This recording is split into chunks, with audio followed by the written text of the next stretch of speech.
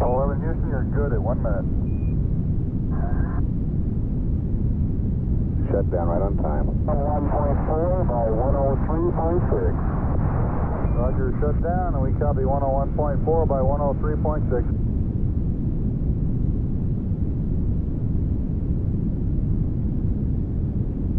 Apollo 11, this is Houston. You are confirmed to go for orbit.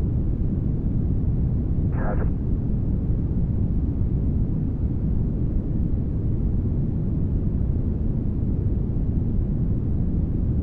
Apollo 11, this is Houston. You are go for TLI, over. Apollo 11, thank you. Roger out. We confirm ignition and the thrust is go. Apollo 11, this is Houston at 1 minute. Trajectory and guidance look good and the stage is good, over. Apollo 11, roger. 35,000 feet per second. Cut off.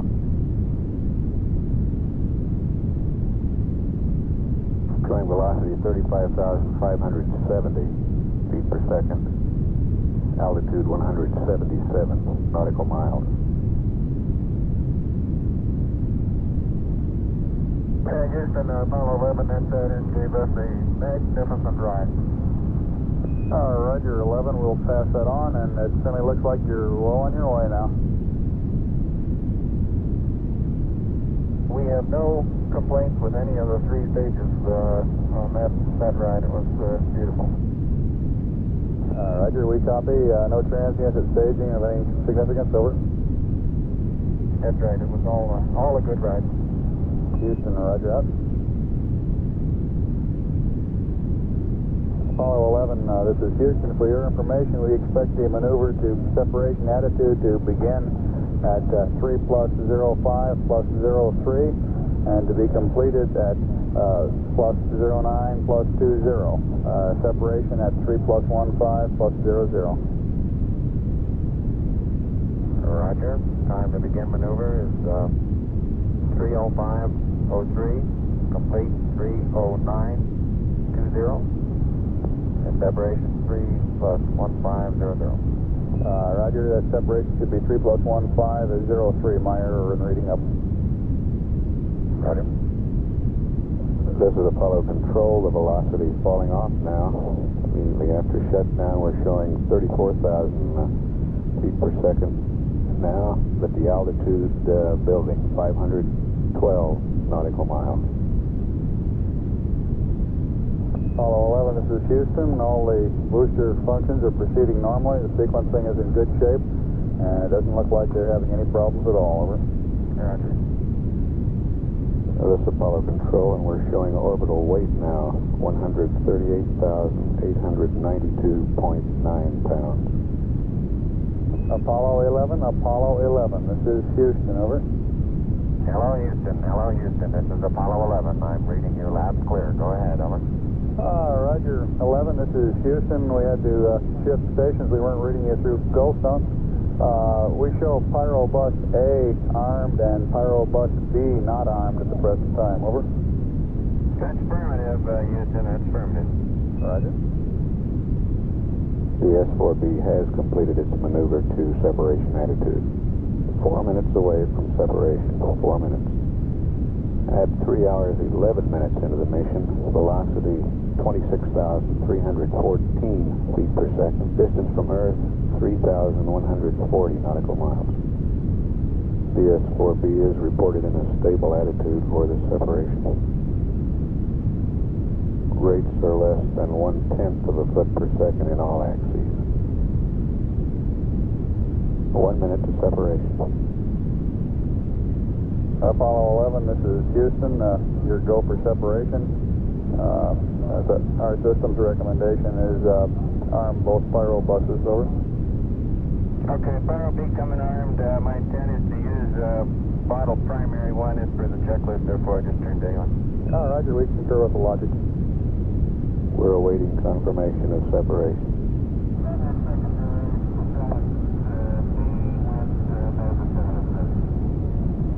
That was secondary propellant on Quad Bravo.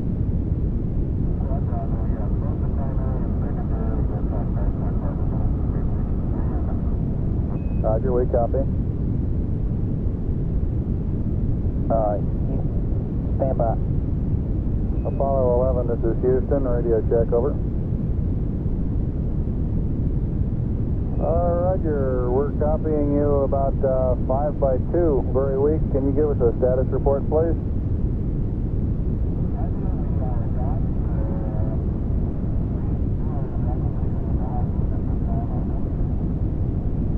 I understand you are using the high gain, over. That's affirmative. Roger, I read you very loud, clear, Buzz. Mike's pretty weak. Roger, we've got the high gain locked on now, I believe. Auto track it now. Okay, you're coming in loud and clear, but Mike is just barely readable. Yeah, that was Neil. How are you reading Mike? Loud and clear now, Mike, and we understand that you are docked. That's affirmative. Houston, CDI, how do you read distance? 11 CDI, loud and clear, Neil. Okay. This is Apollo Control. Apollo 11's velocity now 21,096 feet per second. Distance from Earth 6,649 nautical miles. 11, this is Houston, over. Houston, Apollo 11, go ahead. Roger, when you commented on the Quad Bravo problem and separation, you're a little weak. Could you go through what you did after you noticed the talkback barber pole again, please? Did we copy the primary and secondary propellant talkbacks on SMRCS Quad Bravo 1 to barber pole and separation? Roger, that is affirmative, and we moved that switch to the open position, and they went back to gray. Over. Roger. This is Apollo Control. We're 34 minutes away from extraction of the lunar module from its adapter in the third stage of the Saturn. The crew has started pressurizing the LEM. Apollo 11, this is Houston, over. Roger, Houston, Apollo 11, go ahead. Roger, could you give us some comments on how the transposition and docking went, over? Yeah, I thought it went pretty well, Houston, although I expect I used more gas than I've been using in the simulator. The turnaround maneuver, I went to pitch Excel command and started to pitch up, and then when I put manual attitude pitch back to rate command, for some reason it stopped its pitch rate, and I had to go back to Excel command and hit what I thought was an extra proceed on the diskey. Then during the course of that, we drifted slightly further away from the S4B than I expected. I expected to be out about 66 feet. My guess would be I was around 100 or so, and therefore I expect I used a bit more coming back in. But except for using a little more gas, and I'm interested in your numbers on that, everything went nominally. This is Houston, Roger, we copy. That was Mike Collins giving the description on the transposition and docking. Apollo 11, over. Go ahead, 11. We're working on the pressurization of the LEM now and working off the decal DSM LEM pressure equalization. And we're down to step 13 where we're waiting for the cabin pressure to be 5, or it should be roughly 5, before we turn the repress package O2 valve to fill. Instead of 5, we're running about 4.4, over. Roger, stand by a second. And Houston, Apollo 11, we did put the repress package O2 valve to fill momentarily there in step 13, and we have filled the bottles back up partially. What's the pressure reading there now, Neil? Now we have about 450 psi now in the 3-1-pound bottle. Roger, stand by a second, please. Roger, standing by, and the repress package valve is now in the off position. What's the cabin pressure, please? Cabin pressure is now 4.5. At 3 hours 46 minutes, velocity is 18,917 feet per second. Distance from Earth, 9,002 nautical miles. Houston, Apollo 11, we think these readings are within normal tolerances. We just wanted to get your concurrence where we pressed on any further with the decal. Okay, Captain. Houston, Apollo 11, how are you ready? Apollo 11, this is Houston. Go ahead.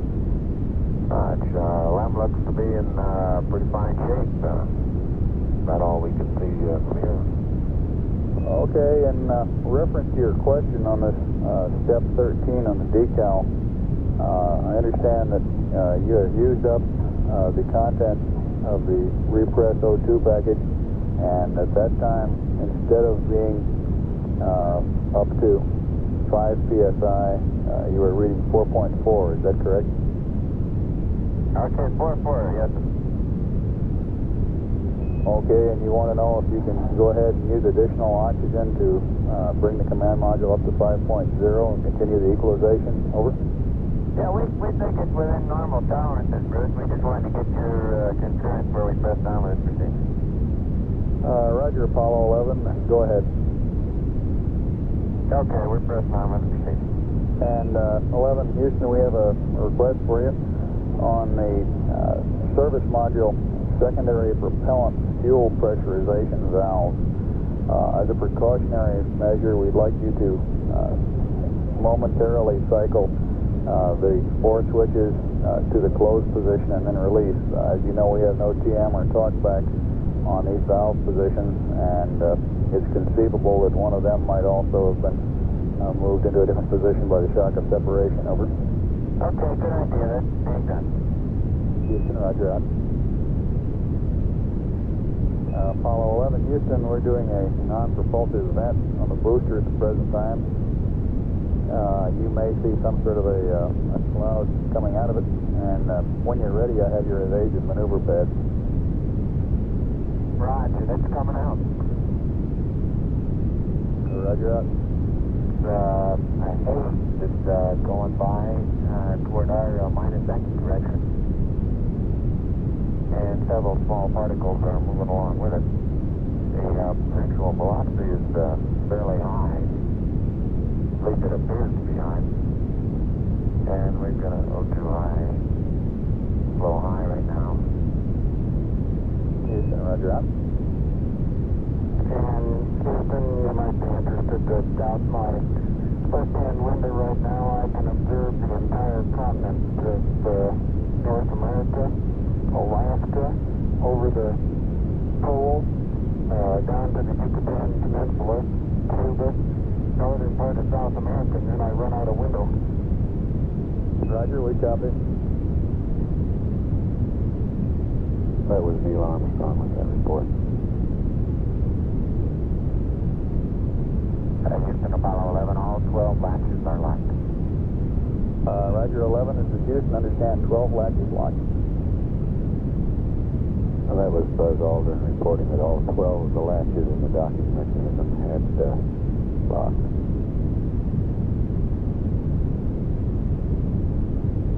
11, Houston, whenever you're possessed of a free moment there, we've got this evasive maneuver pad. Okay.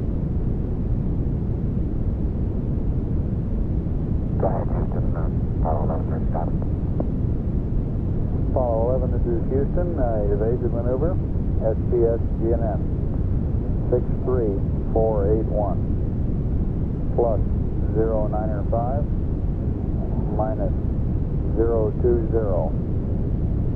GETI, 004, 40, 0100, plus 00051, plus all balls, plus 00190. Roll is your option.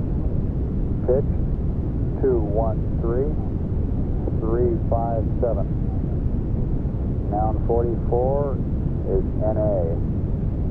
Delta VT 00197. 003 00152. The rest of the pad is NA. No LH. LEM weight 33290. Read back over. Apollo 11 is Houston, standing by for your read back over. 11 Houston, do you read? Over. Apollo 11, this is Houston, do you read? Over. All of a sudden there we had a little click and the signal strength began to start dropping off. Your transmission was cut off very abruptly. How do you read now?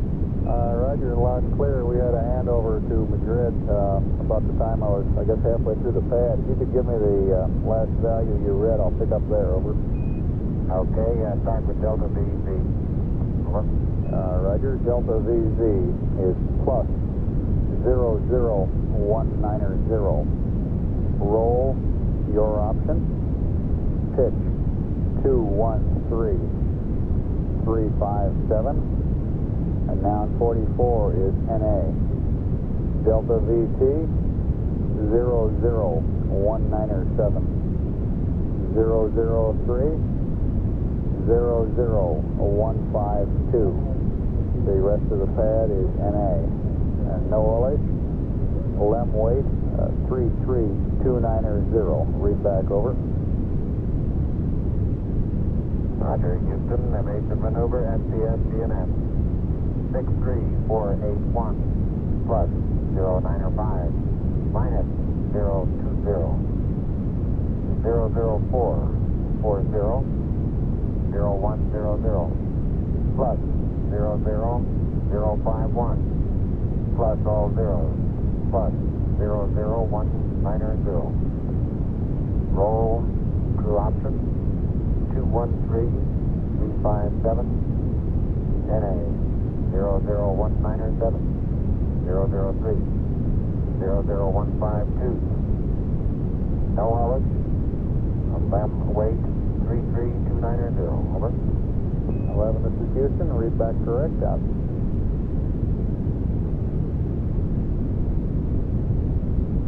That's Apollo control at 4 hours 4 minutes. Apollo 11's velocity now is 17,014 feet per second. Its distance from Earth, 11,753 nautical miles. We're about 5 minutes away from ejection of the lunar module and about 35 minutes away from this evasive maneuver. The ignition time on the evasive maneuver, an elapsed time of 4 hours, 40 minutes, 1 second. It will be a service propulsion system burn of 3 seconds duration, delta V 19.7 feet per second. Yeah, Houston, Apollo 11. Go ahead, 11. We'd like to arm our logic switches. Go ahead with the logic. Okay, mark logic 1 and 2 arm. Roger, we show the logic arm and your go for pyro arm.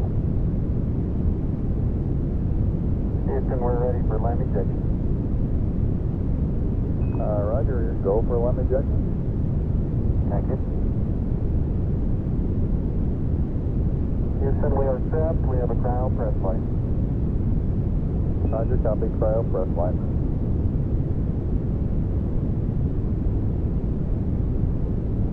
Roger 11, we recommend you turn the O2 fans on manually and ensure that the O2 heaters are in the automatic position.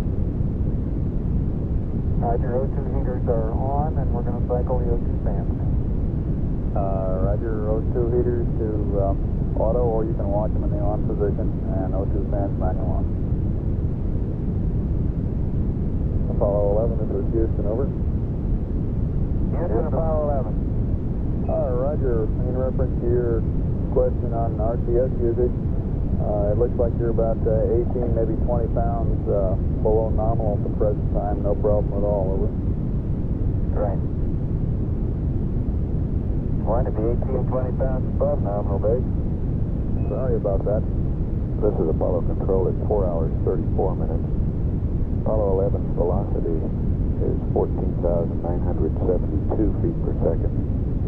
Its distance from Earth is 15,895 nautical miles. Spacecraft weight 96,760.9 pounds. We're about 5 minutes away from the evasive maneuver. That will ensure there will be no problems of recontact between the spacecraft and the S4B stage of the launch vehicle. 11, Houston, your systems are looking good. Standing by for the burn. The duration of this burn will be 3 seconds. Delta V 19.7 feet per second. Ignition. Shut down.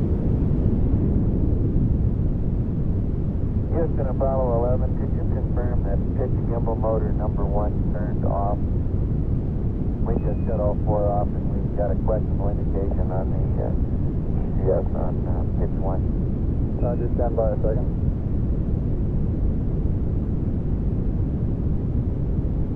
Apollo 11, this is Houston. Stand by, please. Go ahead, Houston, you copy our revisual? Roger, we got 00 and .2, it looks like. We had .1 a while ago, just went to .2. Okay. And EMS Delta V counter is -4.0. Minus 4.0, roger. And how about pitch gimbal 1? Can you confirm that off? Can you stand by just a second on that? At the present time, we cannot confirm it off. We saw a current drop indicating that several gimbal motors had gone off. We'll be back with you in just a second on it, over. Okay. Necessary, we can recycle. Apollo 11, this is Houston. If you go ahead and cycle pitch gimbal motor number 1 on and then off and give us a mark, and we'll tell you what we see, over. Okay, fine. It's coming back on. Ready, mark. That's going back off. Ready, mark. And that time we got an onboard indication, Houston. Thank you a lot. Roger, we confirm that it is off. Yeah, we do likewise.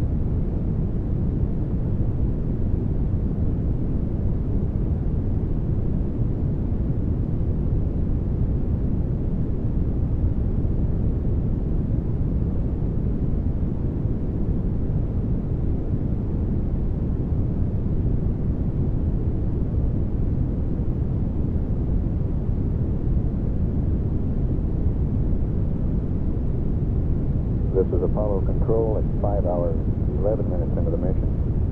The S4B slingshot maneuver was completed about 5 minutes ago, designed to put the third stage of the launch vehicle into a trajectory that will take it behind the trailing edge of the moon and then into a solar orbit.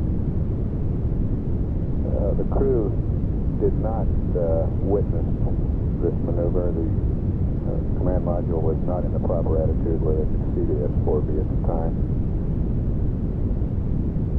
We've advised the crew that we do not believe that we'll do the first mid-course correction, that we'll wait for mid-course correction 2 tomorrow and expect a Delta V to be performed in that maneuver of about 21.3 feet per second.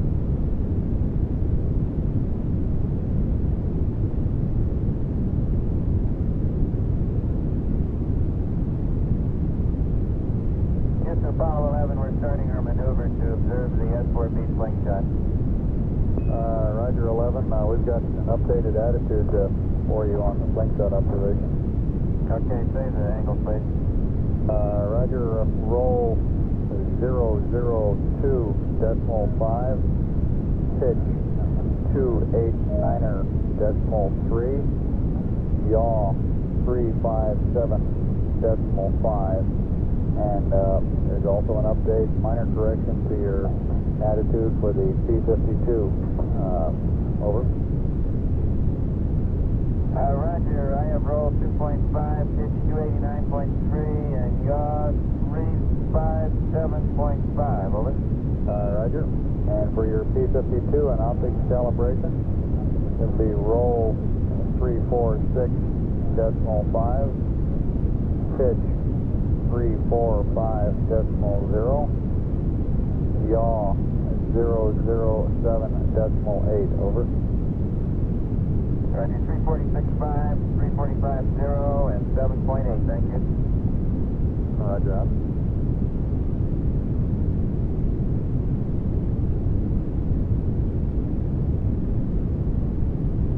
Apollo 11, this is Houston, over. Roger, go ahead, Houston, Apollo 11. Roger, we're going to go ahead and enable the S4B for the slingshot maneuver. The lock dump will start about 12 minutes from now, over.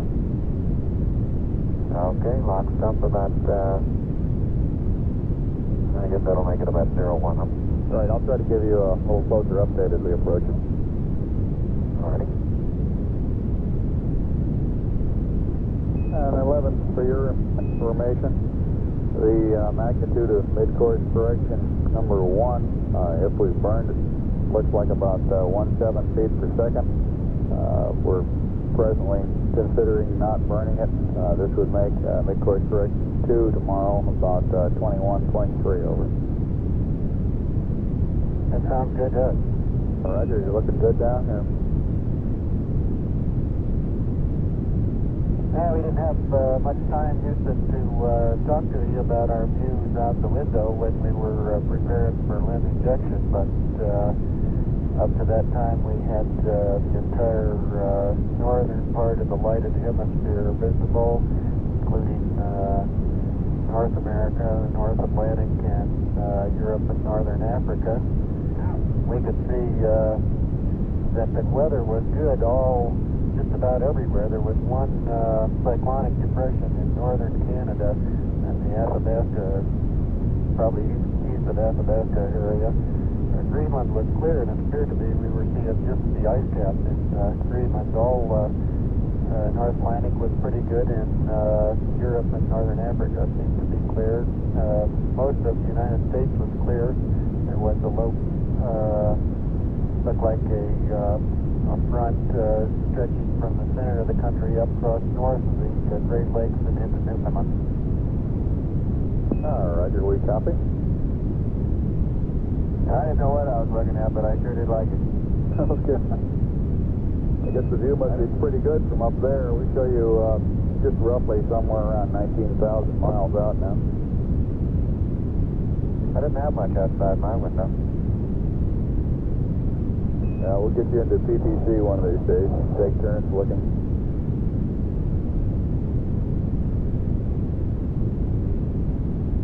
All right, Houston, Apollo 11, we've completed our maneuver to observe the slingshot attitude, but we don't see anything. No Earth and no S4B.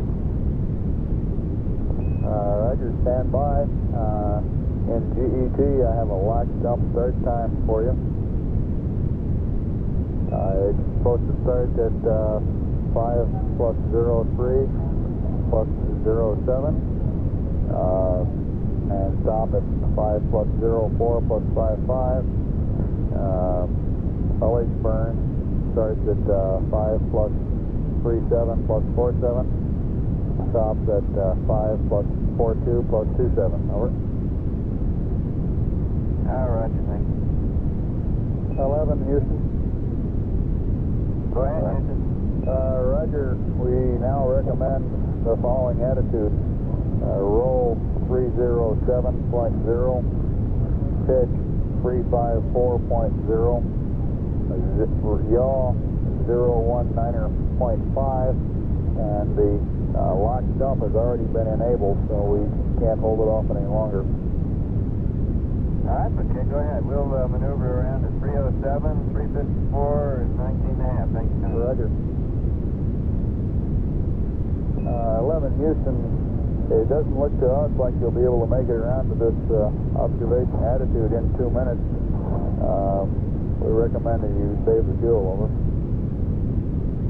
Okay, Houston, you got to us just a little late. Our maneuver has already begun, so it's going to cost us about the same amount of fuel to stop it. No matter where we stop it in, we may as well keep it. Roger, go ahead.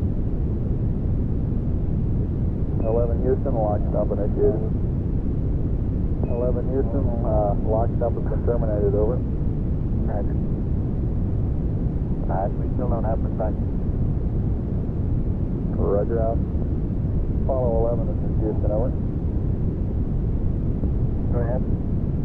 Roger, if you'll give us accept and stay in poo, we'll set your trunnion bias to 0, and I have a plan for balancing your oxygen cryos, over.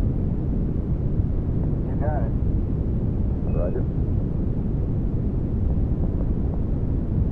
Houston, Apollo 11, we got the what appears to be the S4 meeting site on it, a couple miles away. It's at a number 5 window. Delta appears to be coming out of radially opposite directions from the S4 meeting. Roger. They're continuing with a non-propulsive vent from the liquid oxygen tank. It would be radially opposite there. And booster tells me that the continuous vent system, they're also dumping a small amount of fuel this time. Got about 23 and a half minutes or so until the apps burn, over. Roger. 11 Houston, we have a recommended configuration for your cryo switches to even up the load between oxygen tanks 1 and 2, over. Okay, you're coming in very weakly there. We're recommending O2 tank 1 heater off, O2 tank 2 a heater to auto, O2 tank 1 and 2 fans both off, H2 tank 1 heaters to auto, and H2 tank 2 heaters to off, over. Roger, we have that except the last elevation fan to off. Is that right? We have the configuration we have now is hydrogen heaters. We got 1 auto, 2 off, oxygen heaters, 1 off, 2 auto, and we have all of it. This is Houston. Roger, we concur. Out. 11, this is Houston. We've completed the trunnion 0 bias setting. You can retrieve the computer and go to block. Roger that, thank you. 11, this is Houston. We're just maneuvering to observe the slingshot. I guess we missed copying your LMCM Delta P reading, over. Stand by, we'll give you a reading. Right now reading 0.2, Bruce. Roger, 0.2. Okay, Mike, and could you verify that your waste compartment valve is exempt then? Roger, waste compartment valve has been exempt for, I guess 45 minutes. Roger, we copy. If we're late in answering you, it's because we're munching sandwiches. Roger, I wish I could do the same here. Don't leave the console. Don't worry, I won't. Flight doesn't like it. How is flight today? Oh, he's doing quite well.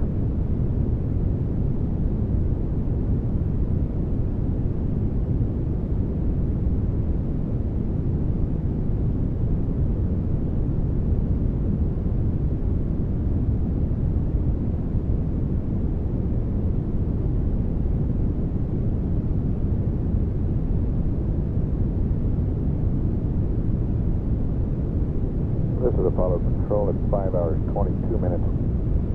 Apollo 11 coming up on 22,000 miles distance from the Earth now. Velocity 12,914 feet per second.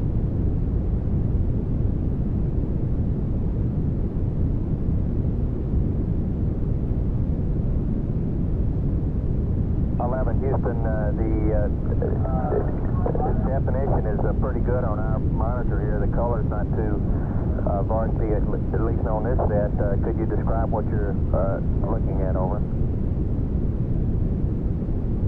you see Earth as we see it at our left-hand window? It's a little more than a half Earth. We're looking at the eastern Pacific Ocean.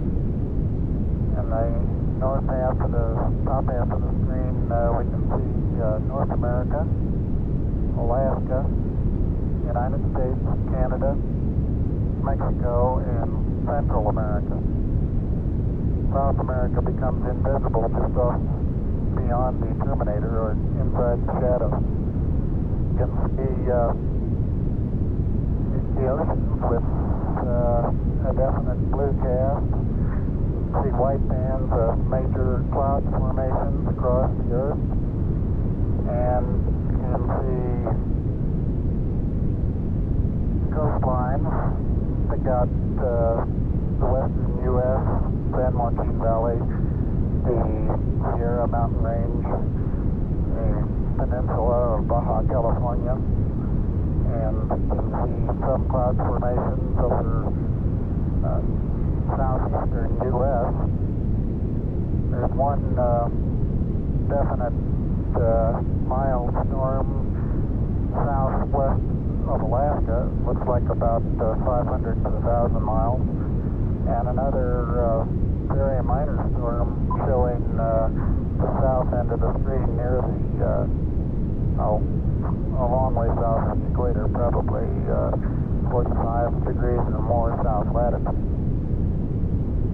Pick out the browns in the landforms pretty well. The greens do not show up very well. Some green showing along the northwestern coast of the United States and northwestern coast of Canada.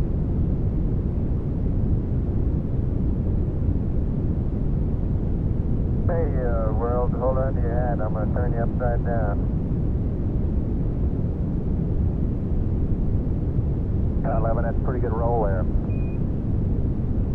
That's pretty sloppy, Charlie. Let me try that one again. You'll never beat out the Thunderbird. I'm making myself seasick doing it, Charlie. I'll just put you back right side up where you belong. Roger.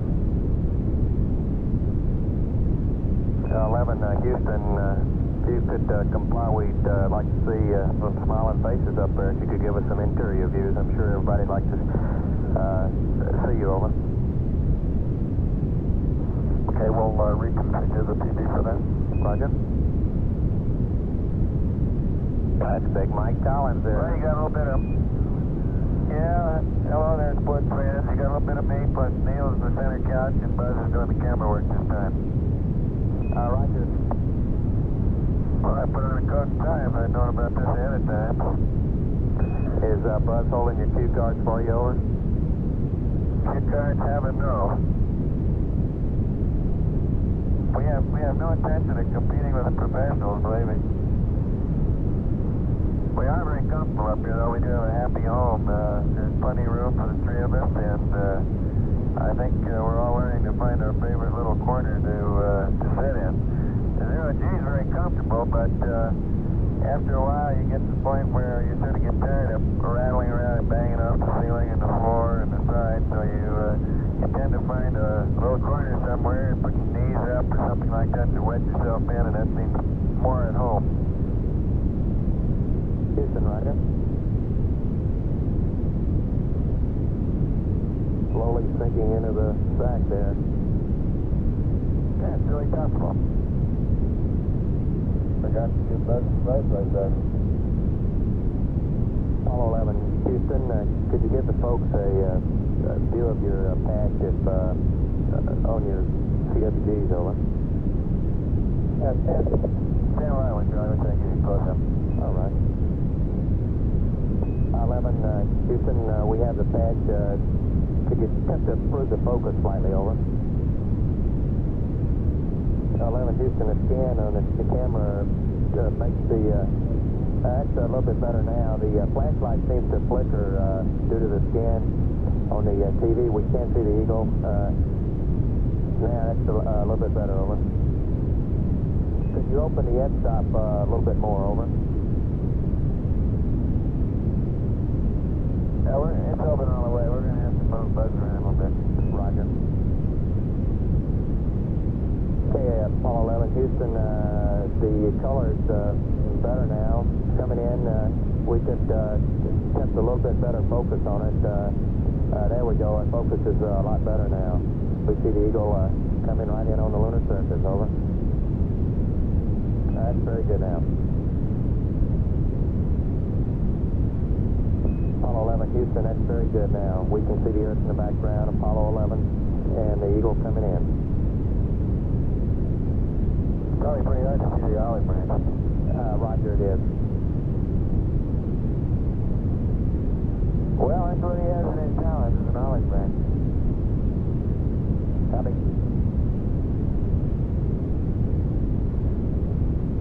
Apollo 11, Houston, we're really impressed with the clarity and the detail that we have in the picture. The colors are, now it's really an excellent picture now that I'm looking at on our monitor, which is about 12 seconds before the networks can get it out due to the conversion that we have here on our TV converter. We're looking at the controls and display, the main display console, and we can see the diskey up on the panel, over.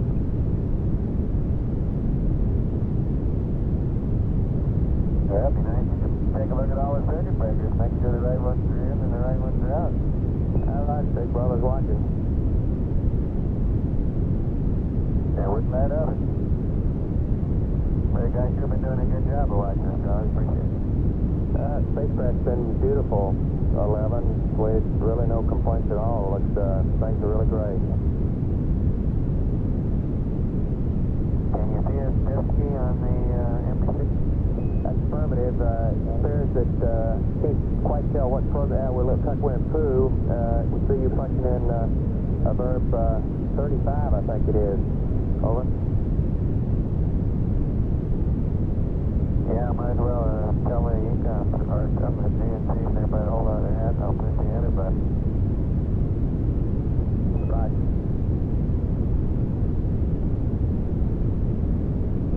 We see a real display now. That's a good demonstration of how our crew has the interface with the computer, talking to the programs and all that we have in the computer. Well, that's right, Charlie. Sometimes he tells us things, and then sometimes we tell him things. And mostly it's talked 11 Houston, we just lost our signal. I see we're going back outside now. Over. 11 Houston, you copy, over. Roger, we copy. And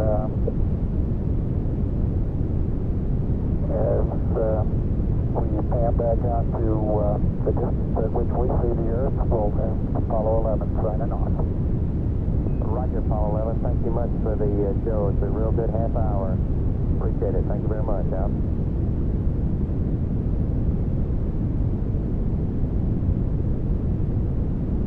This is Apollo Control. That TV transmission lasted about 35 minutes.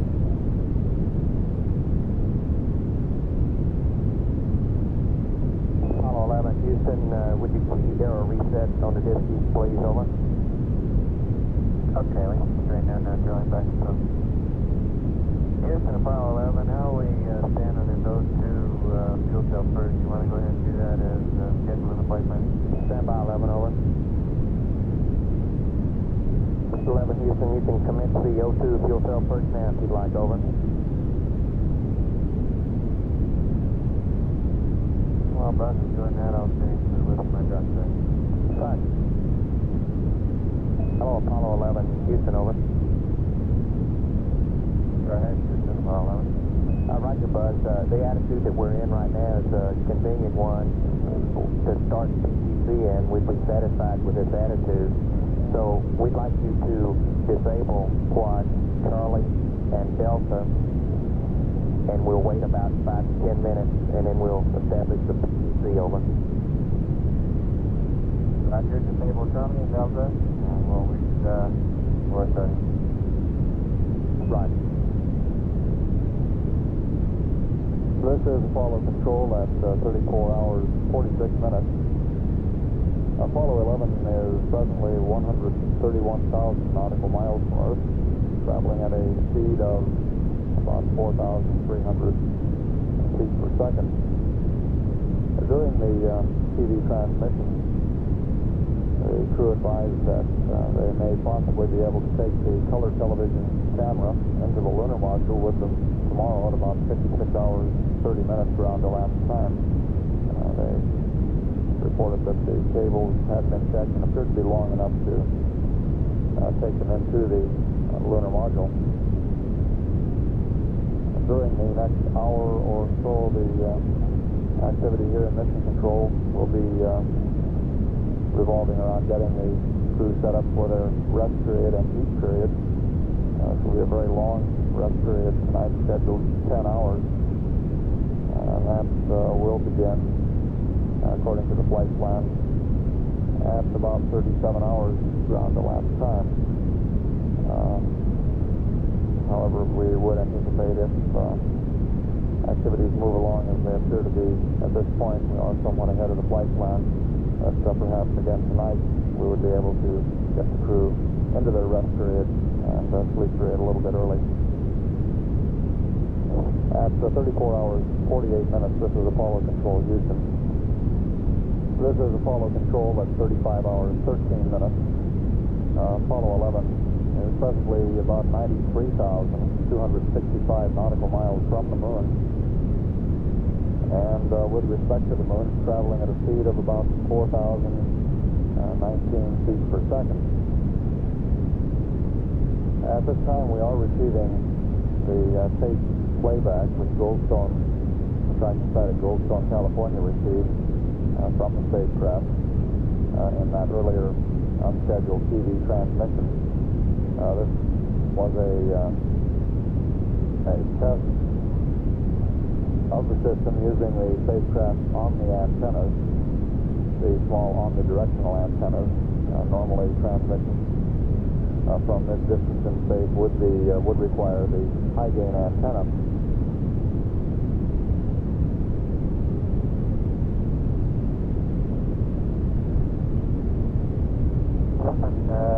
Would you take in what you requested? Roger, 11. We'd like you to go back to attitude hole, over.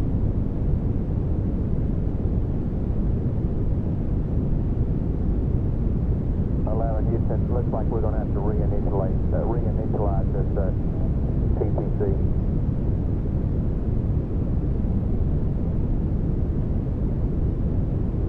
Right.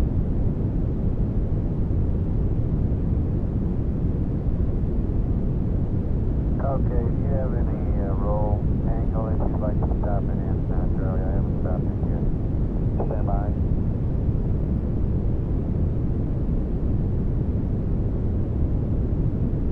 Houston, it's your preference right now if you want to, over. Okay.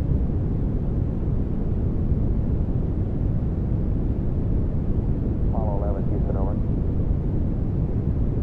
Houston, Apollo 11. Roger, 11. The problem on that initial starting up the TTC was we failed to do the VERB 49, which then loads the desired initial attitude, and so the staff tried to take it back to the old attitude that we had started up in a number of hours ago. That's why we picked up the rates and the other axes. We're going to wait in this attitude for about 20 minutes to damp out the rates again, and then we'll proceed with the VERB 49 and load attitude that we have at this time, over. Okay, sounds good, Charlie. When you get to the VERB 49, I'd like you to give me a recap line on this new unloading. So Roger, we will do, over.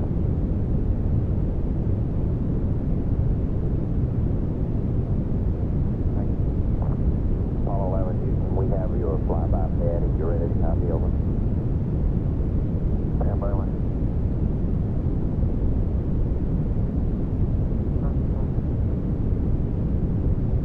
Houston, Apollo 11, is that 230 then? That's affirmative, over. Okay, ready, stop. Bud, Hitch, flyby, purpose, STS, GNN, 62815, plus 0, 9er, 7, minus 0, 2, 0, 0, 7, 0, 5, 4, 5, 9er, 4, 4,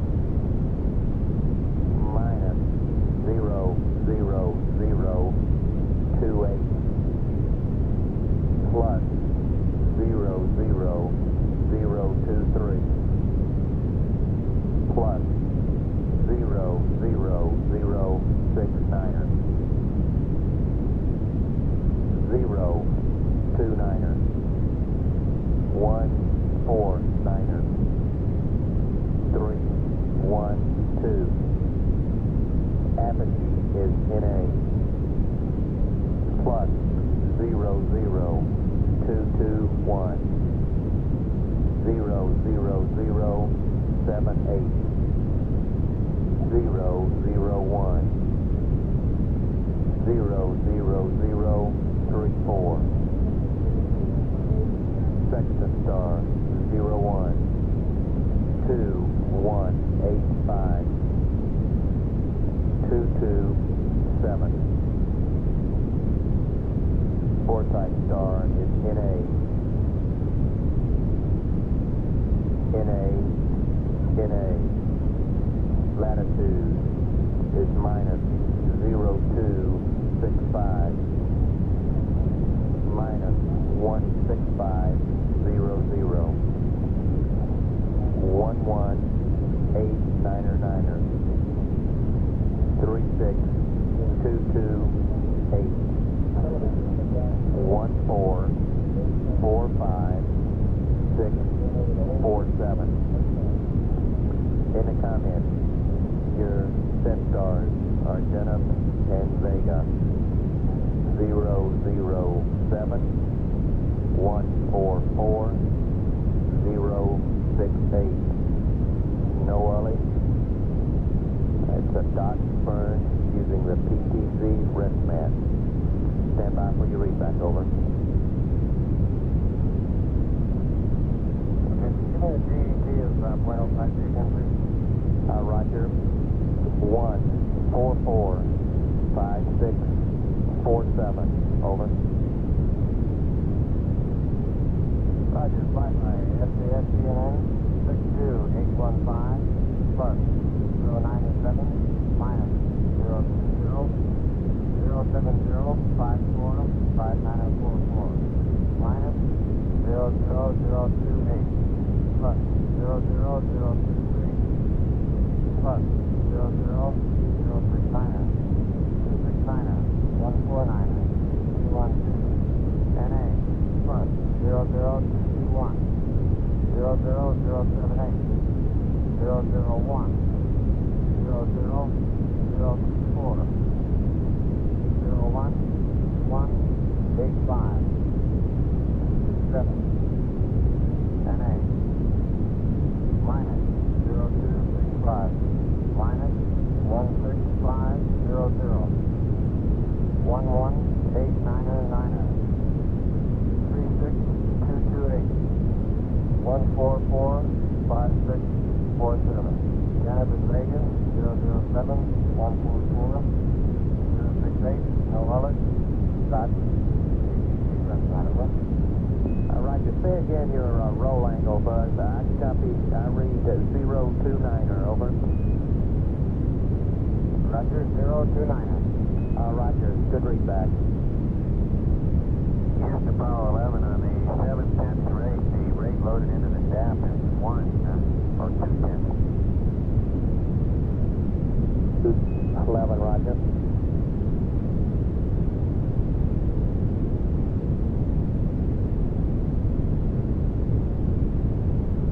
Apollo 11, Houston, over. Yes, Apollo 11, go. Roger. Mike, would you please copy down your verb 16 now, 20 ICU angles now, then to execute verb 49 and load those angles, the now 20 that you see on the disk into the now 22 slot, and pro on that, and that'll start our 20-minute race period, over. Okay, Charlie, I'll do that right now in just a matter of inches. Numbers are plus 04511, plus 09021, and plus 35984. Roger.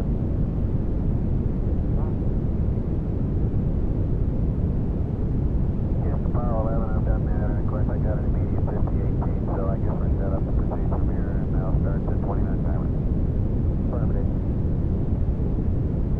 Houston, I still question that 710 ring with 210 loaded into the DAP, so could you explain how? Roger, we're working on it. Stand by one.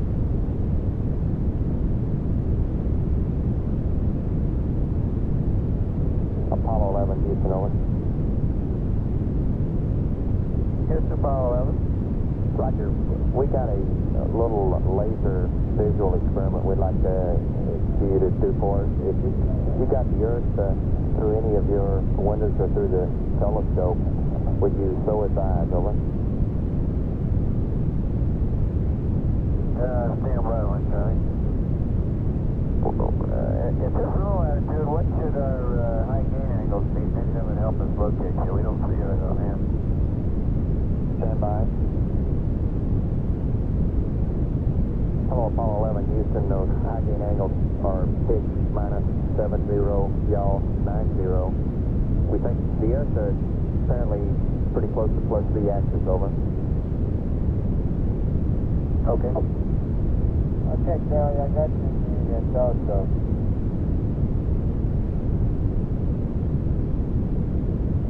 Roger, Apollo 11. We've got a laser that we're going to, it's a blue-green laser that we're going to flash on and off at a frequency of on for a second, off for a second. It's coming out of McDonnell Observatory near El Paso, which should be right on the terminator, right inside the terminator. We're going to activate that momentarily. Would you please take a look through the telescope and see if you can see it, over? Telescope or section? Either one, over. Okay, I'll start with the telescope, and if I don't see it there, then I'll try the section. Roger. We'll give you the word when they've got it turned on, over. Okay. 11, Houston, they don't have it turned on yet. We'll give you the word when they got it turned on, over. Okay. Apollo 11, Houston, we noticed the cryo pressure drop a moment ago. Did you stir up the cryos, over? Roger, we've finished something operation. Right, copy out.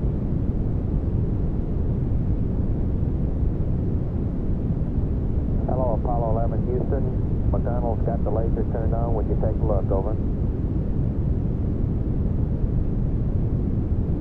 Okay, Charlie. Hey, bluish green. 11, Houston, we got some shaft and trunnion for you that might tweak it up a little bit. Shaft of 141.5, trunnion of 39.5, over. Okay, family. Apollo 11, Houston, if you see it, it should be coming up, appear to be coming up through the clouds. McDonnell reports that there's a break in the clouds that they're beaming this thing through, over. Roger. Hello, Apollo 11, Houston, you can terminate the exercise on the laser. Rates are steady enough now for it to commence the PTC, over. Okay, Houston, neither Neil nor Mike can see it. Incidentally, those shafts and trunnions just missed pointing at the world. Roger, thank you. As we are looking at it through the scanning telescope, it would be about maybe a third of an Earth radii high and to the left. Roger. But we did identify the El Paso area, and it appeared to us to be a break in the clouds there, and we looked in that break and saw nothing. Roger, thank you much, Al.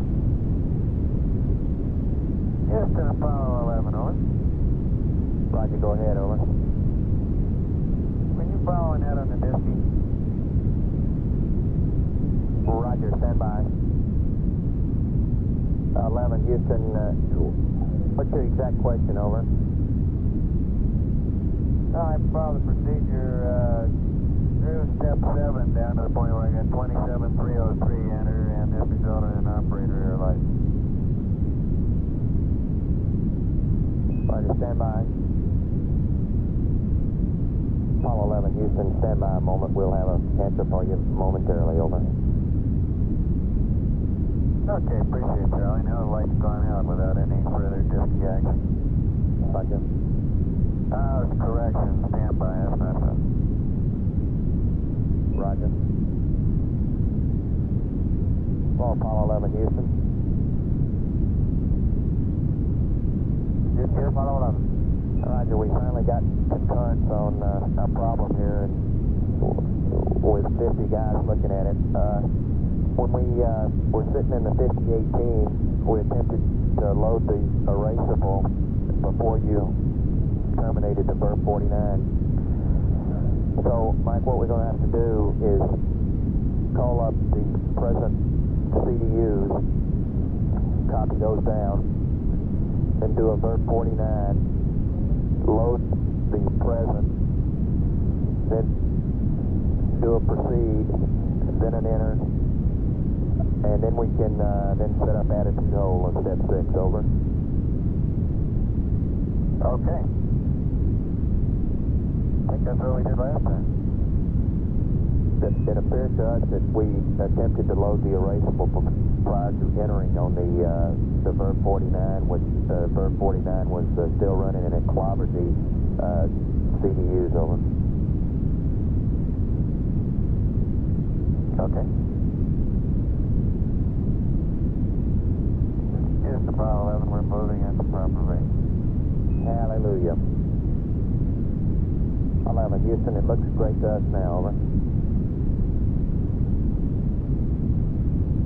Yeah, looks fine here, Charlie. The 7/10 part's the only part I don't find explained. Roger, Mike, we're working on that one right now. We're coming up with a story soon, over. Thank you. 11, Houston, we're handing over comm to a correction from Goldstone to Honeysuckle, over. Okay. Hello, Houston, through Honeysuckle. Apollo 11, Houston, go ahead, over. Good to us through Honeysuckle. How are we now? Roger, bye-bye, Mike. We'd like the Omni configuration as follows. Omni Alpha placed in Bravo. Omni to Omni. High gain track to manual. High gain yaw 270.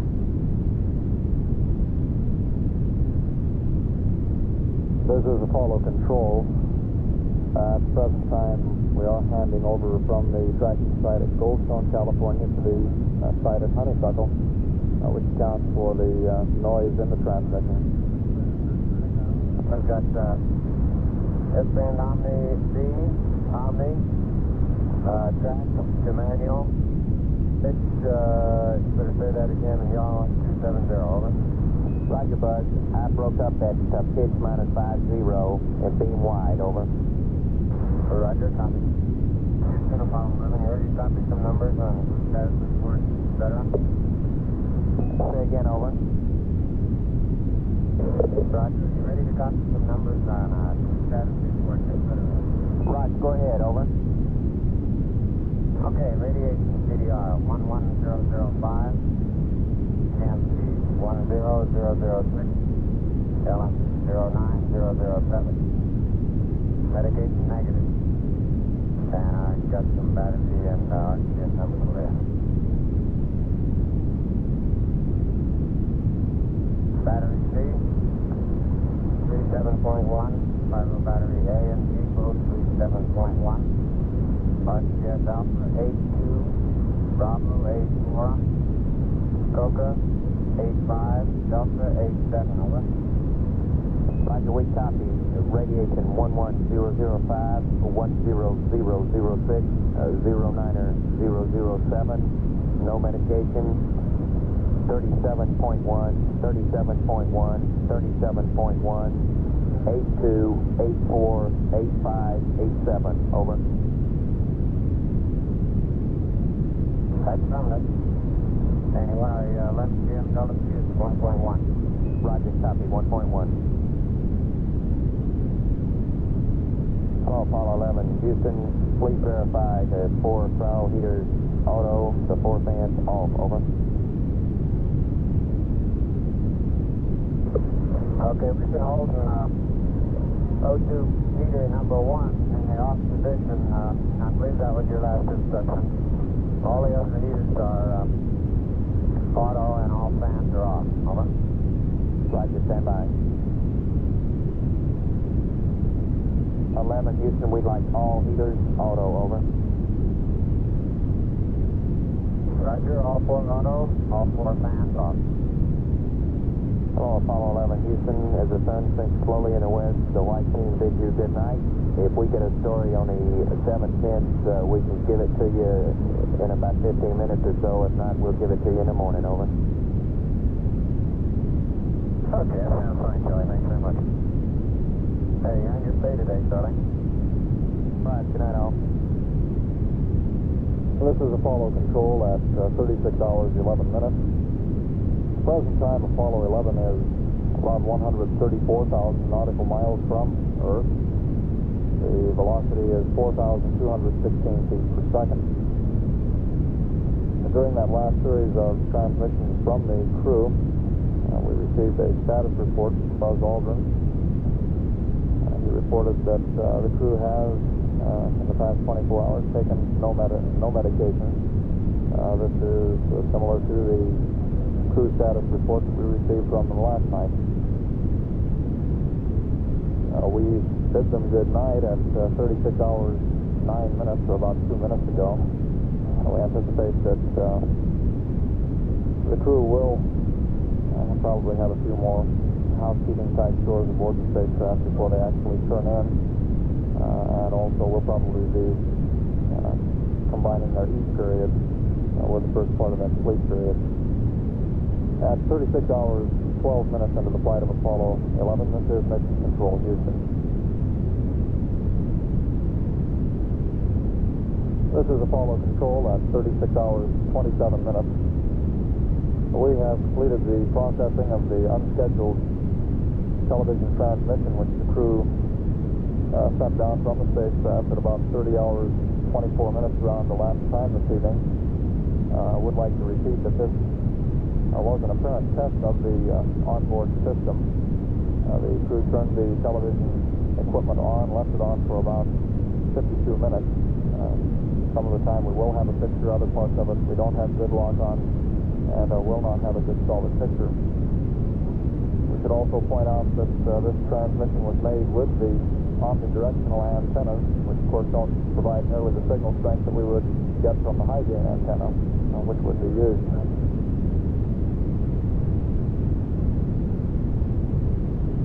Apollo 11, this is Houston, over.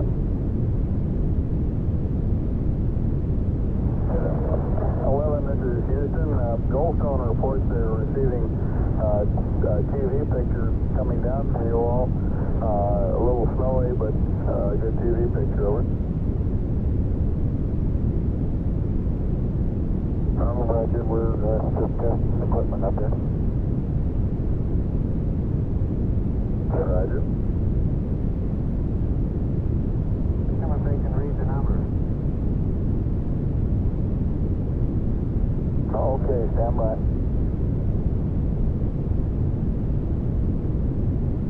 Goldstone, this is Houston, Capcom, over.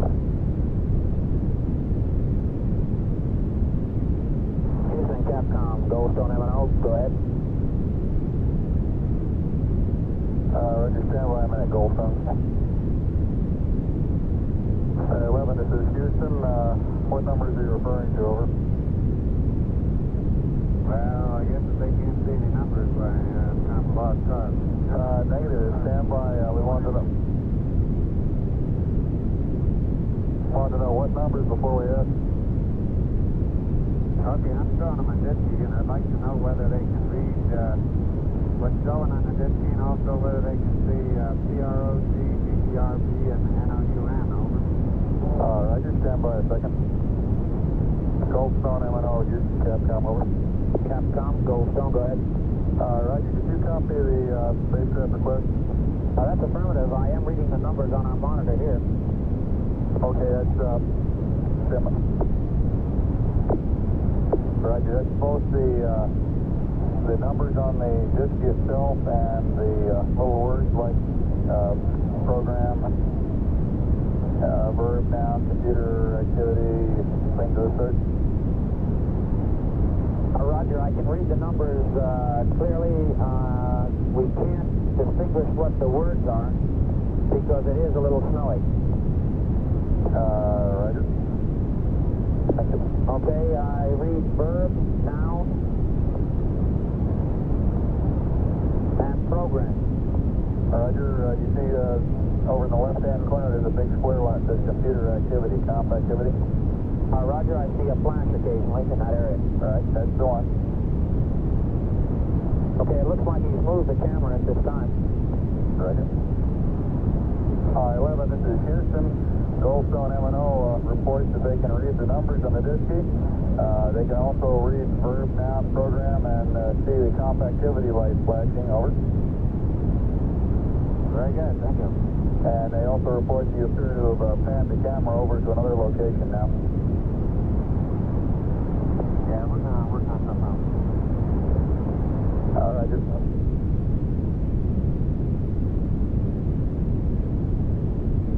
And we seem to have a fairly good view here of the interior of the command module. This would look to be the panel, the display panel with some of the fuel quantity dials on the right side of the cockpit. Where we do have good signal lock-on, we got amazingly good quality from those little Omni antennas. As we mentioned before, normally the high gain antenna would be used for television transmission of this sort. And we could almost make out a face in that one. And somebody's hand down at the instrument panel. That last view just before we lost picture lockup appeared to be the right center portion of the main display console, main display panel in the command module. For a brief moment there, we had a picture of a somewhat placid Neil Armstrong, closing his eyes momentarily. Another crewman to his left, I'm not sure at this point that I can make out who it was. It did appear, it might have been Mike Collins. Here's the follow-up. Go ahead, 11. Oh, Charlie, is that you? That's me. How are you there? Oh, just fine. How's the old white team today? The old white team's bright-eyed, bushy-tailed. We're ever alert down here.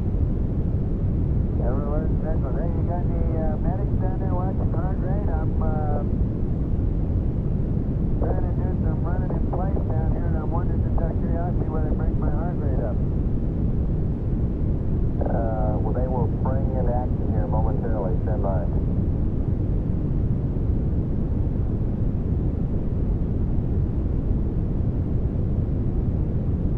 Hello, 11. We see your heart signal. Okay, well, look at the CDR and MB shifting left as well. That's the place to see this place. I'd like to see that site. Why don't you give us a TV picture of that one? All right, fine. Got it. Okay, it's coming in a Goldstone, Buzz. Ginsburg said we don't have it here in the center.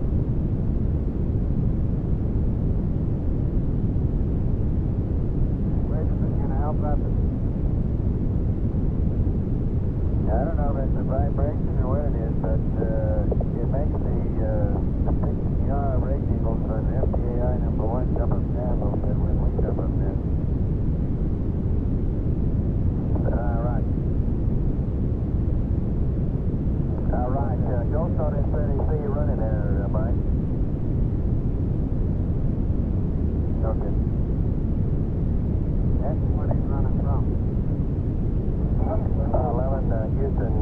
back, we see about a 96 heartbeat now.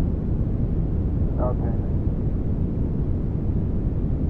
Well, that's about all in this reasonable. That's just not plenty. All right, right, we copy. Also, should be getting about the best picture here. Give them right now. Roger, Mike. Thanks much. We've got a little distortion. A horizontal direction. Banding on our monitor. I wonder if they're getting the same thing. Stand by, Buzz. I'll let you know.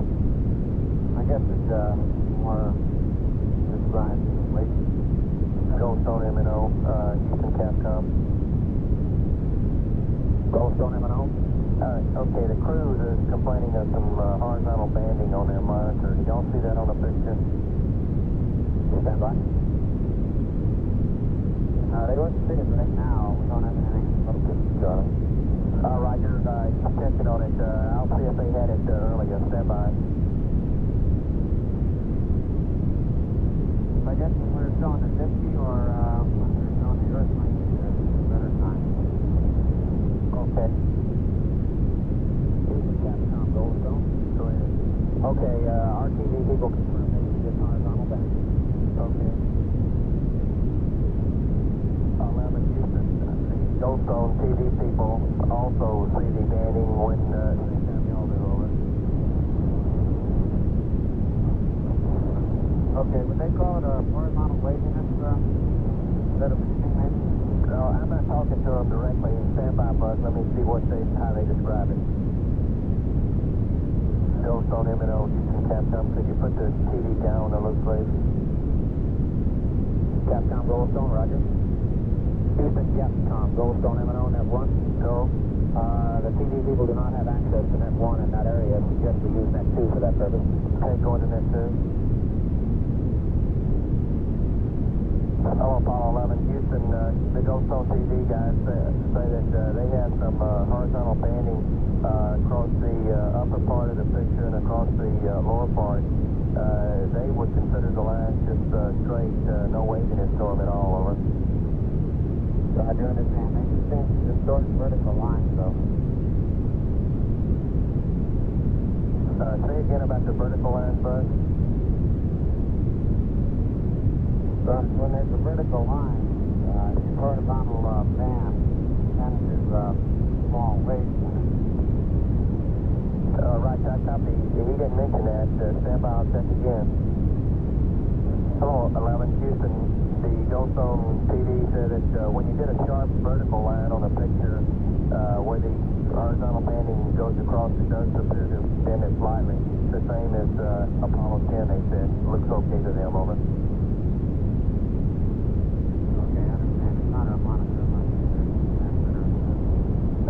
I guess so, but we'll have them look into it and see if they can suggest anything. Hello, Apollo 11. Houston, we've lost our command interface with Goldstone. We'd like you to switch to Omni Delta, over. Roger, Omni Delta. Right.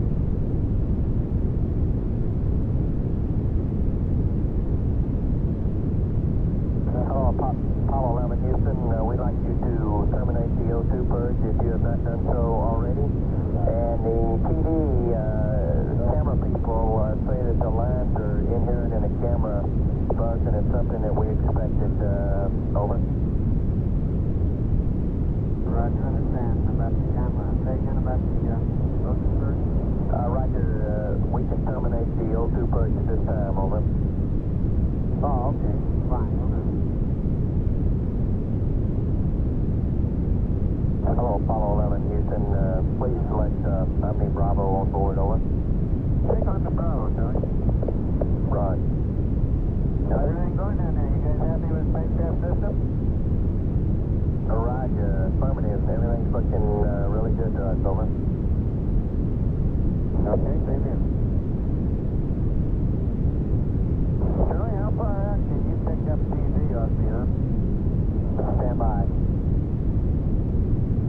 Apollo 11 Houston, we're just about at the limits where we can get any kind of picture at all on the Omnis on the TV. The picture, I guess, would be just almost zero at this point. Okay, well, for this TV program coming up in a couple of hours, you might give some thought to how you want us to stop PTC, if you do, for the best high gain angle, and also it'd be nice if you could stop us at such an attitude that we have the Earth out of one of our windows. Roger, 11, we're thinking about that. Okay.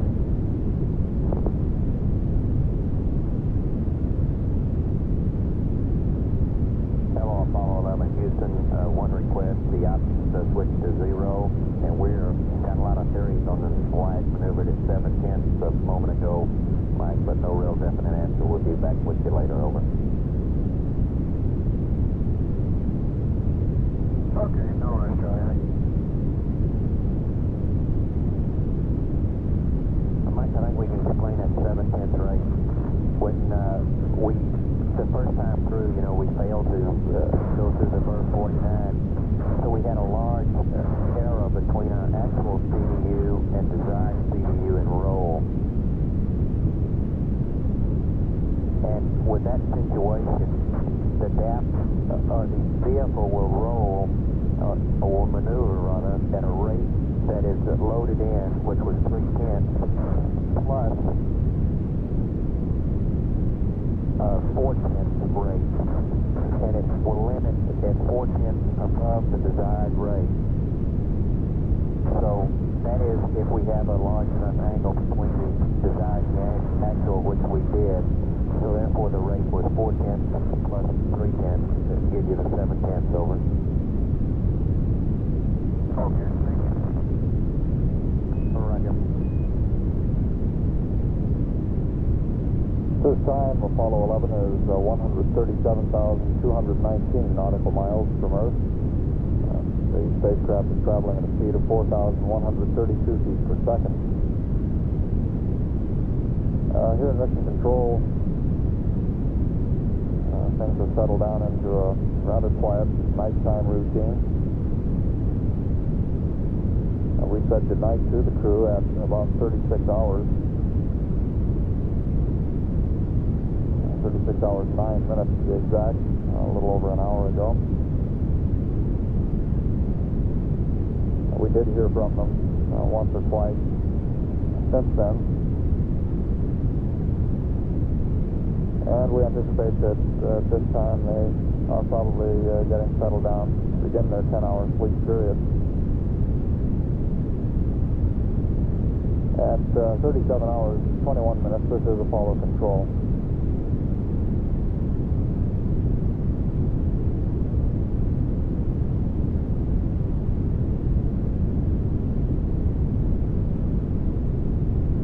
Houston, we're really amazed at the quality of the picture up in the tunnel. It's really superb, over. It is considering the amount of light up in there. We're about to open the hatch now. Right.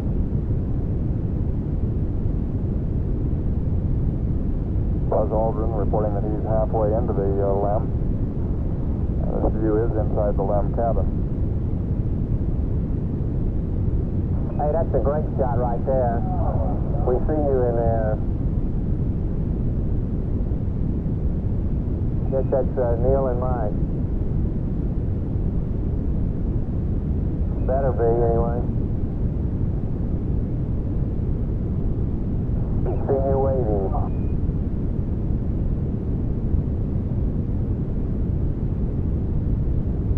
Buzz Aldrin has apparently carried the camera into the LEM with him, showing as Neil Armstrong and Mike Collins back in the CSM.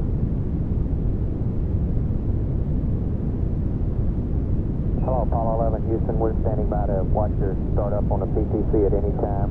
You can start off at the VERB 49. Over.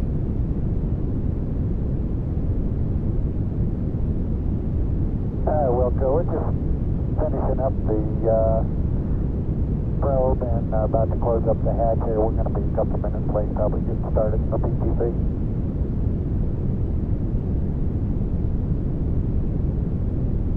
No sweat, 11. We're standing by, over. This is Apollo Control. That was Neil Armstrong reporting that they are now reinstalling the probe and drogue, which is just about on the flight plan schedule. And they reported that they would be putting the spacecraft in a slow roll shortly to maintain passive thermal control. In that mode, the spacecraft rotates at a rate of about 3 revolutions per hour to maintain even heating.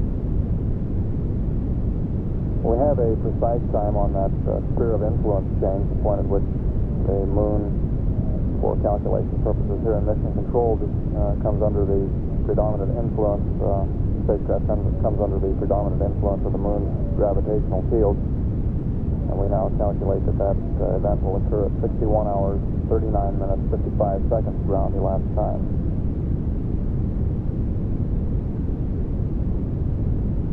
Apollo 11, Houston, Mike, there's no wait required. We're race to steady. You can proceed on, over. I'm doing it, John. The tunnel's all secure. The drogue, probe, and hands all back in. Right, copy out. Hello, Apollo 11. Houston, we have some new additions to your alternate contingency checklist. If you would break that out, over. Stand by.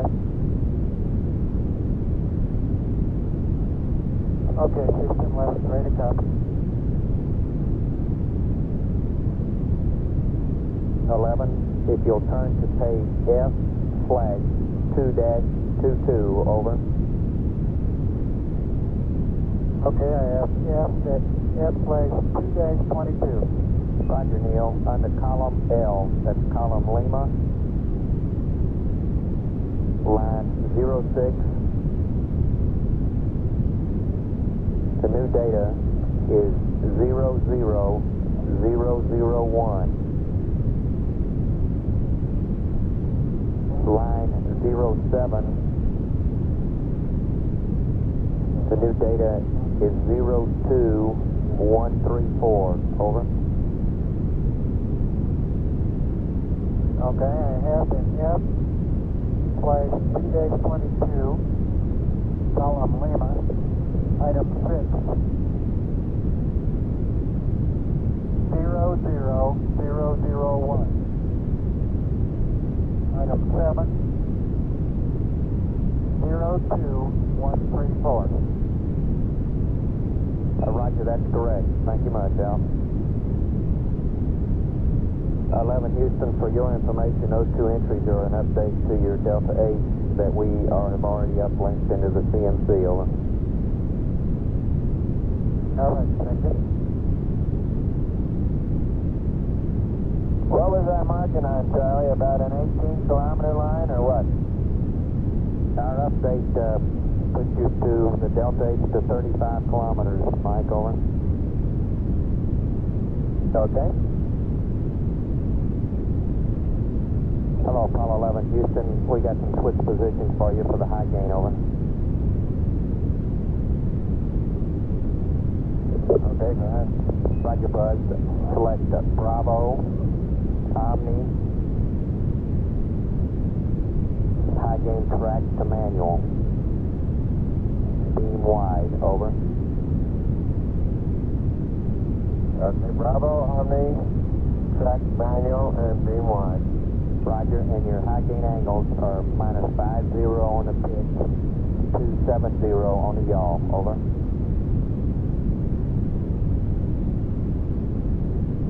Okay, going there now.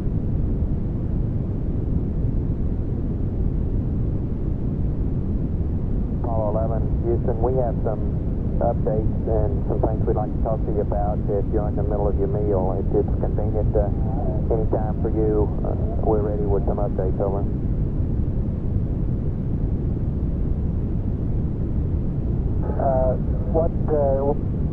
What are the updates going to apply to? Roger, we have a couple of changes on the LIM mission rules no-go for your no-go card, Neil. One slight change on the aft dip fuel and temp pressure card.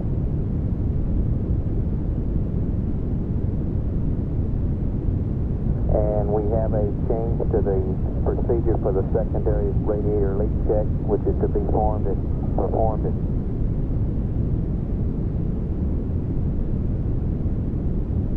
71 hours tomorrow, and also some indications that we have a couple of landing site obliques stowed in the wrong place. Over. Okay, is any of those in the flight plan, secondary radiator, for example? That's affirmative. The secondary radiator leak check is called out in the flight plan at 7120. That procedure is listed in your launch operations book. We on page 2-9, L2-9. We'd like to change that procedure. Over. Okay, stand by. Sorry, on the secondary leak check, just read it verbatim like you want it, and I'll copy it directly into the flight plan and not fool around with the checklist. Roger, that's fine. If you're ready to copy, stand by. Ready to copy on the leak check. Roger. It's monitor secondary accumulator quantity. Step 2 is secondary glycol to radiator valve, normal for 30 seconds, then bypass. If no decrease in secondary accumulator quantity, are you with me? Yeah, I'm with you. Okay, if no decrease in secondary accumulator quantity, secondary glycol to radiator valve to normal. Next step, secondary coolant loop pump, AC1 or AC2. After 3 minutes, verify glycol discharge secondary pressure 39 to 51 psig. Also verify secondary VAP out temp has changed.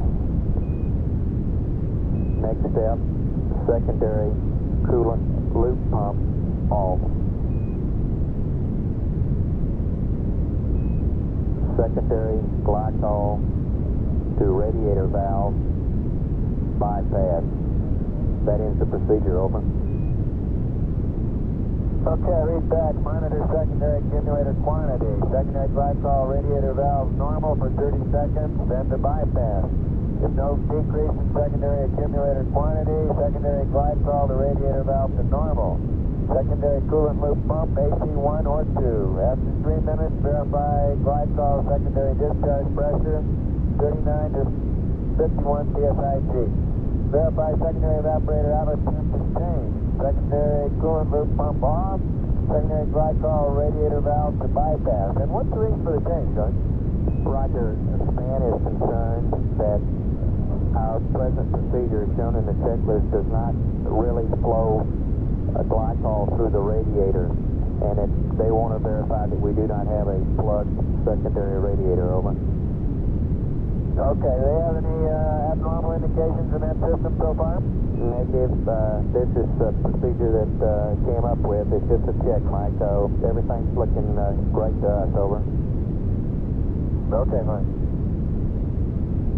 And Tony, we'll get back with you on these other changes in a few minutes. Okay? Roger, Neil. No hurry. Over. This is Apollo Control at 59 hours, 9 minutes. Apollo 11 now 182,000 nautical miles from Earth, and the velocity down to 3,072 feet per second. We've had very little conversation from the spacecraft in the past 40 minutes or so. At this time, the flight plan calls for the crew to be getting ready to begin their eat period. That would be followed by a 9-hour rest period. We have one change to the flight plan to pass along.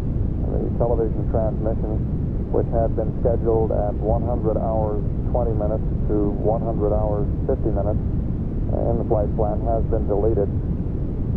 This transmission was to have occurred during the formation flying prior to the powered descent to the lunar surface.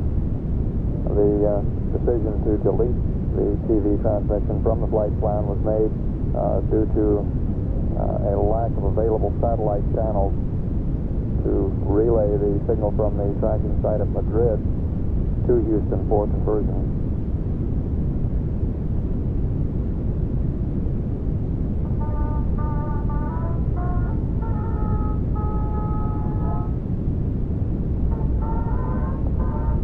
The intermittent music that we're getting is apparently coming from the spacecraft. The crew has on board portable tape recorders with music on the tapes, and as they store their own comments on the tapes, the music is of course erased. And apparently the music is triggering the Vox-operated microphones, and we're getting intermittent music down from the spacecraft. 11 Houston, we were wondering who's on horn. Taking you. We just had a little music there. That was good. You can keep it coming down, 11. Okay. Because it's a special occasion today, Houston. This is the 3rd anniversary of Gemini 10. Roger. Happy anniversary. Thank you, sir.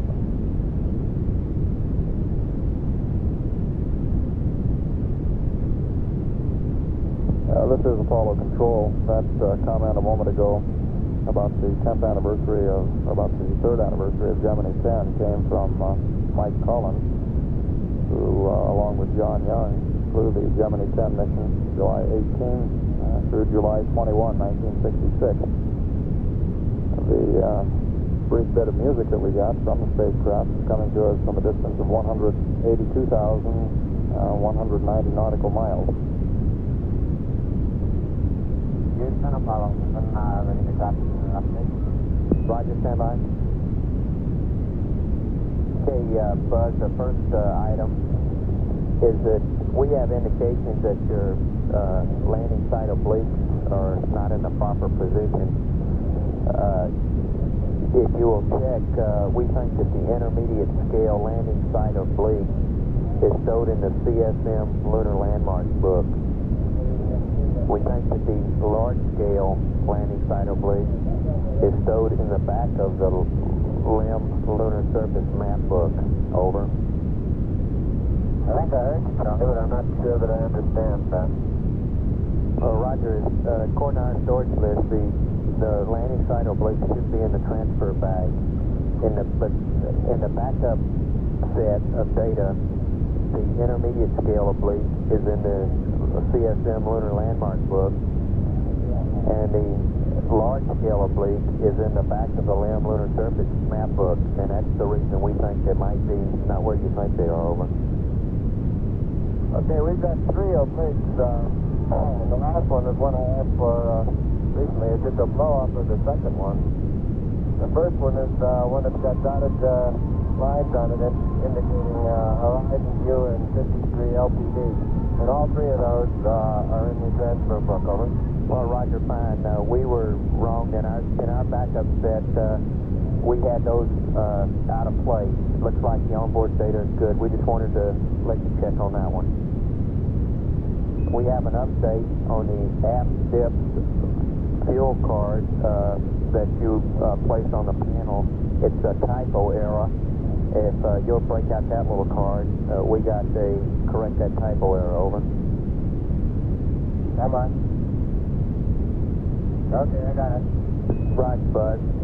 Under the dips column on the pressure side, should go down to the 4th item. It says pressure greater than 150 PTCA should be greater than 65%. Over. Okay, it's greater than 120 for less than 65 and greater than 150 for greater than 65. That's affirmative, Al. And we have 3 items on the mission rules no-go card if you're ready to copy those. Over. Okay, I've got the emission rules, no goes. Roger, bus. The first entry is under EPS. Under AC bus A, the line extends all the way to high gate. Actually, the line should read at DOI, it would be no-go AC bus A. After that, the no-go would be both buses. So if you'll just pencil in both buses from PEI through high gate, it'll be correct for that line, over. Okay, I've got that. AC bus A for DOI and both buses no go for PDIR. That's affirmative up until high gate, and you can stop at the line is under the column 5 minutes to low gate. Now the next line is under the G&C Hitch and roll GDAs. You can scratch that line completely, over. Roger, got it. Okay, Buzz, last entry is down under RCS, and it's a typo error under the in the line 3-axis attitude control. You proceed to the right at PEI +5, you'll see 1 axis. The line goes all the way to low gate to touchdown. That's incorrect. The line should stop under 5 minutes to low gate, over. Okay, we're stopping that at 5 minutes to low gate. That's firm. That completes that card. The rest of the updates are just really for your information. Based on our 58-hour platform, a look at the platform, we're in really good shape. Your gyros have almost no drift in them. Since prior to the update, we were looking at X of a minus 2.24 Meru, Y of plus 0.87, Z of minus 0.11. Since the update, which was based on the 52-hour 52, I believe, we gave you an X drift of plus 0.79. Y'all 52-hour and a 57-hour alignments did not really give us enough time to get a real good or completely valid update on the drift check. So we're real satisfied with the way the gyros are looking. The PIPA's looking great also. We're in real good shape with those two, over.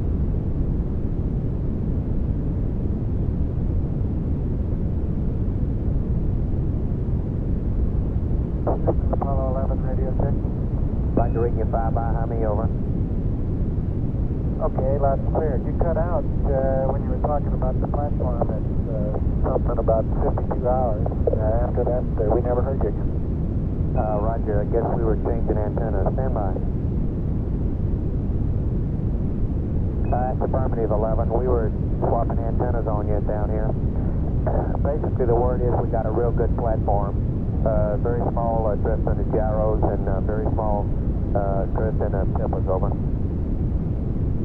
Roger. And I'd like to have a few words of clarification, if you'll give to me on the RCS rule, what that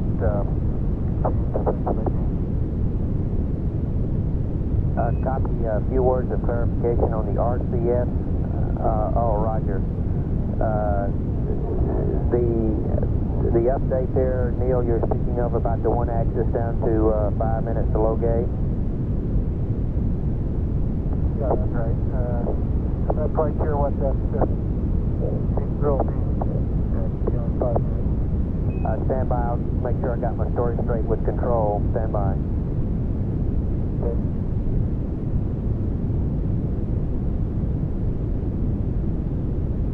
11 Houston on the RCS. What we're saying is that if we lose control about 1 axis prior to low gate, we would recommend an abort. This would require a loss of 2 distinct jets, which is not very probable, but that's what we're recommending. After low gate, we would continue on. We would recommend that we continue on to attempt a landing, over. All right. Okay. Roger. Charlie, did you say you had some updates for us in the lunar surface book? Apollo 11, say again, you were cut out, over. Roger, did you say you had some updates for us in the lunar surface book, over? Negative. At this time, we do not have any updates for the lunar surface book. We wanted you to have it just in case, over. Roger, you were cut out that time. Roger, at the present time, we do not have any updates for you on the lunar surface book. We are thinking about some and kicking them around, but they're very minor changes, over. 11, Houston, did you copy that transmission? Apollo 11, Houston, we swapped antennas on you again. I say again that we do not have any lunar surface book updates at this time. We're considering a few minor ones, but we're still kicking them around the motor, over. Apollo 1100. Houston 11, we have a crew status report for you. Roger, go ahead, 11. Okay, radiation, CDR 11009, CMP 10010, LMP 09011, no medication. Roger, 11, we copy for the radiation, and we're considering, this TC looks sort of weird to us, so we're considering stopping and starting over again. We'll be with you in a couple of minutes, over.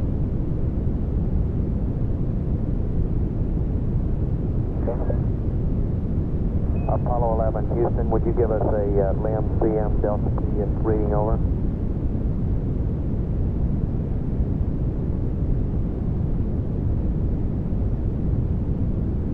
Hello, Apollo 11, Houston, we switched the antennas on you again. Would you please give us a LIM CM Delta P reading, over? Hello, Apollo 11, Houston, over. Go ahead, 11 here. Roger, we switched antennas on you there a moment ago, Neil. Would you please give us a LIM CM Delta P reading, over?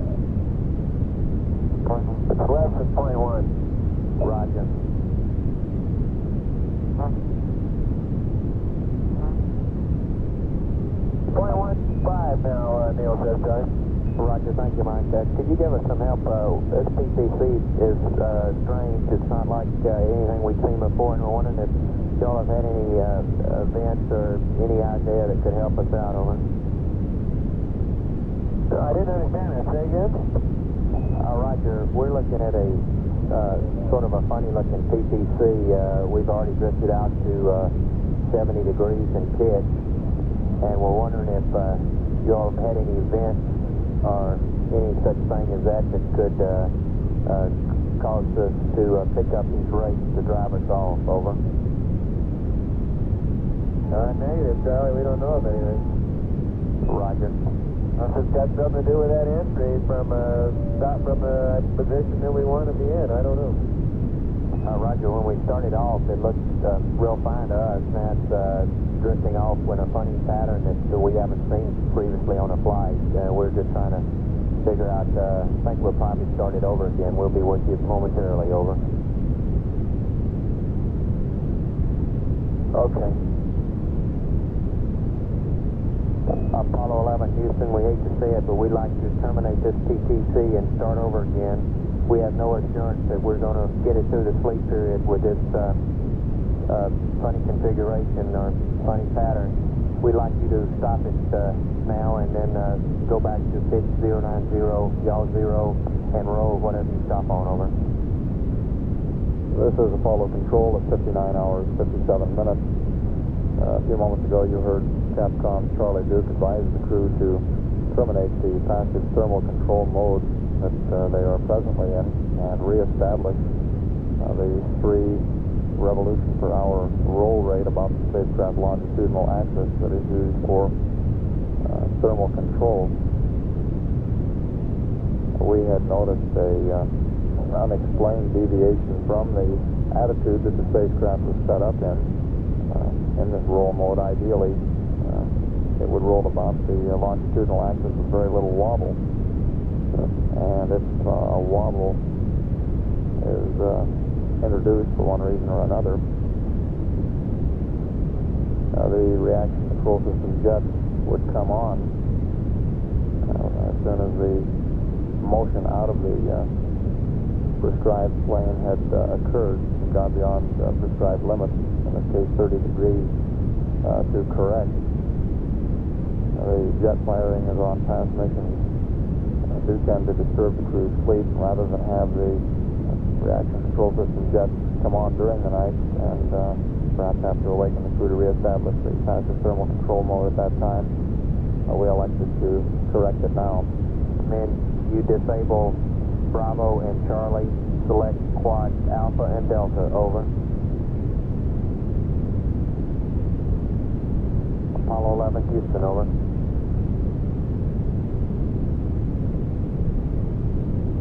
This is Apollo Control. We're getting quite a bit of noise on the air-to-ground circuit at this time as the spacecraft rotates from one on the antenna around to the next, and we momentarily lose lock-on. At this time, Apollo 11 is 183,544 nautical miles from Earth. The velocity holding fairly constant now at about 3,042 feet per second. It's been moving down toward 3,000 feet per second and seems to be leveling off somewhat. This is Apollo Control. We're going to take the air-to-ground circuit down temporarily until a stronger antenna lock is in. Here's a call to the crew. We'll stand by for that. This is Apollo Control. We will take the air-to-ground circuit down at this time until we have reestablished sufficient signal strength to eliminate the noise on the circuit. This is Apollo Control at 60 hours 10 minutes. We've reestablished good antenna lock on at this time, and we'll continue to monitor for any conversation from the spacecraft. The crew is presently reestablishing the passive thermal control rotation rate of 3 revolutions per hour. Following that, we expect they will begin their rest period. At present time, Apollo 11 is 183,821 nautical miles from Earth, and the velocity is 3,037 feet per second.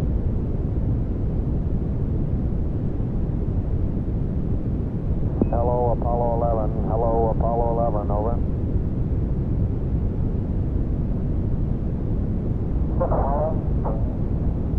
Right, reading you about 1 by. Looks like we picked a super attitude here for PTC stabilization. We're reading you in a backup voice now, over. Do we read you last clear? Right.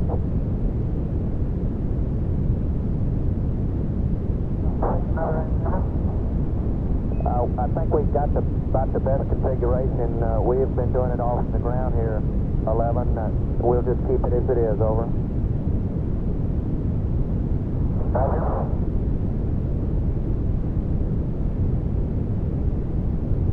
Apollo 11, Houston, would you select command reset and Omni Alpha, over? Houston 11 on Omni Alpha. Roger, we read you about 3 by now, over. Apollo 11, Houston, we is stable. You can start the PTC, over.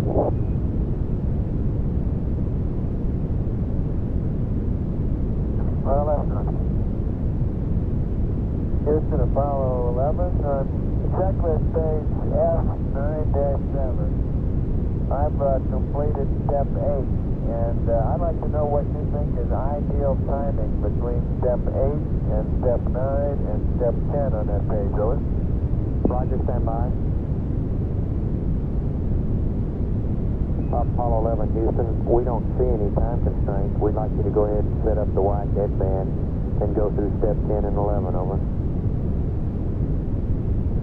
Okay, will do. I don't see any constraints either, Charlie. I just checking, make sure, because last time I went from 8 to 9 to 10 to 11 a little bit more swiftly than I've been doing in the past.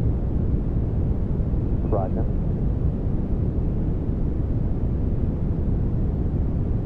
Step 11 complete. Roger, we copy.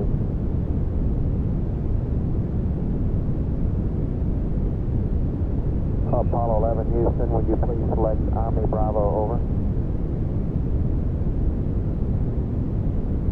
Roger, Bravo.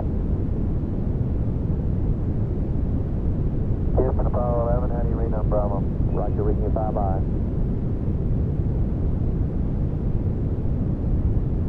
Same here. Apollo 11 Houston, it looks like we got a good PTC going. It's good night from the white team, over. Okay, see you tomorrow. Thank you very much.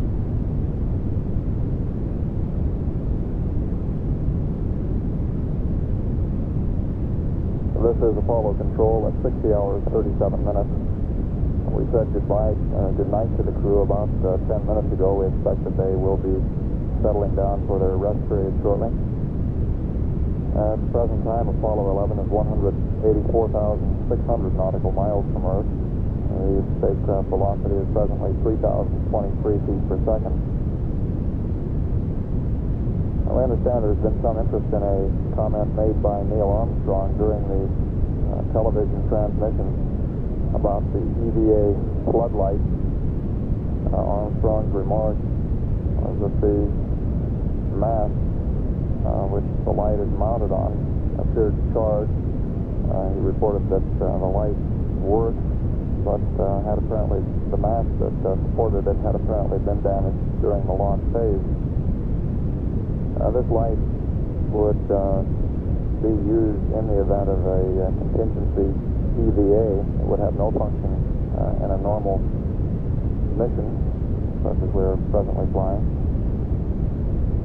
And in the event that an extravehicular activity was necessary for transfer of the crew from the LEM to the command and service module, the light would be an aid in providing exterior lighting of the handrails, but would repeat that it would have no function in a normal mission.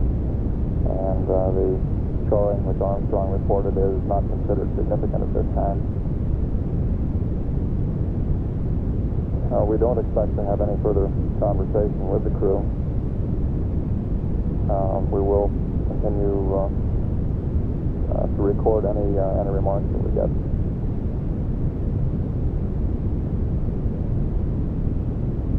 The passive thermal control mode, which was reestablished, appears to be functioning well at this time, and all spacecraft systems are functioning normally. At 60 hours, 39 minutes, this is Apollo Control Houston.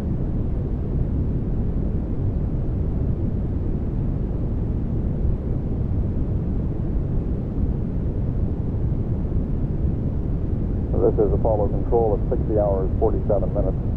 We just got a call from the spacecraft requesting that we give them the position of the S-4B in respect to the spacecraft. We're currently coming up with that bit of information, so we'll stand by.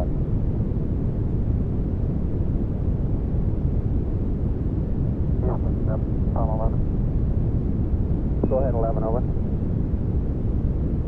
Yeah, have any idea where the is with respect to us? Stand by. Apollo 11 Houston, the S-4B is about 6,000 nautical miles from you now, over. Okay, thank you. Houston, Apollo 11, how's the PTC looking?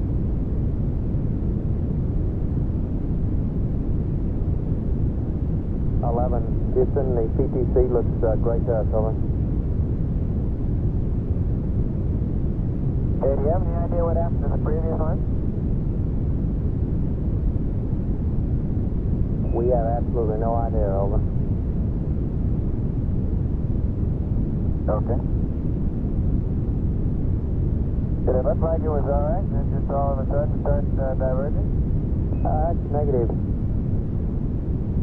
If you look at the plot, which we'll say for you, and let you see it post-flight, it started off immediately on the first rev and just spiraled out to about 20 degrees in pitch, And then it seemed to be setting up a spiral around an offset pitch point of about 20 degrees off from 90 degrees, but we didn't want to take the chance that it would become stable at that point. We thought it might diverge, so we called you and started over again. Over.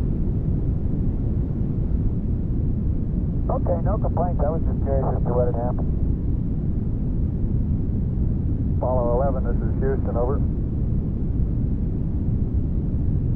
Roger, go ahead, Houston, Apollo 11. 11, this is Houston. You are go for LOI, over. Sure, go for LOI.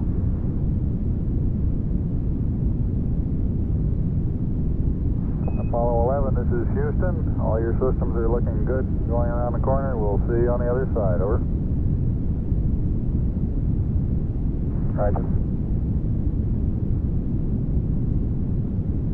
Everything looks okay up here. Roger, out.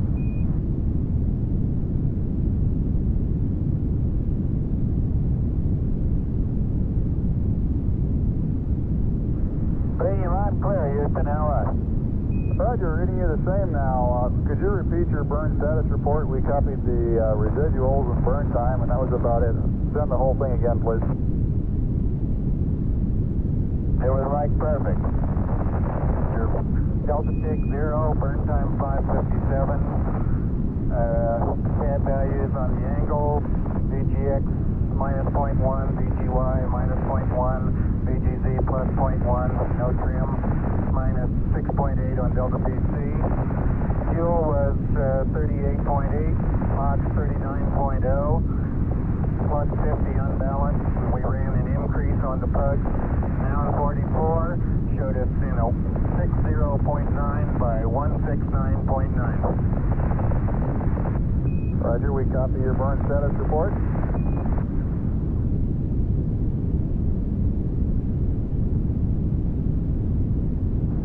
So we're getting a beautiful picture in down here now, 11. The color's coming in quite clearly, and we can see the horizon and the relative blackness of space. And without getting into the question of grays and browns, it looks, at least on our monitor, sort of a brownish gray.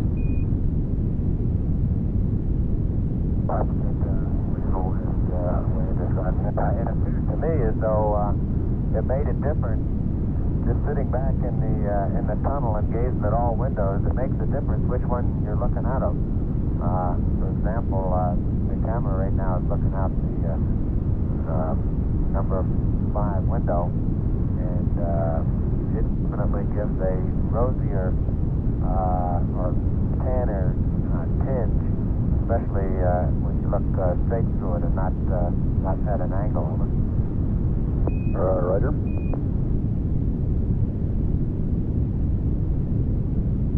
Yeah, the crater that's in the center of the screen now is Webb. We'd be looking straight down on it at about 6 minutes before power descent.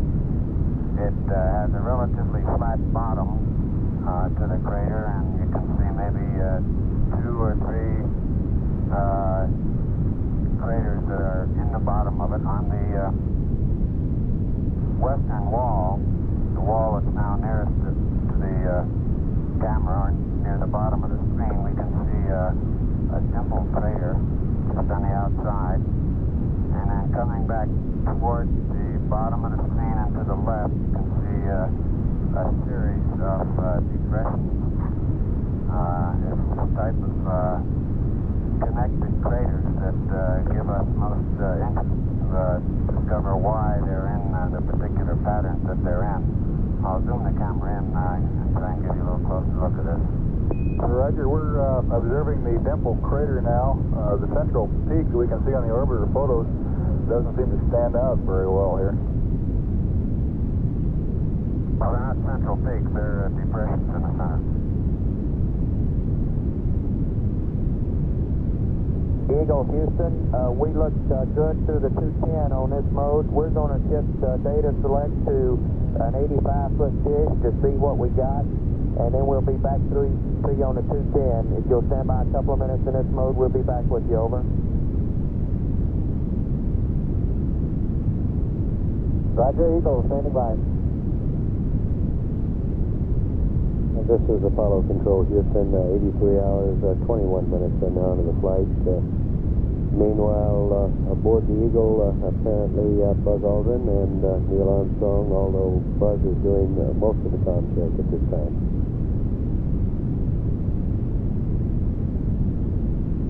Eagle, Houston, how do you read? Over. Houston, Eagle, read you loud and clear. Over. Roger, we're reading you 5-by. We got the voice good through the 85. The telemetry is in and out through the 85. Stand by. We'll be back to you with you through the 210. Over. Eagle, Houston, you can go step 5 now. We'd like low bit rate. Over. Houston, Eagle, you have low bit rate. Roger, copy, Eagle. Yeah. Eagle, Houston, could you give me a short count, this mode, over? Houston, this is Eagle with a short count. 1, 2, 3, 4, 5, 5, 4, 3, 2, 1. Eagle, over. Roger, Eagle, you're 5-5. This S-band voice is really beautiful, over. And Eagle, Houston, we'll be standing by in this mode for a minute or so. We'll be back with you if you'll just stand by, over. Roger.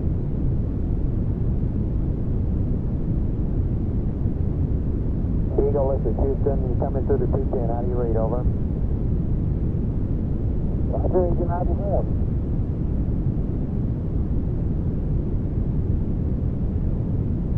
Eagle, this is Houston. We're happy with all our data in all modes. You can power down the comm now. Over. Roger, understand. Eagle will power down the comm. And, just approaching 27 volts now. It looks like we won't have to bother with the cap. Right. Powering down, out. Roger, copy, out. Houston, we got a TEI 11 pad for you and an update on the water dump, over. Stand by one here. That's firm, over. Okay.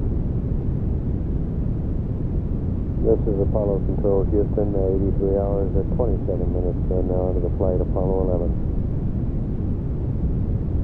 That last exchange between Charlie Duke, our capsule communicator, and Buzz Aldrin aboard the Eagle, identifying that we're very well satisfied with the communications check on the lunar module, and we'll proceed with powering down the spacecraft.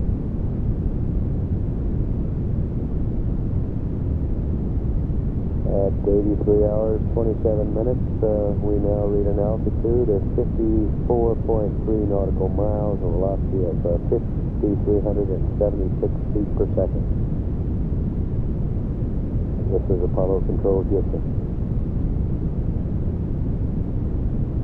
Houston, Columbia, ready to copy TEI 11, over. All right, Columbia, here we come with the TEI 11. STS, DNN. 37200 minus 060 plus 047 now 33 098 05 2422 plus 41448 plus 03719 minus 02422. Roll is NA. Pitch 020. Rest of the pad is NA. Set stars are NA. The ullage is 2 quad. Correction, 2 jets for 16 seconds. Use Bravo and Delta. In a comment,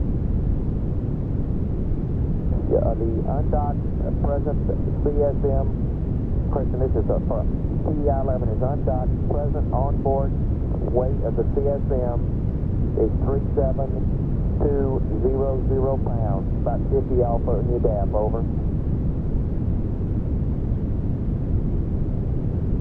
All right, I read back. TEI-11, SDS GNN 37200 minus 060 plus 047 plus 098 052422 plus 41448 plus 03719er minus 02422 NA 020, that's CAT NA. Hullage 2 jet for 16 seconds, quad B and G. Undocked. Safe CSM weight is okay in the down.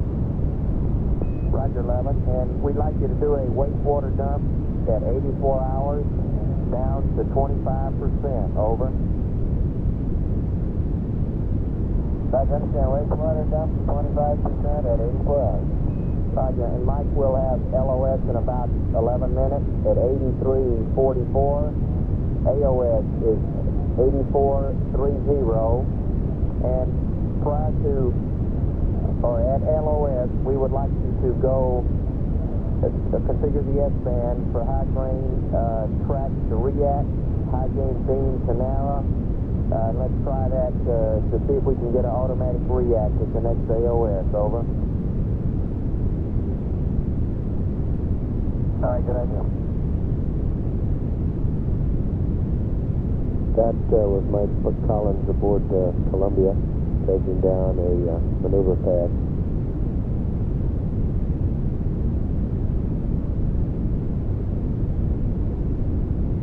Apollo 11 Houston, also that water that you got on the aft bulkhead, we, if it's not too much, we just recommend dropping it up and then throwing the sponges away in the waste storage area. If it's too much, then we recommend using the procedure in the checklist on page F10-14, over.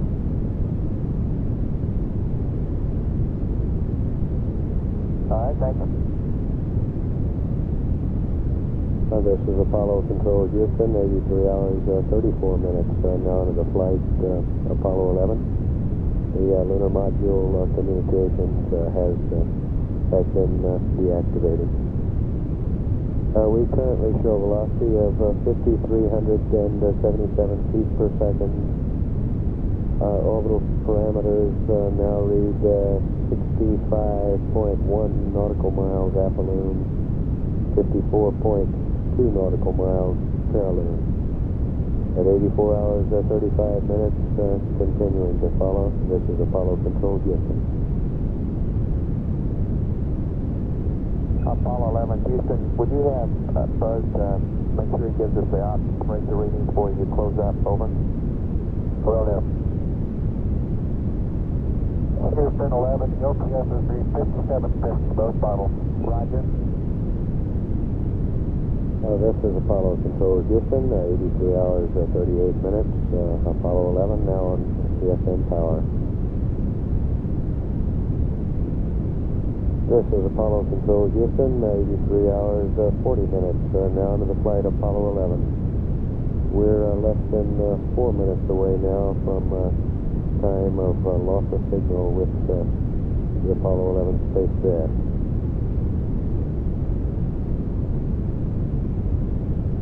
Present time velocity reading 5,375 feet per second. Our total weight in orbit at this time reading 70,502 pounds. Our orbital parameters apollune 65.1 nautical miles, parallune 54.2 nautical miles. This is Apollo Control Houston. This is Apollo Control Houston at 83 hours, 43 minutes now into the flight Apollo 11, less than a minute away from predicted time of loss of signal with the Apollo 11 spacecraft. We expect the next time we acquire Apollo 11, its crew, Neil Armstrong, Mike Collins, Buzz Aldrin, will have begun their rest period. And at 83 hours, 43 minutes, this is Apollo Control Houston.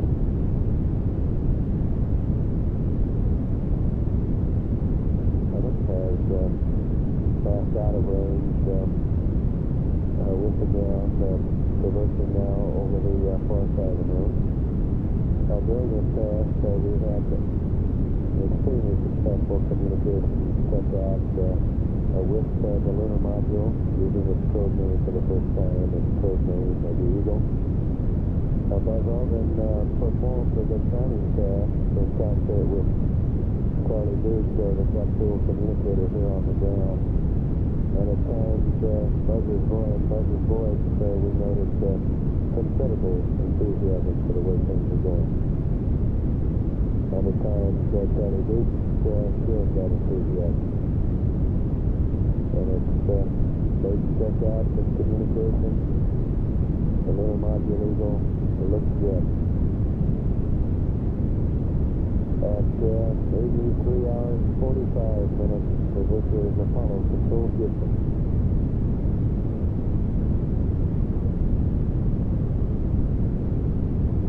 This is Apollo Control Houston at 84 hours and 28 minutes now to the flight to Apollo 11.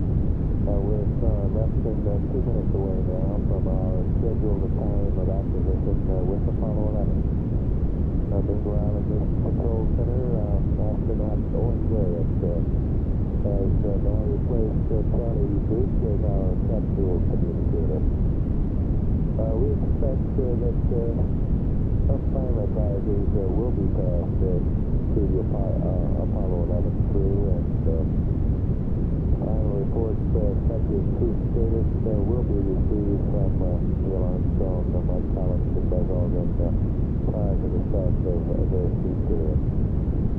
We're a little over a minute away now from scheduled time of acquisition. We'll continue to keep the line up and continue to monitor. And this is Apollo Control Houston.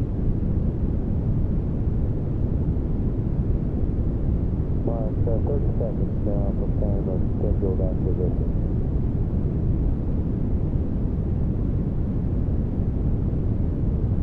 Mark, 20 seconds.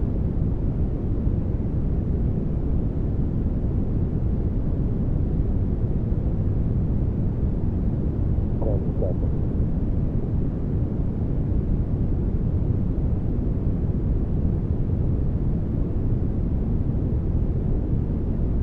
We should be acquiring shortly, and we're standing by.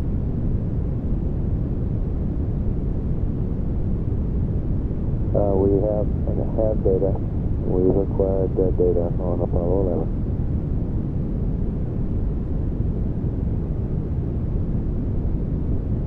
This is Apollo Control Houston. Owen Garrett getting ready to place a call. Over. Apollo 11. 11 Houston, Roger, reading you fine, and it looks like the automatic react went very well just as soon as you came around the limb. We have several small items to discuss with you here just before you go to sleep. Over.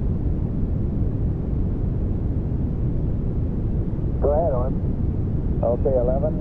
First of all, on our LEM systems checks, everything went fine. Would like to remind you, though, tomorrow you may see an ascent pressure light when you activate the MC&W. There should be no problem there, however. You did note that the ox tank pressure was only reading 111 psi, which is normal at this point. But below the level which will trigger your light due to the helium which has been dissolved into the propellant. Over. Roger, thank you. Roger, and next item, the supercritical helium rise rate is nominal, and you also had questions for us about your thruster activity during the P-22 on the last rev. I believe we understand that now.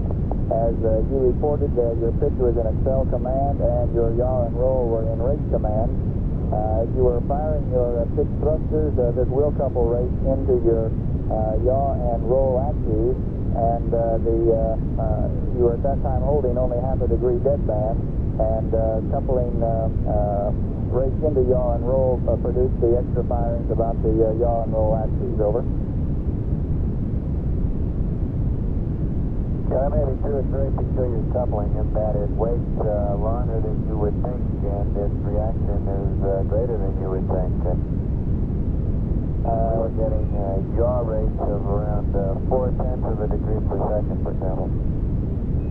Roger, Mike. We did play the data back, and that's the way it looked upon analysis of the chart recordings back here. Over. Okay, fine. They've also looked at the results of your landmark tracking. The marks all apparently were very good, and we've got a full page of data here relative to the altitudes of the various site locations, which I won't read up to you, but did want to let you know that the marks apparently went very well. I also have your consumable budget, particularly your RCS propellant quantities. They're dealt as phenomenal if you should want them.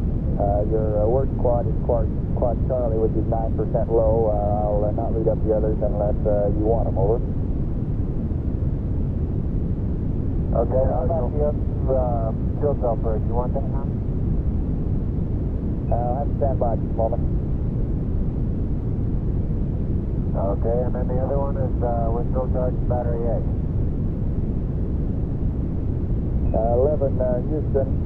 We would like to delay the fuel cell purge until the backside of the moon, and you go ahead and should terminate your battery charge at this time. Over.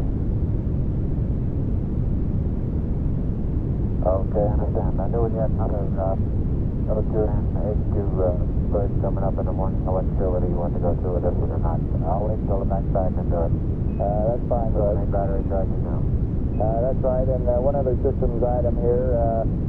In order to balance your cryo tanks, would you get your O2 tank 1 and your H2 tank 2 heaters off? Over.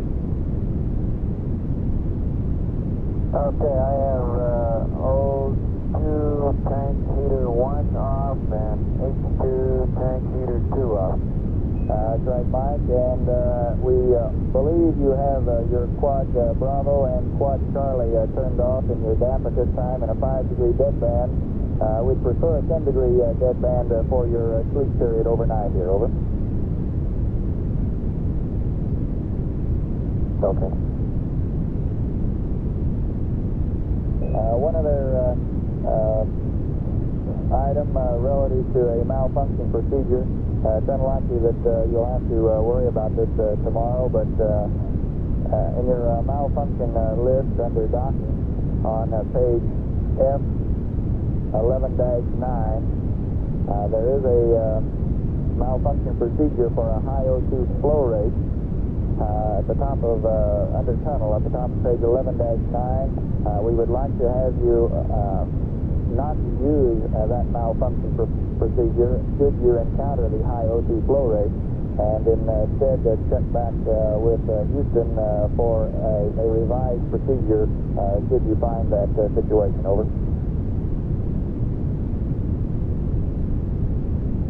Understand, notice and made my judgment. 11 Houston, Roger. That just about takes care of all the items we have here on the ground before time to get to effect. And I guess you will have a pre-sleep check for us before you go to bed.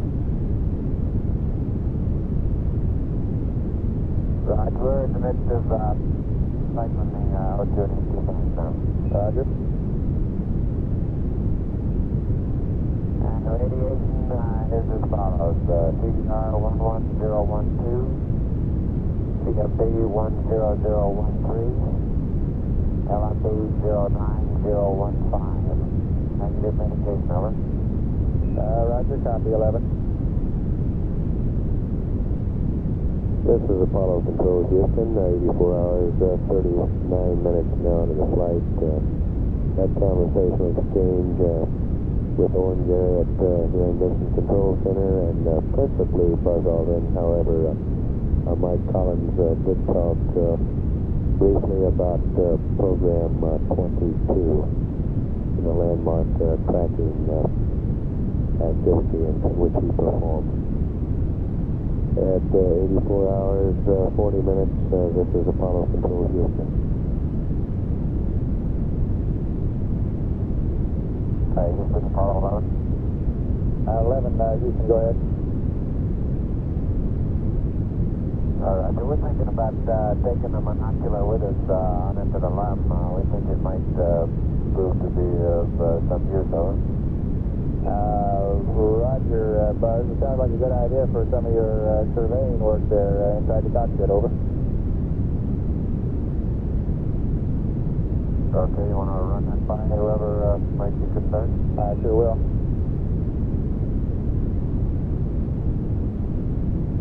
This is Apollo Control, Houston, 84 hours, 44 minutes, and now to the flight Apollo 11.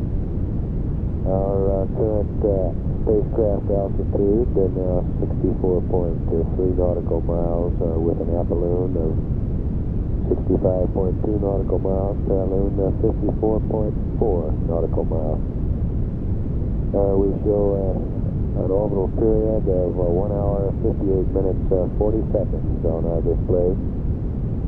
Current weight of the spacecraft in orbit, 70,502 pounds.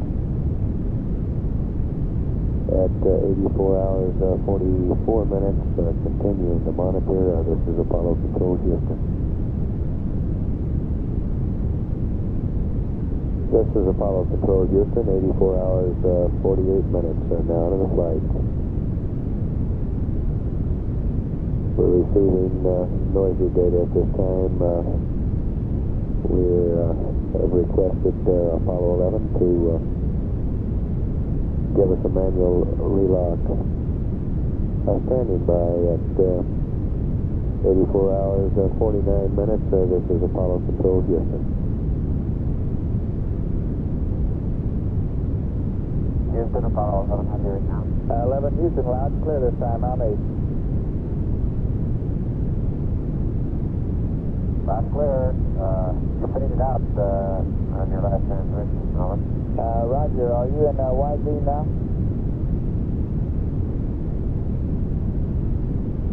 Negative, I got you locked back on again, reaction now. Roger, that's all we want. We want to stay in narrow, and we're a little puzzled about why we lost you here a few minutes ago. Do you have any ideas? I sure don't. We're showing them that.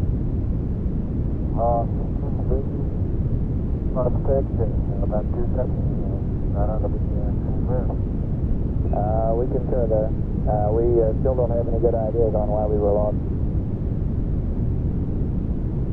11, Houston, would you confirm that we did acquire automatically when you came around the limb for this passage, over?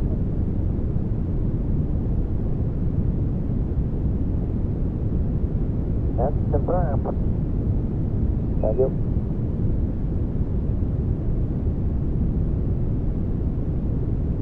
This is Apollo Control, Houston, 84 hours, 56 minutes, now to the flight Apollo 11.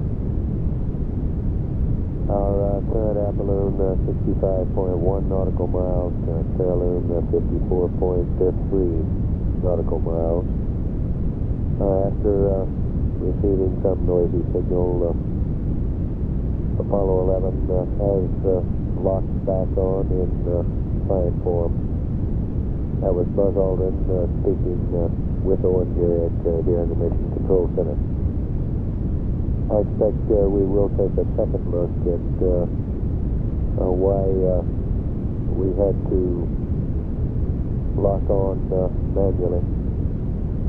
As we receive any updates on this, we'll pass them along. We now read 84 hours, 57 minutes. And this is Apollo Control, Houston.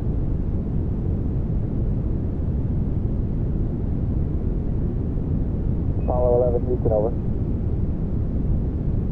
Houston, Apollo 11. 11, Houston, on your auto RCS select switches, we show Quad Bravo disabled, but Quad Charlie only partially disabled. Charlie 3, I believe, is the only one you have selected off. Is that correct? No, Roger, that's correct. This is Apollo Control, Houston, 85 hours, 5 minutes, now to the flight Apollo 11. We confirmed from the ground following that conversation exchange. We see them all disabled at this time. Thank you. As was pointed out, RCS Quad Charlie is now disabled. Following that conversation exchange between Owen Garrett and Buzz Aldrin. Buzz, the lunar module pilot, apparently quite obviously still awake. 85 hours, 7 minutes down to the flight Apollo 11, continuing to monitor. This is Apollo Control Houston.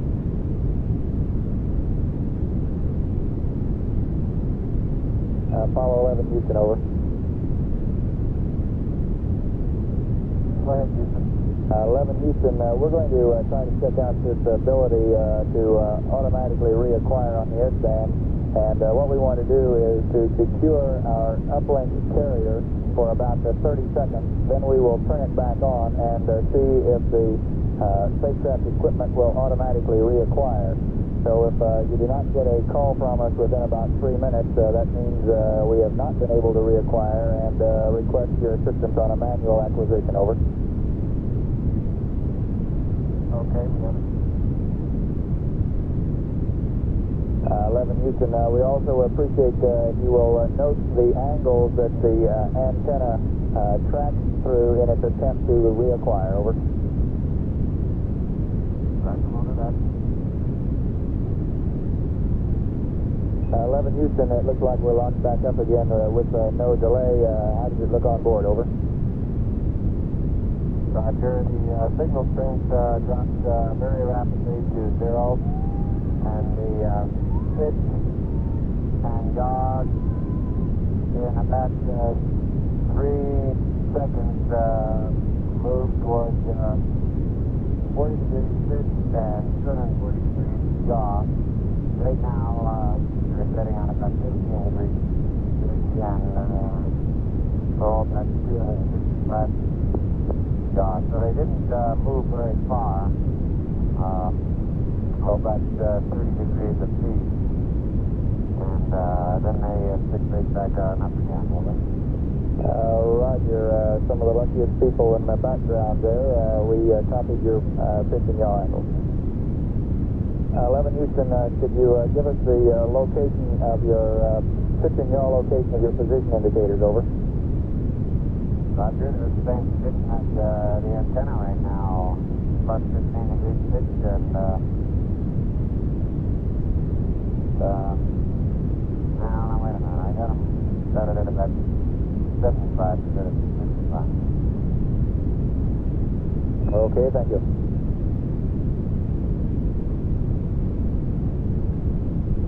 11 Houston, we'd like to try the same procedure once more. We'll leave the carrier off a little longer and be back up for a call within 4 minutes, over.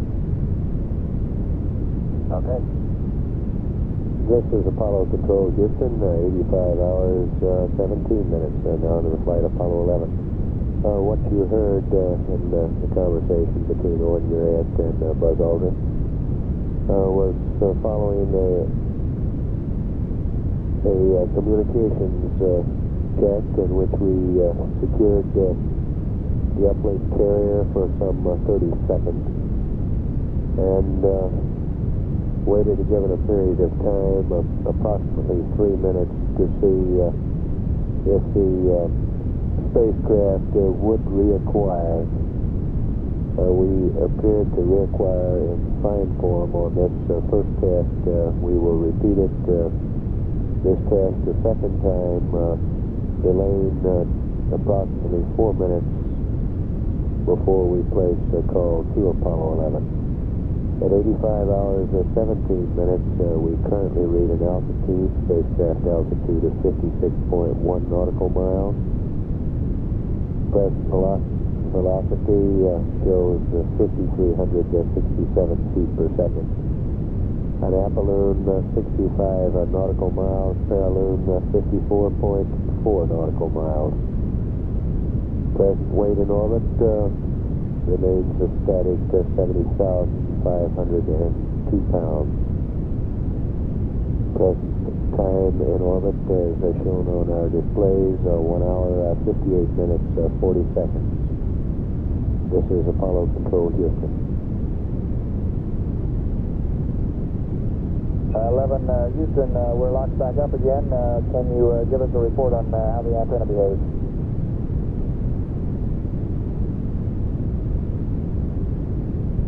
Roger, it was essentially identical with 4. The pitch went to 45, 40 to 45, and the yaw was at 255, 45 to 255. And then it rather quickly marked up 15 degrees pitch and 270 yaw. 11 Houston, roger your angles 45 and 255. Do I understand that as soon as the carrier dropped, it went to these angles, or did it only go to these angles after the uplink carrier was re-enabled and the antenna began to hunt to reacquire? Over. Now, as soon as the carrier dropped off, why it drifted over to those angles and stayed there.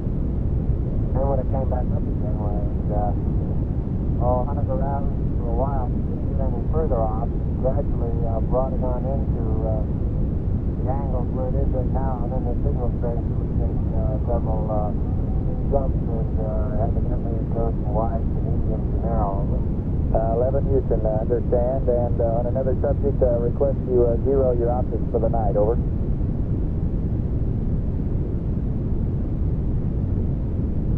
Apollo 11 Houston, over.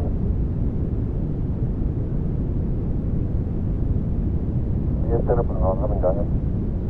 Roger, the Black Bugle just arrived with the morning news brief, if you're ready. Go ahead. Roger. Okay. Church services around the world today are mentioning Apollo 11 in their prayers. President Nixon's worship service at the White House is also dedicated to the mission. And our fellow astronaut, Frank Borman, is still in there pitching, and will read the passage from Genesis, which was read on Apollo 8 last Christmas. The Cabinet and members of Congress, with emphasis on the Senate and House Space Committees, have been invited along with a number of other guests. Does your son Andy got a tour of MFC yesterday? Your Uncle Bob Moon accompanied him on the visit, which included the LRL.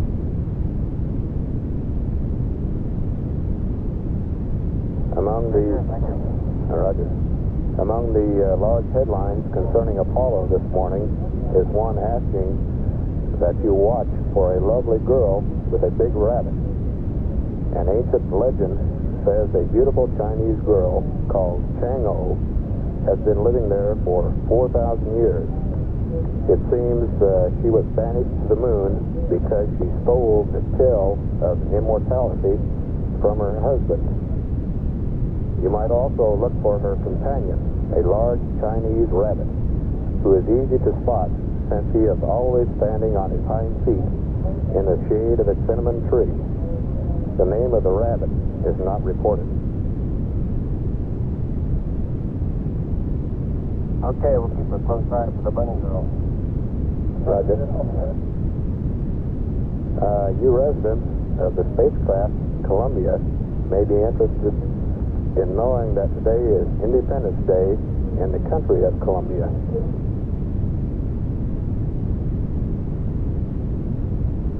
Gloria Diaz of the Philippines was crowned Miss Universe last night. She defeated 60 other girls for the Global Beauty title. Miss Diaz is 18 with black hair and eyes and measures 34 1/2, 23, 34 1/2. First runner-up was Miss Australia, followed by Miss Israel and Miss Japan. While you're on your way back Tuesday night, the American and National League All-Stars will be playing ball in Washington. Mel Stottlemyre of the Yankees is expected to be the American League's first pitcher. No one is predicting who will be first pitcher for the National League yet. They have 9 on the roster. Even though research has certainly paid off in the space program, research doesn't always pay off, it seems. The Woodstream Corporation, parent company of the Animal Trap Company of America, which has made more than 1 billion wooden spring mouse traps, reports that it built a better mousetrap, but the world didn't beat a door to its path. Didn't beat a path to its door. As a matter of fact, the company had to go back to the old-fashioned kind. They said we should have spent more time researching housewives and less time researching mice. And the Black Bugle is all completed for the morning. Thank you very much. We appreciate the news.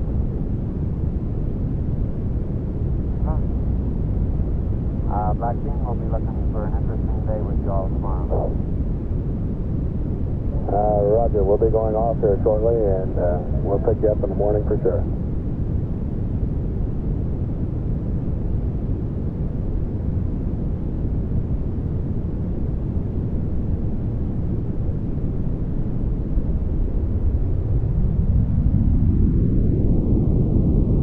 Roger, Eagle, that's done. Roger, how does it look? Eagle has wind. Right. Looking good. Roger, Neil, we got a, if you'll give us crew and data, we got the loads for you.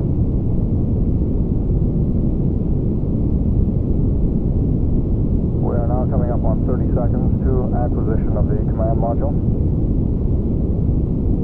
And we'll stand by for that event. Columbia, Houston, over. Houston, Columbia, reading you loud and clear, how many? Roger, bye, Mike. How did it go, over? Listen, Dave, everything is going just swimmingly. Beautiful. Great. We're standing by for Eagle. Okay, he's coming along. Copy out.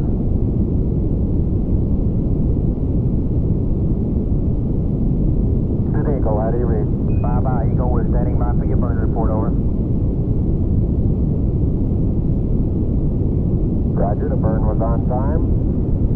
The residuals before nulling, -0.1, -0.4, -0.1. X and Z null to 0. Eagle, Houston, we read you now. You're a go for PDI, over. Roger, understand. Python. 1, 0. Distance 10%. That's 20 seconds, everything looking good. We show altitude about 47,000 feet.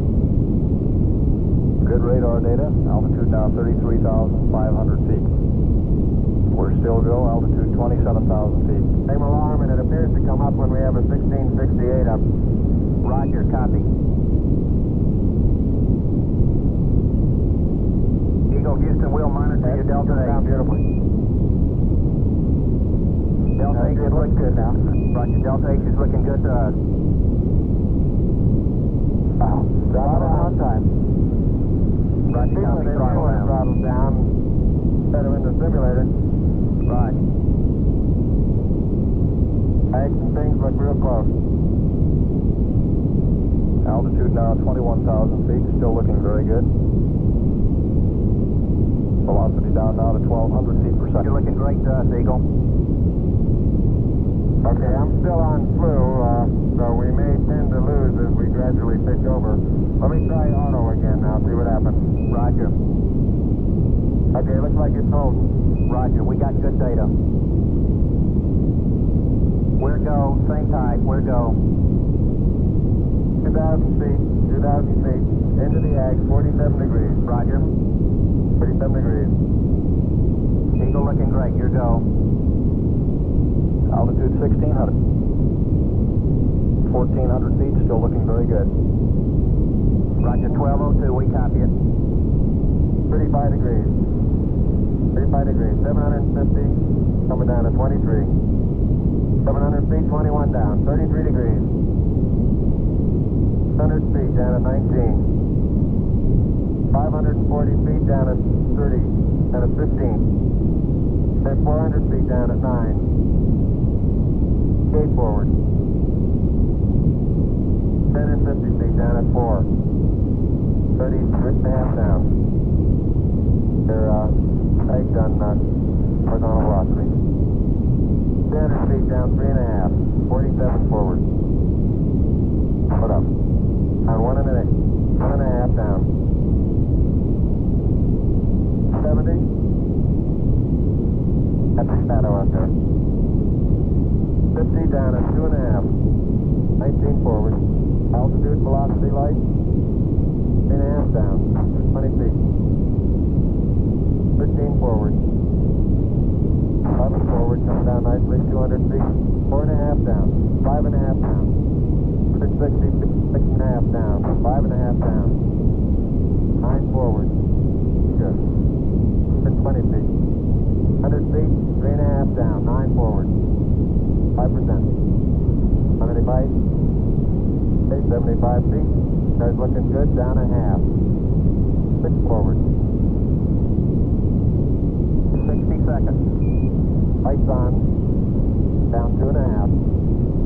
Forward. Forward. 40 feet down 2 and a half. Picking up some dust. 30 feet, 2 and a half down. Big shadow. 4 forward. 4 forward. Drift into the right a little. Down a half. 30 seconds. Forward. Okay.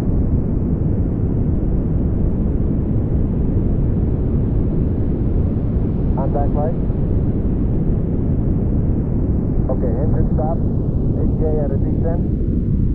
Mode control both autos. Descent engine command override off. Engine arm off. 413 is in. We copy you down, Eagle. Houston, Tranquility Base here. The Eagle has landed. Roger, Tranquility. We copy you on the ground. You got a bunch of guys about to turn blue. We're breathing again. Thanks a lot. Thank you. You're looking good here. Okay, we're going to be busy for a minute. Master Armand, take care of the descent. I'll get the stuff prepared.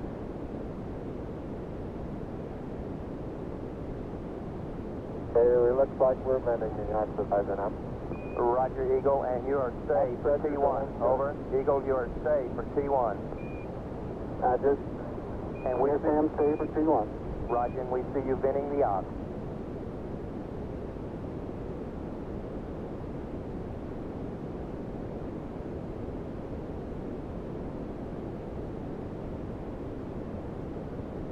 Window is a relatively level plain cratered with a fairly large number of craters of the 5 to 50 foot variety, and some ridges, small, 20, 30 feet high, I would guess, and literally thousands of little 1 and 2 foot craters around the area. We see some angular blocks out several hundred feet in front of us that are probably 2 feet in size and have angular edges.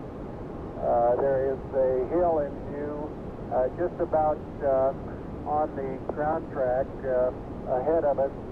Difficult to estimate, but might be a half a mile or a mile. Roger, Tranquility, we copy, over.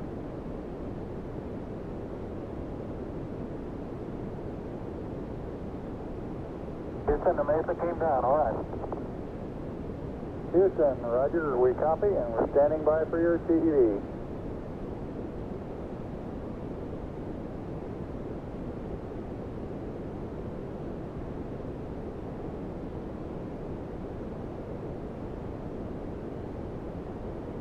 Houston, this is Neil, radio check.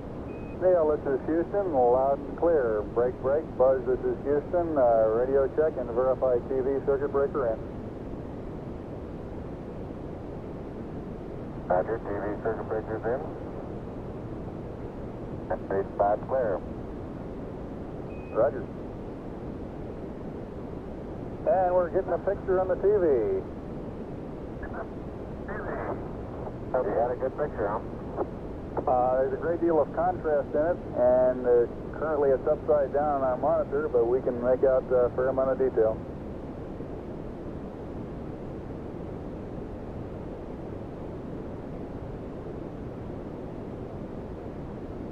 Okay, will you verify the position, the opening I ought to have on the camera?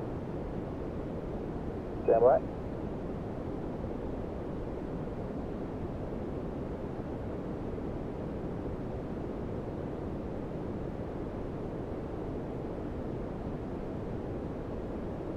Okay, Neil, we can see you coming down the ladder now. Neil, we can see you coming.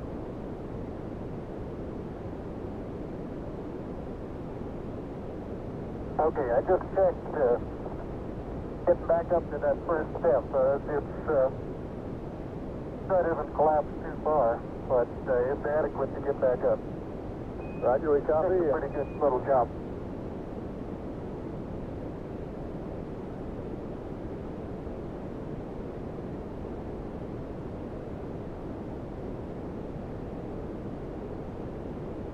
Buzz, this is Houston, F2, 1/160th second for shadow photography on the sequence camera.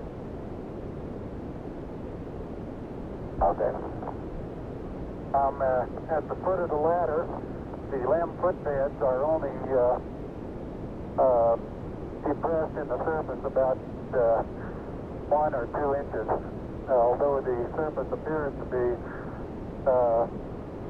very, very fine-grained as you get close to it. It's almost like a powder. Ground mass is very fine.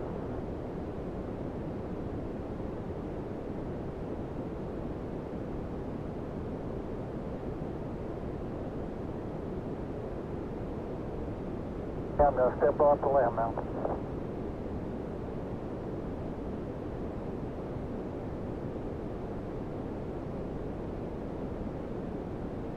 That's one small step for man, one giant leap for mankind.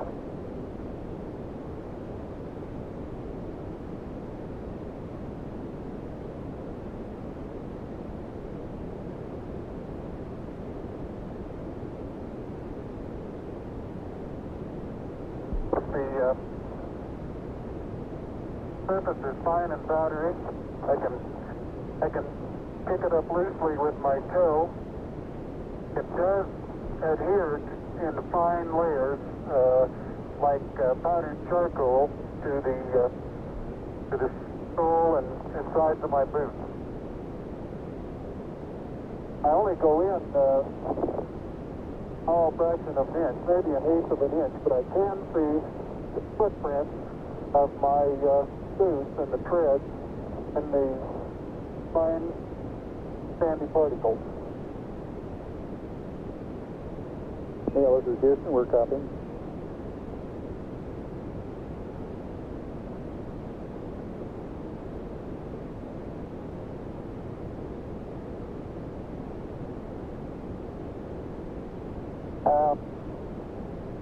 There seems to be no difficulty in moving around as we suspected. It's even perhaps easier than the simulations of 160 that we performed in various simulations on the ground.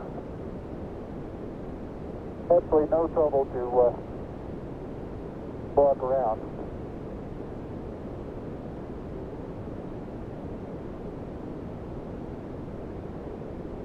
The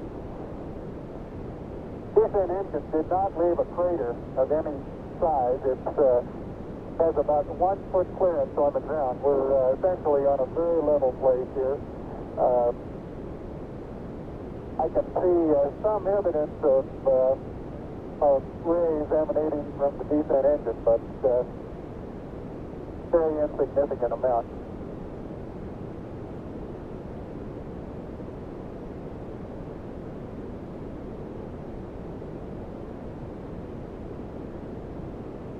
Okay, Buzz, we ready to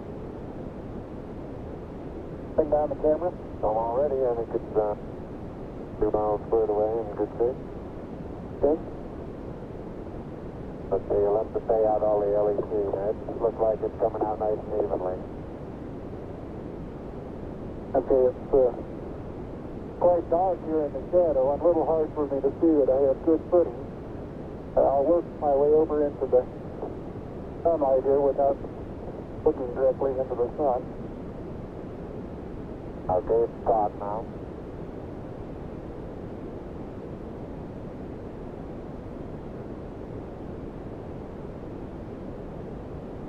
Unofficial time on the first step, 109.2420.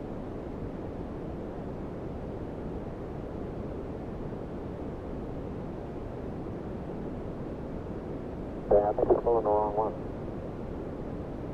Okay, I'm ready to pull it down now. There was still a little bit left in the... Okay, don't hold it quite so tight. Okay?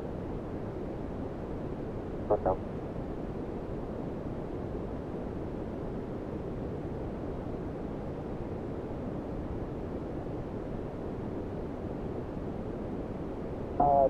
Looking up at the lamp, I'm standing directly in the shadow now, looking up at those in the windows. And I can see everything quite clearly. The light is sufficiently bright, backlighted into the front of the lamp, that everything is very clearly visible.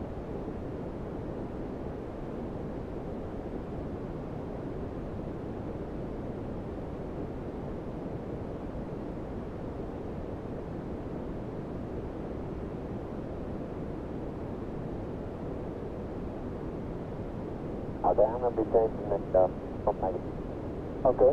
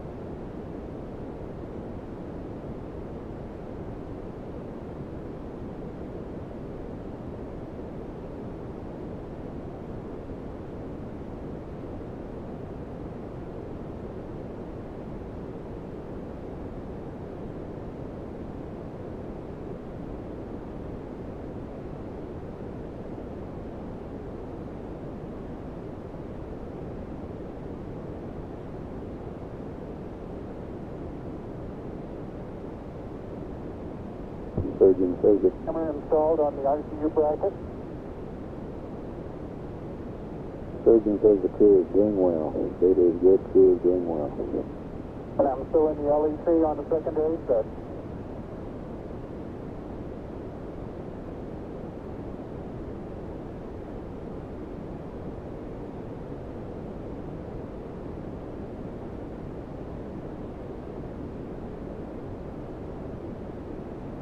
I'll step out and take some of my first pictures here.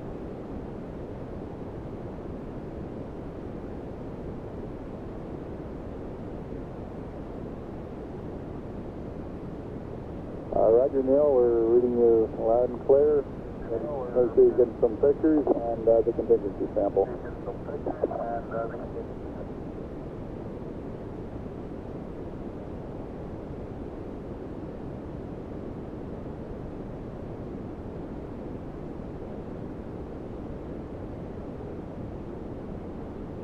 .35 and a half minutes of PLSS time expended now.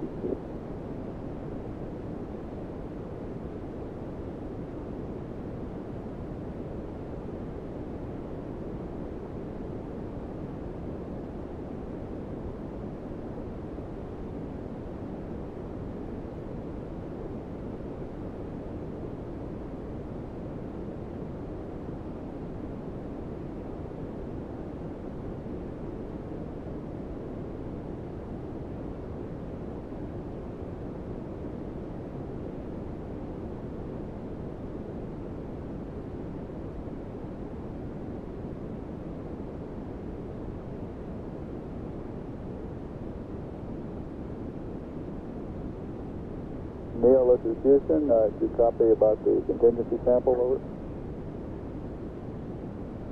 All right, you're going to get to that just as soon as there's anything, these pictures to these.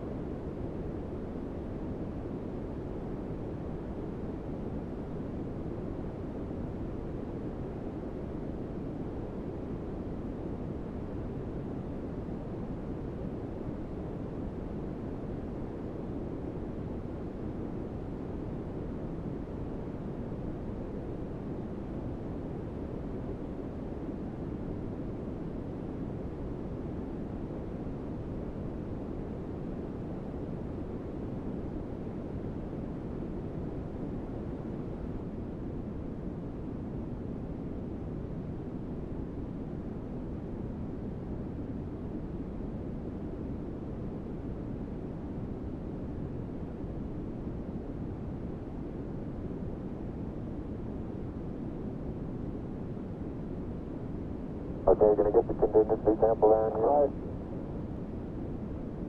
Okay, that's good.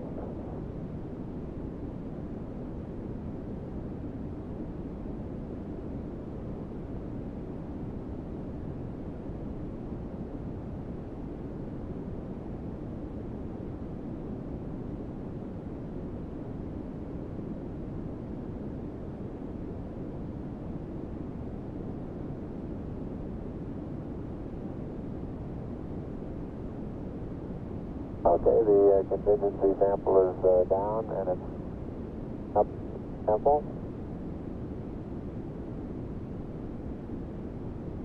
Like it's a little difficult to dig through the It's very interesting. It's a very soft surface, but here and there where I plug with the contingency sample collector, I run into very hard surface, but it appears to be very cohesive material of the same sort. I'll try to get a rock in here. Just a couple.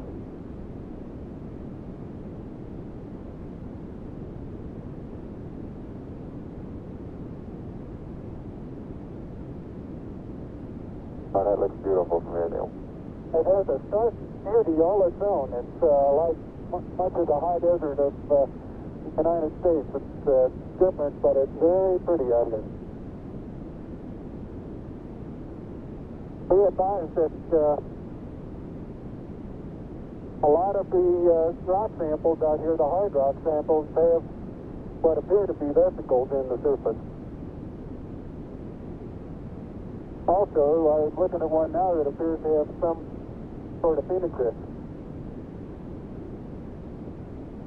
Houston, roger out.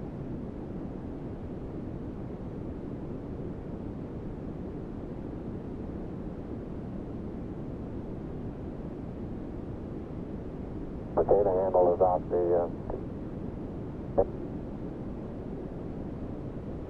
it pushes in about 6 to 8 inches into the surface. Like it's pretty easy to It is. It's, I'm sure I could push it in farther, but it's hard for me to bend down farther than that. Yeah, now you could throw so far. You can really throw things a long way up here.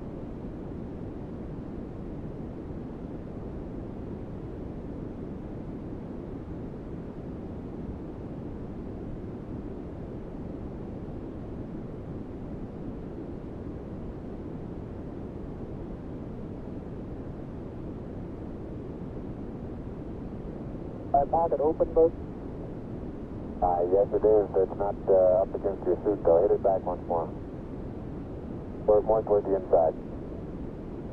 Okay, that's good.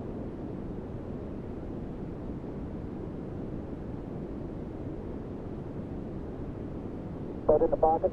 Yeah, push down. Got it? No, it's not all the way in. Push it. There you go.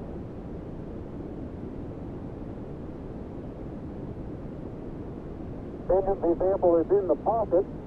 My oxygen is 81%. I have no flags and I'm in minimum flow. This is Houston, Roger, Neil.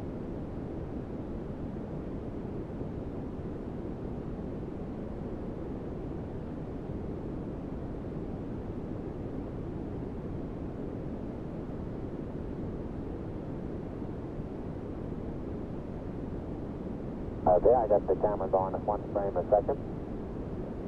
Good.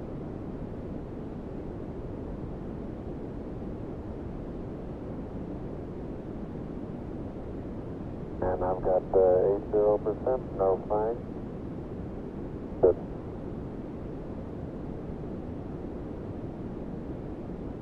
Are you getting a TV picture now, Houston? Neil, yes, we are getting a TV picture.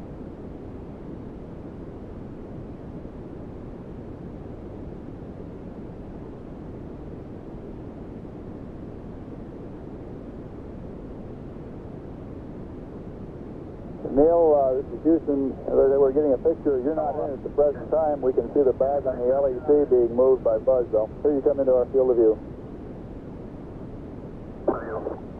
Oh, let me move that over the Hitch for you. Okay, ready for me to come out? Yeah, just stand by a second. I'll move this over the handrail.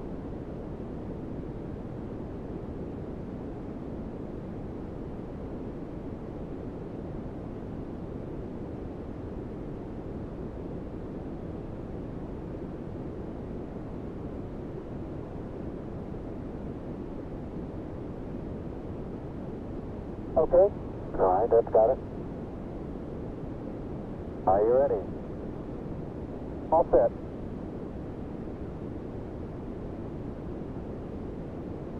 Okay, you saw what difficulties I was having. I'll try to watch your list from underneath here.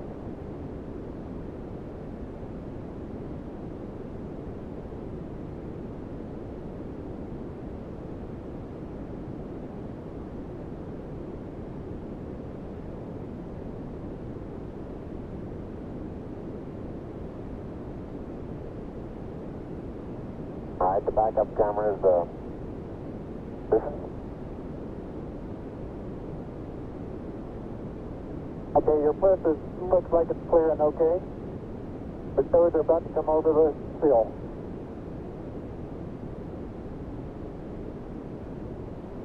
Okay, now drop your bliss down. There you go, you're clear. And laterally you're good. Got an inch clearance on stop your bliss. Okay, you need a little bit of arching of the back to come down. That's like the thing. How far are my feet from the Okay, you're right at the edge of the port. Okay. Back in from...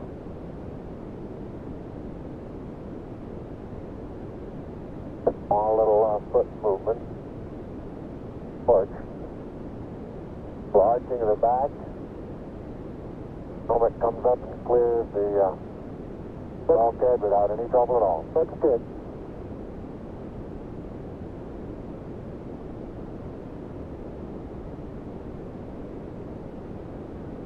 .45 minutes PLSS time extended.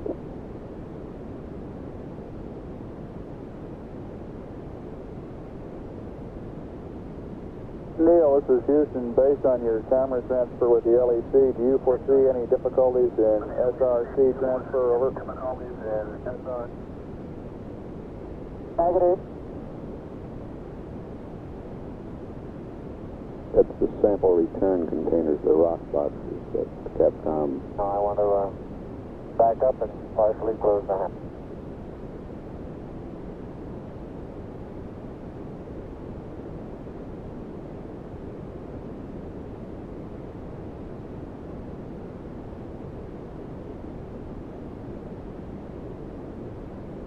Be sure not to lock it on my way out.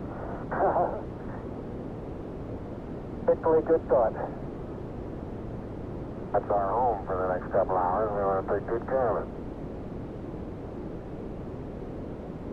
Okay, I'm on the top step and I can look down over the RCU and landing gear pad. It's a very simple matter to hop down from one step to the next. Yes, I found it to be very comfortable and And walking is also very comfortable.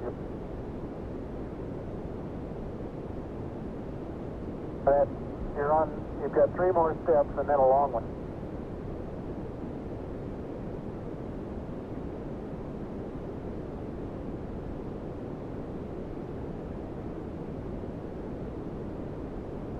Okay, I'm going to leave that 1 foot up there and both hands down to about the 4th rung up.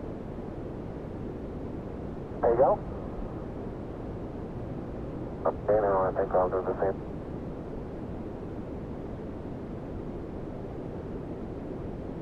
More. About another inch. There, you got it? That's a good step. Yep. About a 3-footer.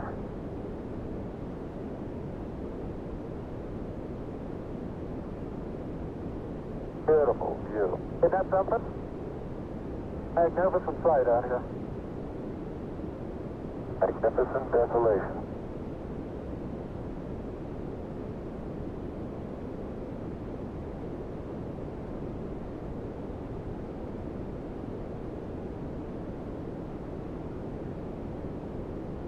Both PLSS is nominal on consumables.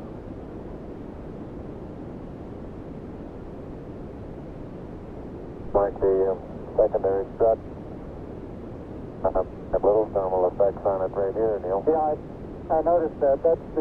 Seems to be the worst, although similar effects are on all around.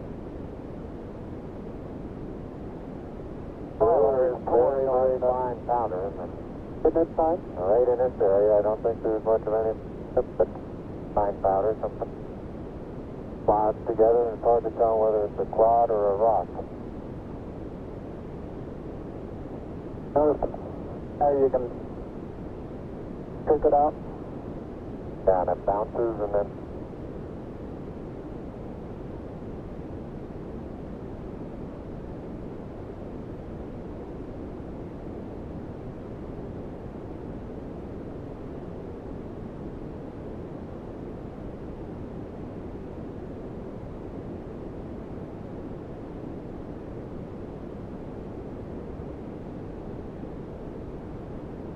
reaching down is fairly easy.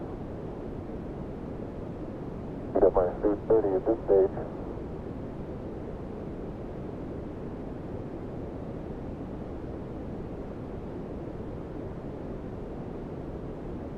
The mass of the backpack does have some effect in the pressure.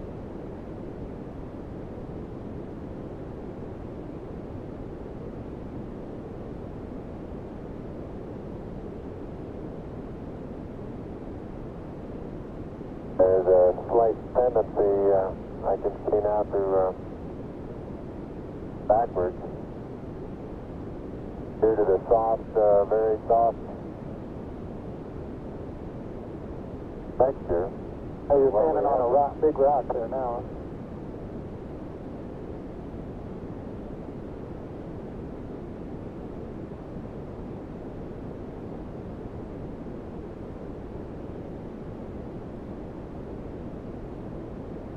Sure did.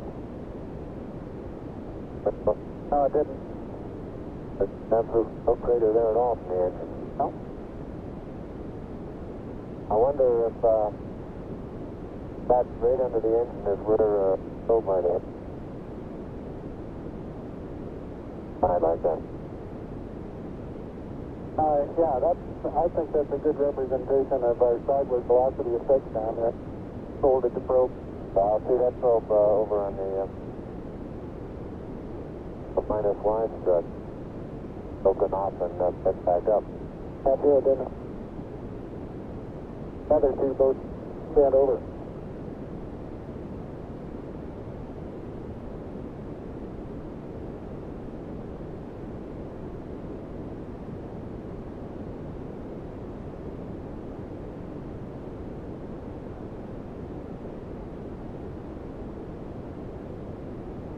Can't say too much for the visibility right here without the visor up. Pretty dark. It looks like there's a surface of a flat bounded rock.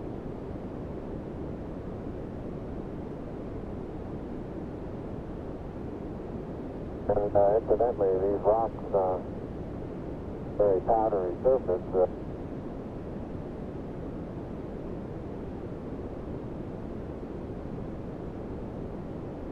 Say again, please, Buzz, you're cutting out. And here's some I say that the rocks are rather slippery. Very powdery surface when it's on there. Fill up all the very little fine porises. They'll tend to slide over it rather easily.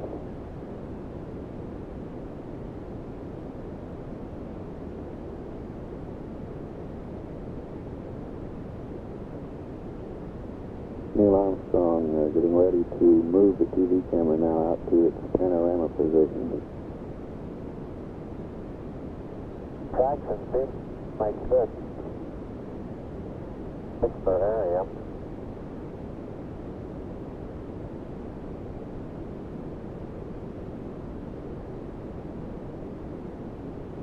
Start to lose my balance in one direction, and recovery is quite natural and very easy.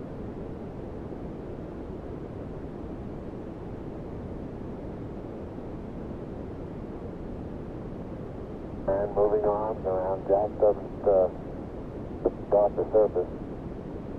Not quite that light-footed.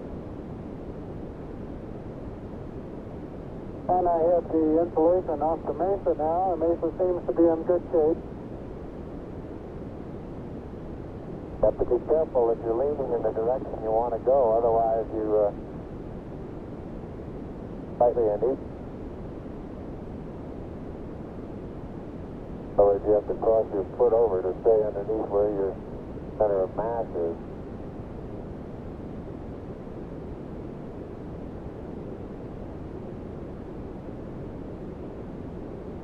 Hey Neil, didn't I say we might see some purple rocks? Find the purple rocks? Yep.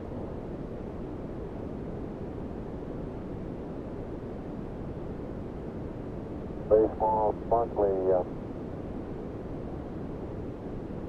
fragments are the rock. It's done in places. I would make a first guess that it comes from biotite.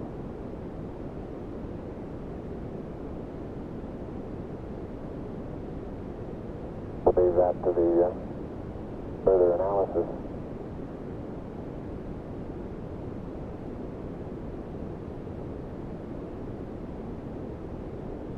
Soil compacts underneath.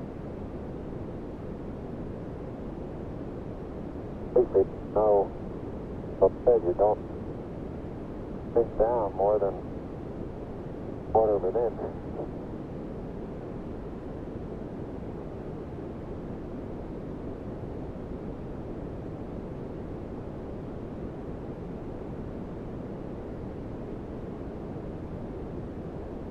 Biotite is a brown mica substance. Okay, Houston, I'm going to change lenses on you. Roger, Neil.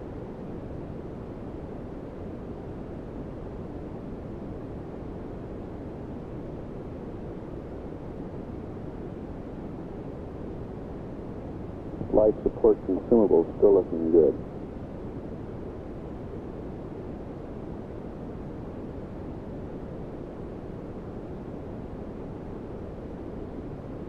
Okay, Houston, tell me, just get a new picture.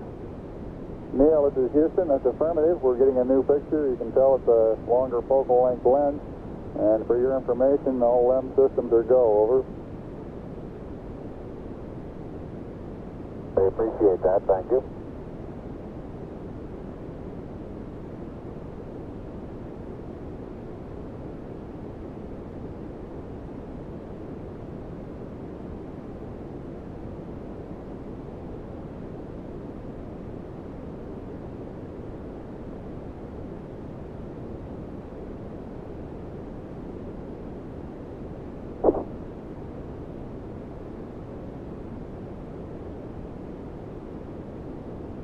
is now unveiling the plaque that is.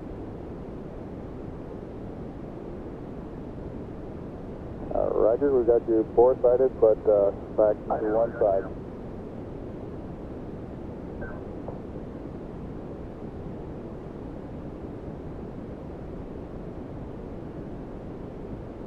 For those who haven't read the plaque, we'll read the plaque that's on the front landing gear of this LEM. There's two hemispheres, one showing each of the two hemispheres of Earth.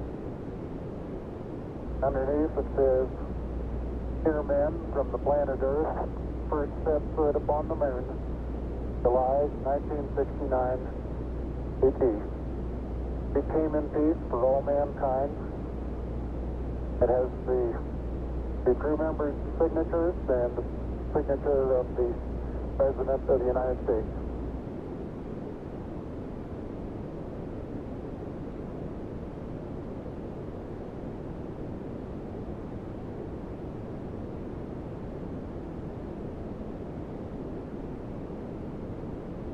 Ready for the camera?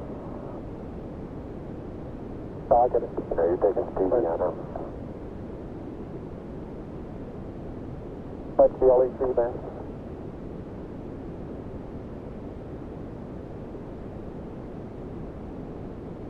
Now, I'm afraid these lost materials are getting dusty.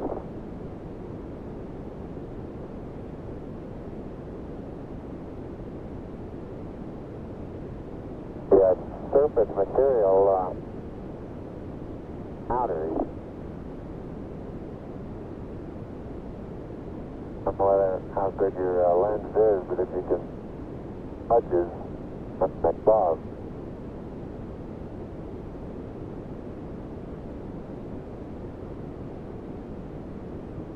Very much like a very finely powdered carbon.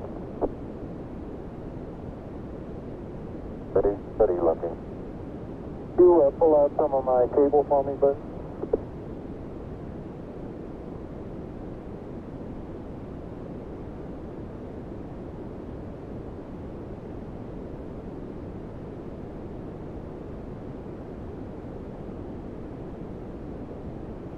Houston, how close are you able to get things in focus? This is Houston. We can see Buzz's right hand. It's somewhat out of focus.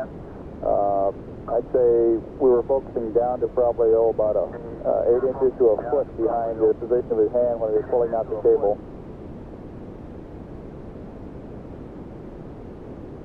Okay, how's the temperature looking there? Temperature of the camera is showing cold. I'm a little cool, I think I'll take some.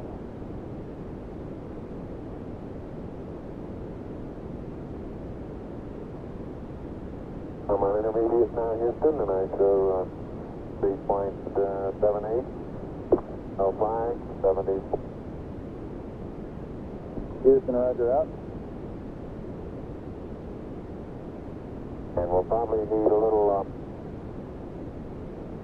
back location television camera.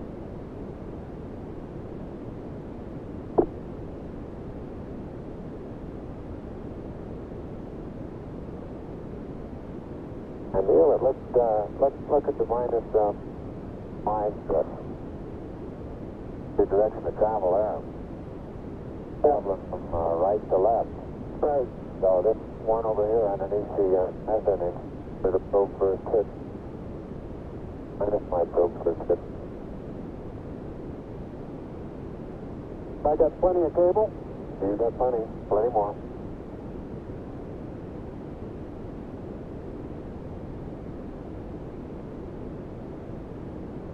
Okay, I think I got the end of it. Something interesting in the bottom of this little crater here. Maybe, Now keep going. We got a lot more. okay. Getting a little harder to pull out here.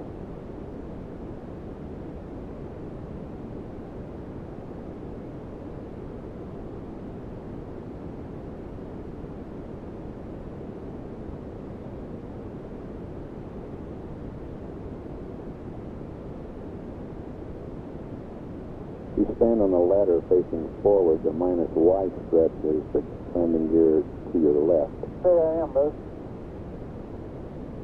40, 50 feet. Why don't you turn around and let them get a view from there and see what the field of view looks like. To back it into the cable. Okay.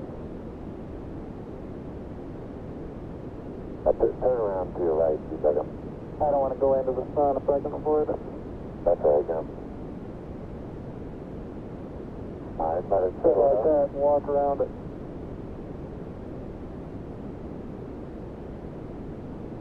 Houston, how's that field of view going to be? Pick up the mesa far away? Right.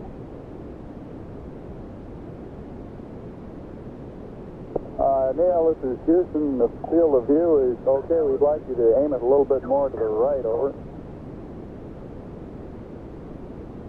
Okay. Okay, that's all the cable we have. All the way out. I'll start working on the solar. A little bit too much to the right. Can you bring it back left about 4 or 5 degrees?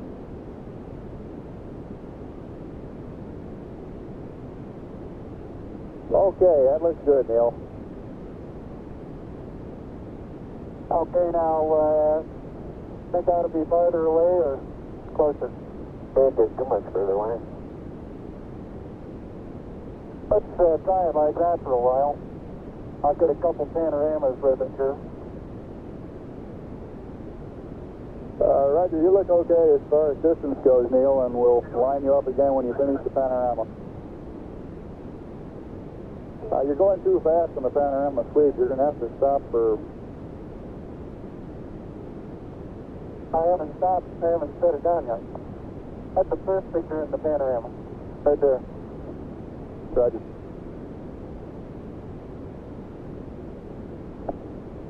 It's taken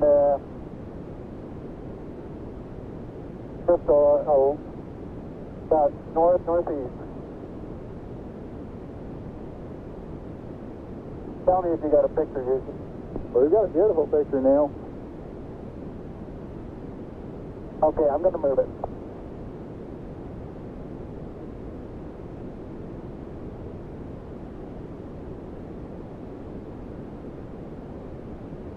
Okay, there's another good one.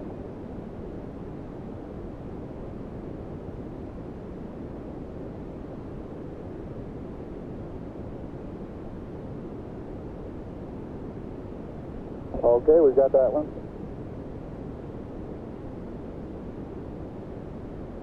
Okay, now this one's right down sun, straight west. And I want to know if you can see an angular rock in the foreground. Roger, we have a large angular rock in the foreground and looks like a much smaller rock a couple of inches to the left of it, over. Right, and then on beyond it about 10 feet is an even larger rock that's very rounded. That rock is about, the closest one to you is about sticking out of the sand about 1 foot. It's about 1.5 feet long and it's about 6 inches thick, but it's standing on edge. Roger.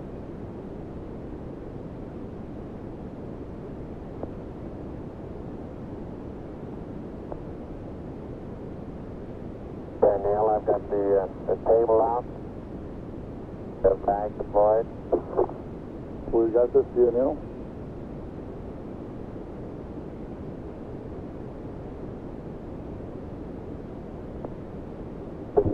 Stay south. Roger, and we see the shadow of the limb. And the hills, Roger, the little hills just beyond the shadow of the limb is a pair of elongate craters. Probably the pair together is 40 feet long and 20 feet across, and they're probably 6 feet deep. We'll probably get some more work in there later.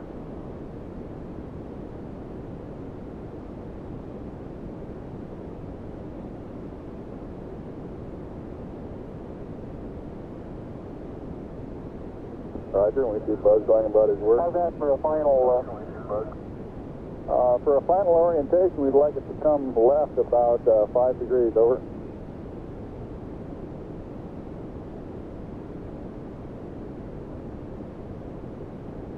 Back to the right about half as much. Okay.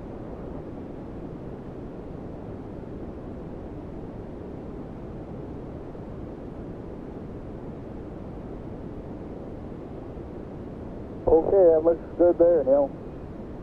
Yeah, that looks good. Hang on. Okay.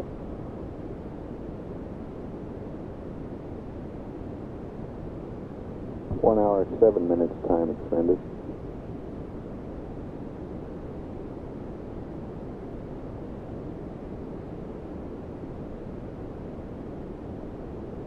Okay, you can make a mark, Houston. Roger, so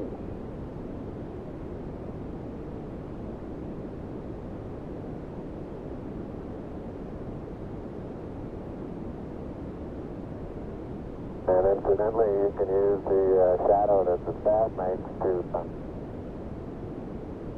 assist you in getting a perpendicular.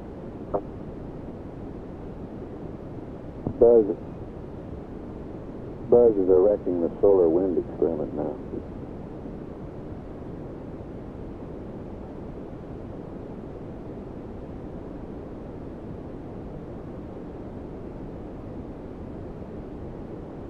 Some of these small depressions, big spots, and you tend to think, well, maybe 2 or 3 inches. I can suggest exactly what the layer pictures showed when they pushed away a little bit. You could forward transmitted through the upper surface of the soil, and about 5 or 6 inches of bay breaks loose and moves as if it were caked on the surface, when in fact it really isn't. I noticed in the soft spots where we have footprints nearly an inch deep that the soil is very cohesive, and it will retain a slope of probably 70 degrees on the side of the footprint.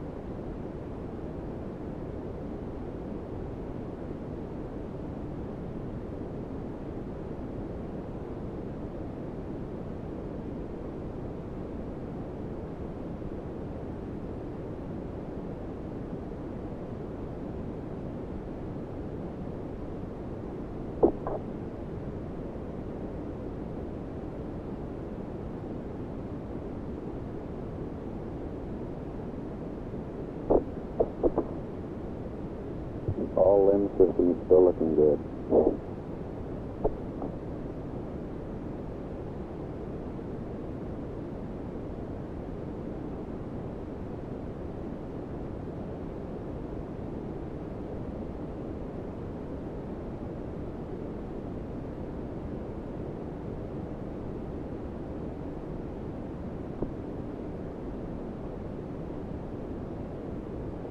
Okay?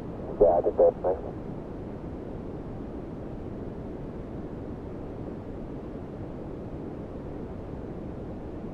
Good in, come on.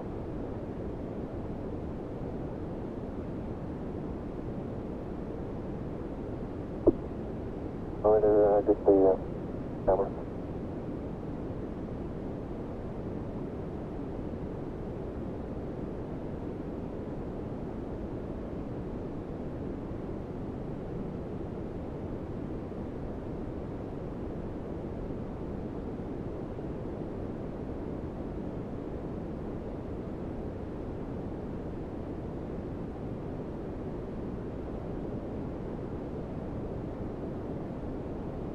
Up to the rocket.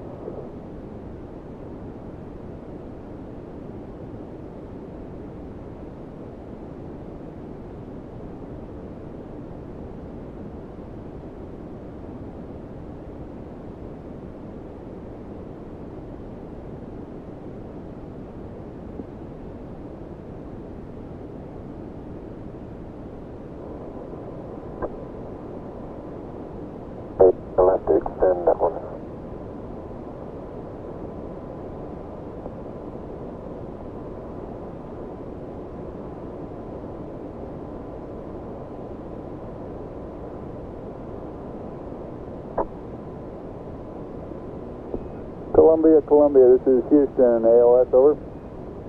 Houston, AOS, over.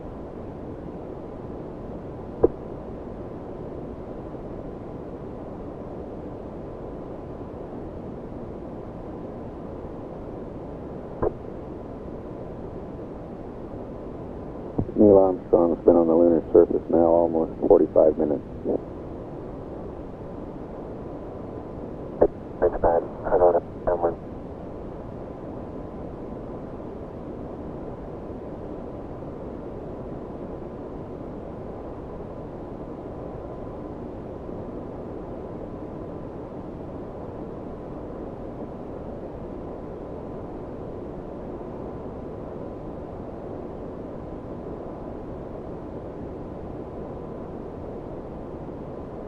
Houston, Columbia on the high gain, over. Columbia, this is Houston, reading you loud and clear, over. This is Houston, reading. Yeah, reading you loud and clear. How's it going? Roger, the EVA is progressing beautifully. I believe they're setting up the flag now. Great. I guess you're about the only person around that doesn't have TV coverage of the scene. That's all right. I don't mind a bit.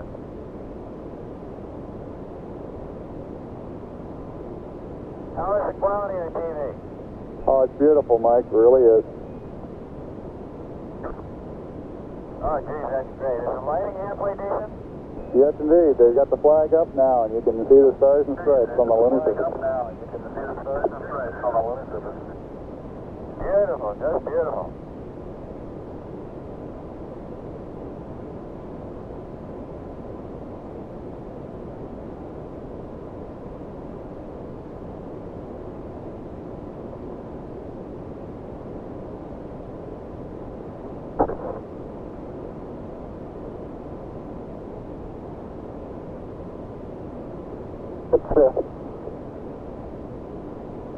See if you can pull that end off a little bit.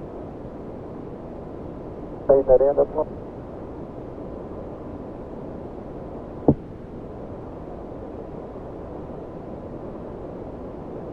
It won't go up.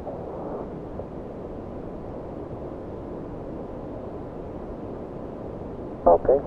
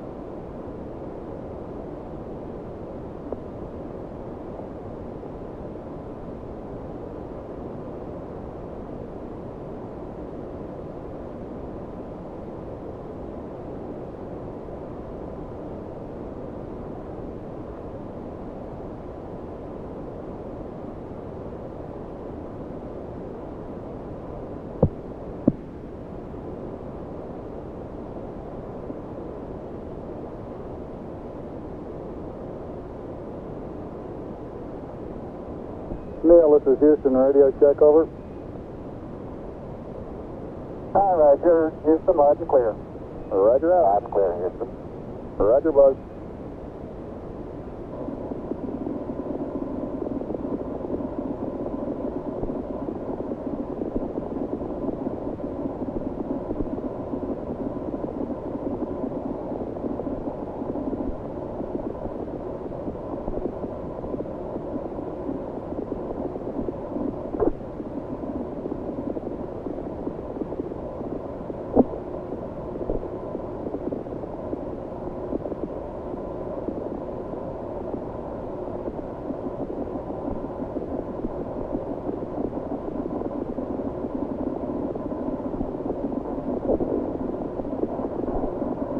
I'd like to evaluate the various paces that a person can traveling on the surface.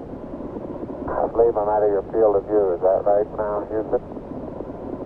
That's affirmative, Buzz.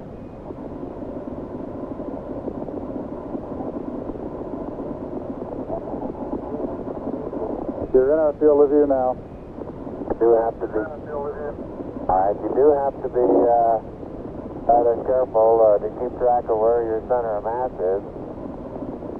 Sometimes it takes about 2 or 3 paces to make sure that you've got your feet underneath you.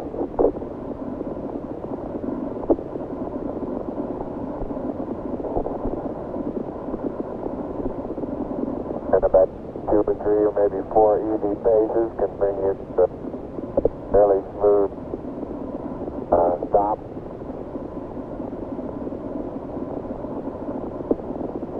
Direction. Like a football player, you just have to put out to the side and cut a little bit.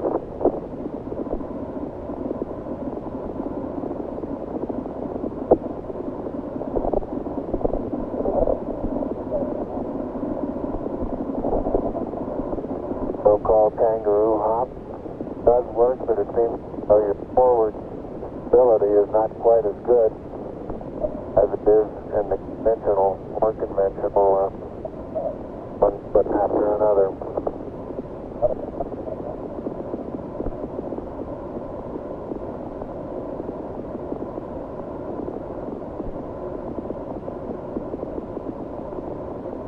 As far as saying what a same pace might be, I think the one that I'm using now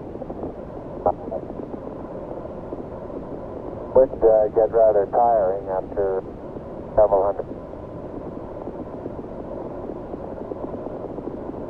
But this may be a function of the suit as well as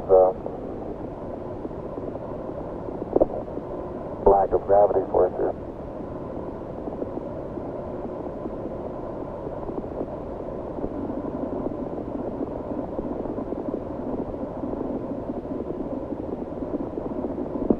Tranquility Base, this is Houston. Could we get both of you on the camera for a minute, please?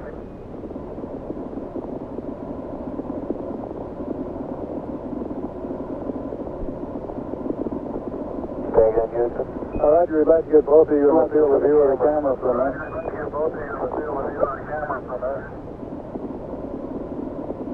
Neil and Buzz, the President of the United States is in his office now and would like to say a few words to you. Over.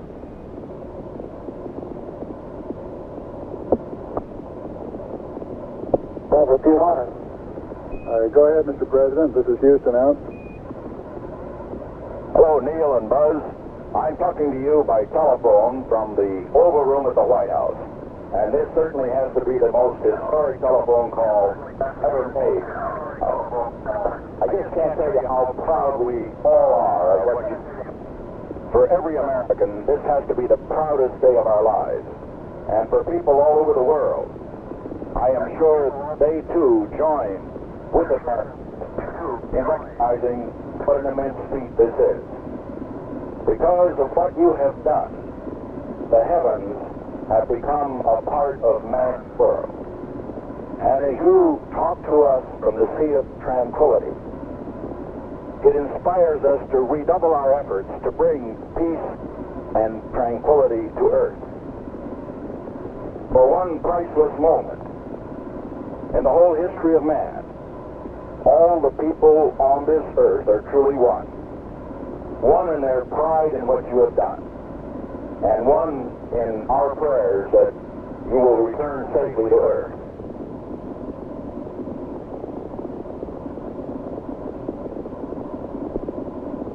Thank you, Mr. President. It's a great honor and privilege for us to be here representing not only the United States, but men of peace of all nations, men with interest and a curiosity and with the vision for the future. Honor for us to be able to participate here today. And thank you very much, and I look forward, all of us look forward to seeing you on the Hornet on Thursday.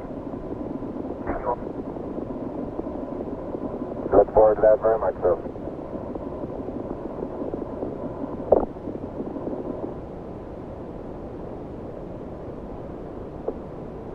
Columbia, Columbia, this is Houston, over. Loud and clear, Houston. Roger, I've got a P-22 auto optics pad for you.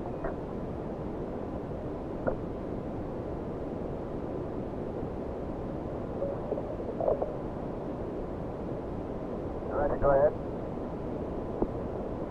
Roger, P-22, landmark ID, LEM, T1, 1102656, T2, 1103206, 3 miles south. Time of closest approach, 1103340. Shaft 353 decimal 855. Trunnion 46 decimal 495. Roll 0. Pitch 250. Yaw 0. Over.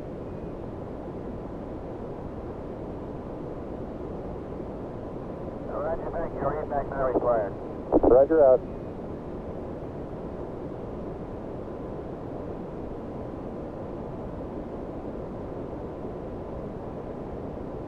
Houston, it's very interesting to note that when I kick my foot, this trail with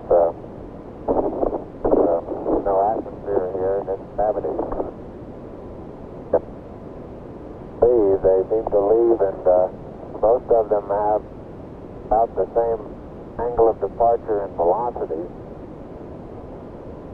Where I stand, the large portion of them will impact at a certain distance out.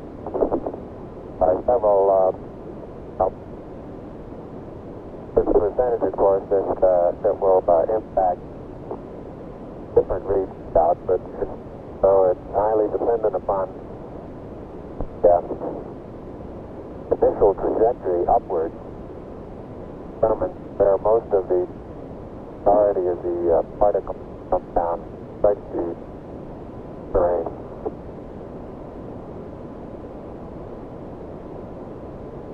Roger, Buzz, and break, Columbia, this is Houston. When you track out of high gain antenna limits, request Omni Delta, over.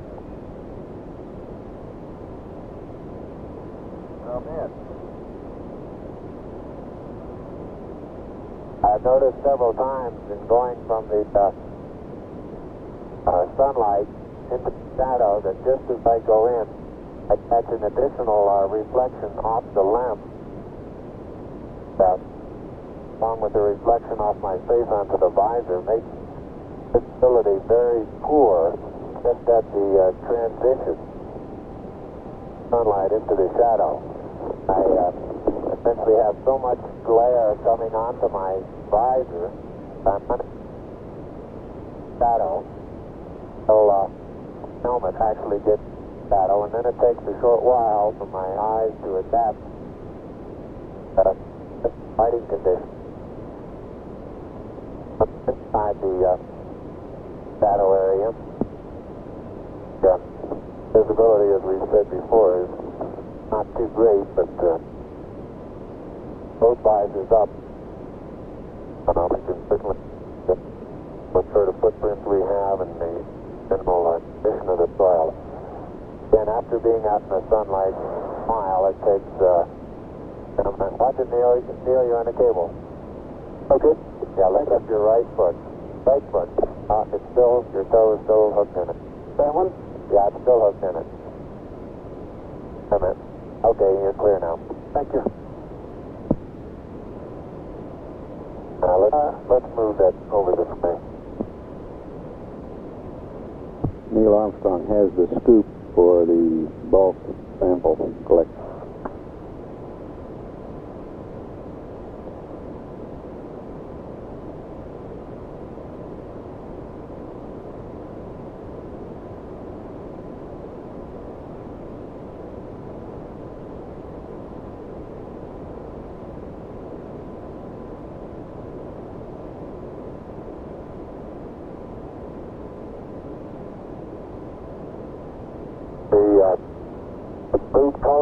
boots have completely disappeared now into this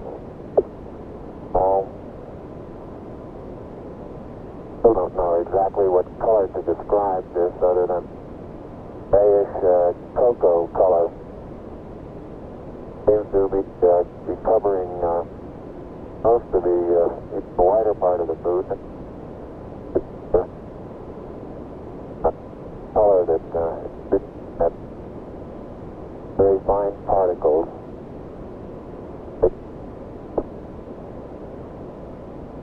Buzz, this is Houston. You're cutting out on the end of your transmission. Can you speak a little more closely into your microphone over? Roger, I'll try that. Beautiful. Well, I had that one inside my mouth that time. Sounded a little wet. A little wet.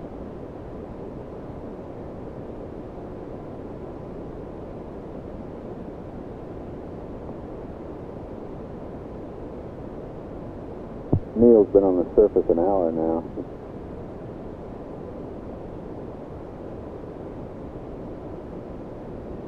There's not quite 20 minutes less than that.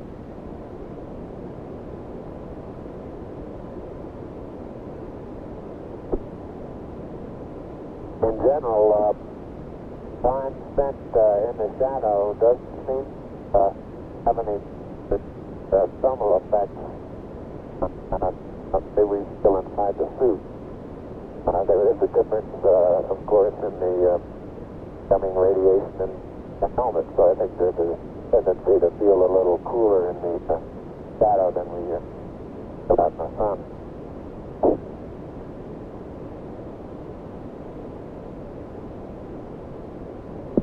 Columbia, this is Houston, over. Columbia, this is Houston, over.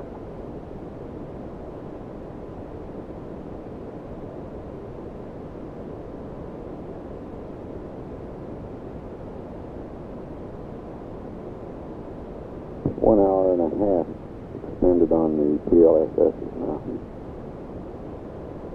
Columbia, this is Houston, over.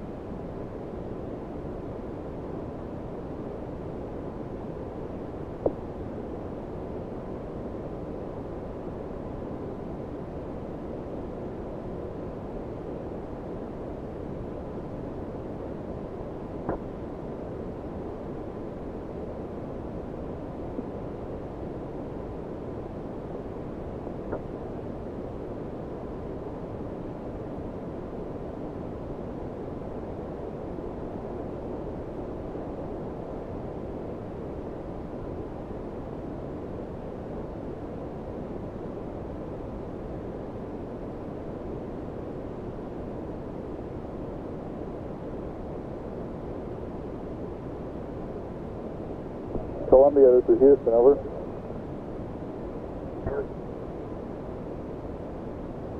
Houston, Columbia, Delta. Roger, you should have VHF AOS with the LEM right about now. VHF LOS will be at 40 minutes, 15 seconds, over. Thank you.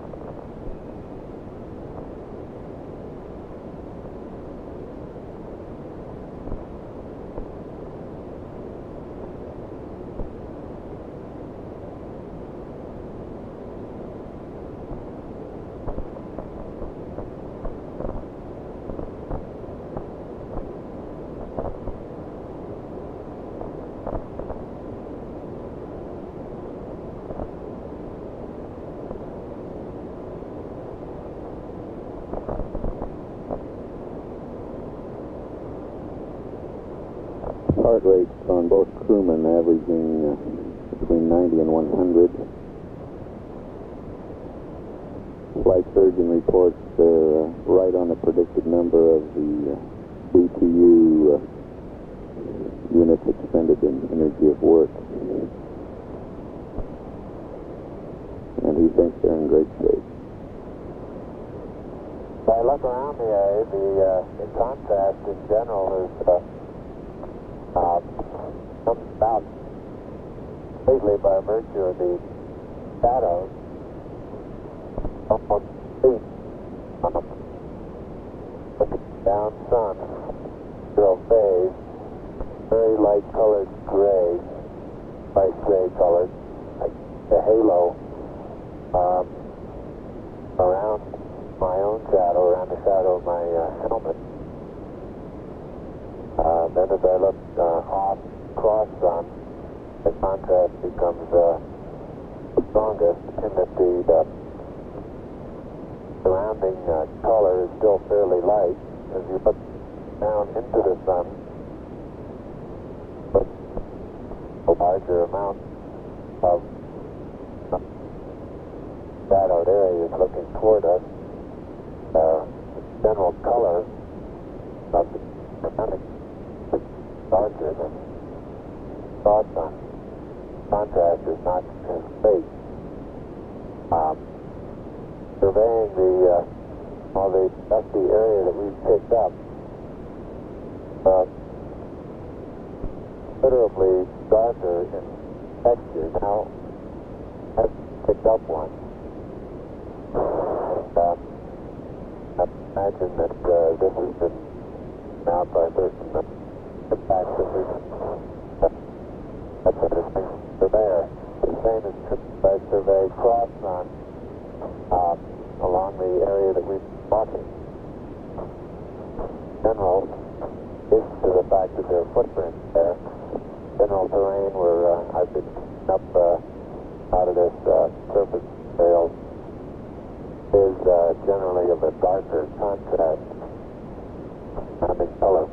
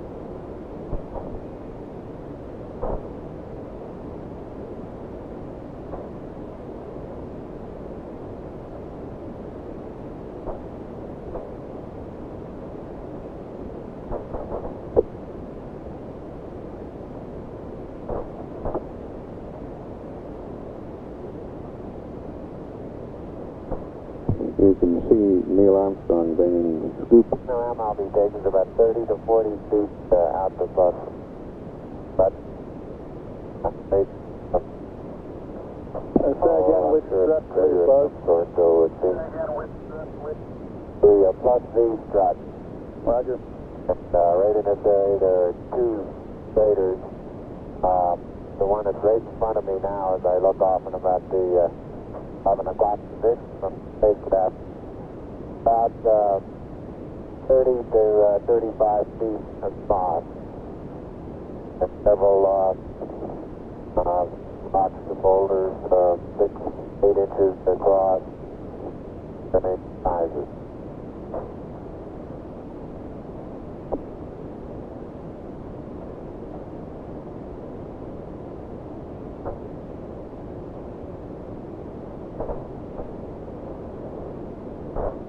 Neil is filling a bulk sample bag attached to a scale. Same in the picture. Buzz is behind the limb at the minus Z strut.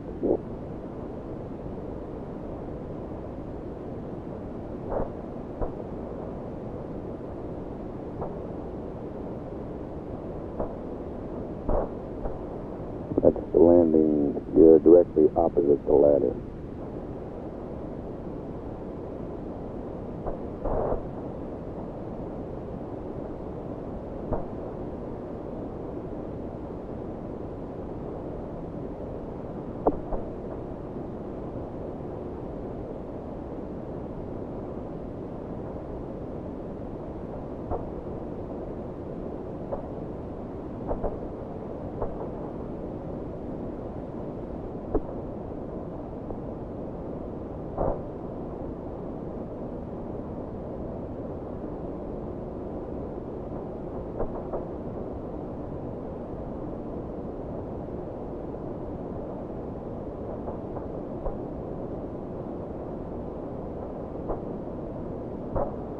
Neil's been on the surface about an hour and 10 minutes now.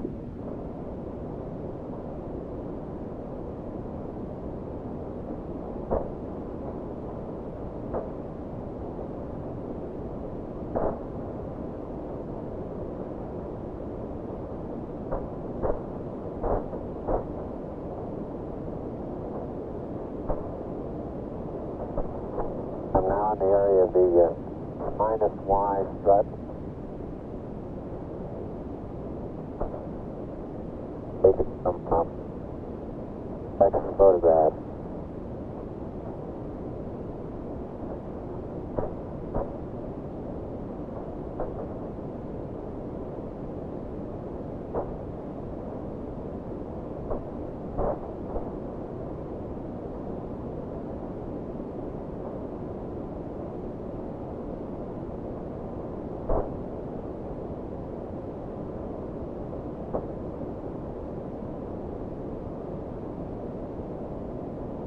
Buzz is making his way around the lamb, photographing it from various angles, looking at its condition on all sides.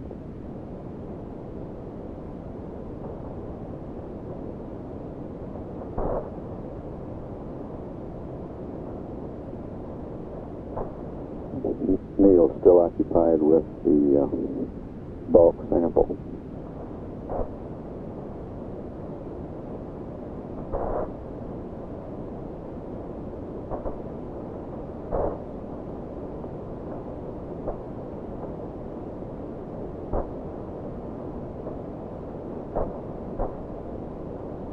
One hour, 40 minutes time expended on the PLSSs now.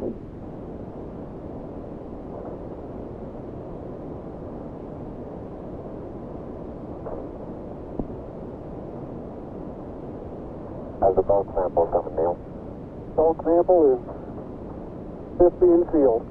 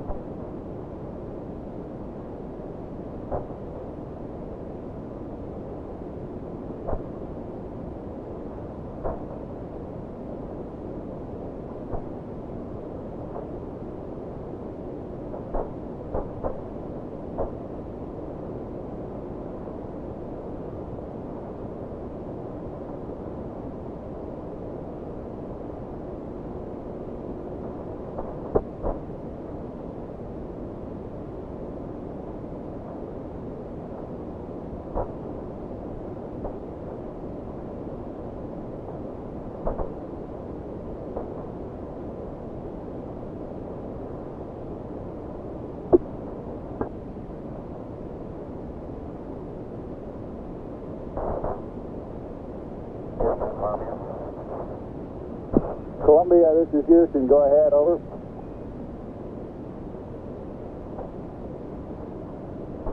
Roger, no marks on the left that time.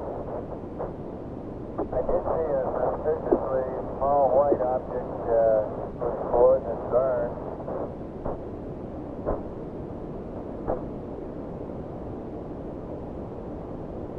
Go ahead with the coordinates on the small white object.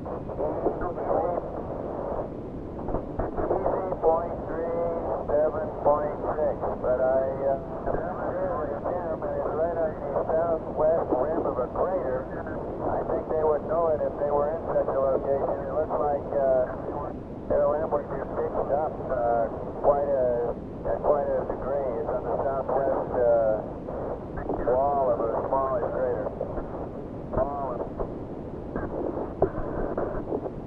Roger, copy Echo decimal 3 and 7 decimal 6.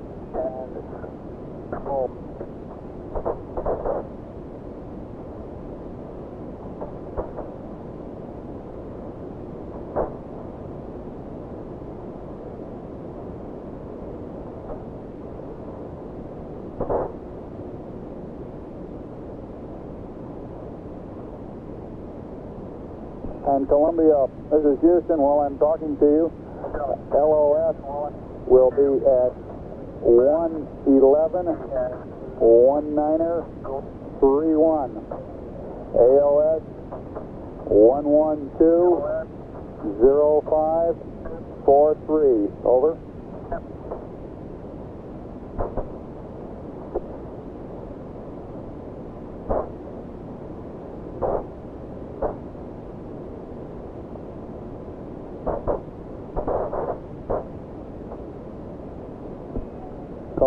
this is Houston. Did you copy LOS, AOS times? Over. Copy. AOS. Negative, Houston, you're broken. Disregard, I might get them off the flight plan. Roger, out.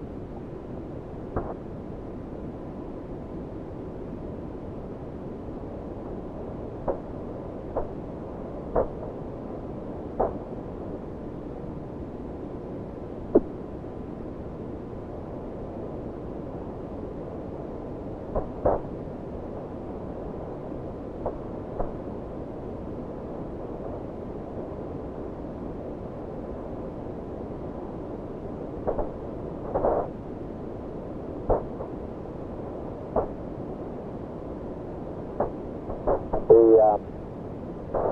DOS deflector that's mounted on quad 1 seems drifted or wrinkled. That's right now on quad 4. You're breaking up again, Buzz. Breaking up again, Buzz. I say the jet deflector that's mounted on quad 4 seems to be, the surface of it seems to be more wrinkled than the one that's on quad 1.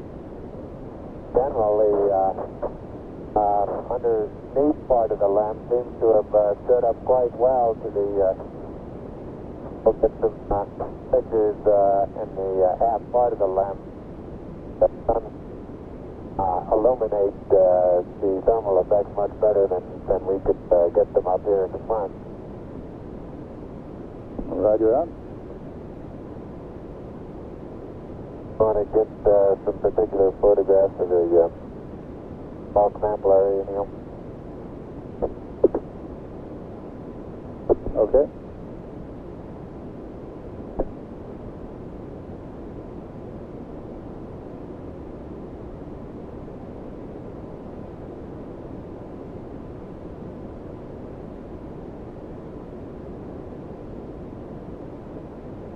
And Houston, Buzz here, I'm showing 3.78 SI.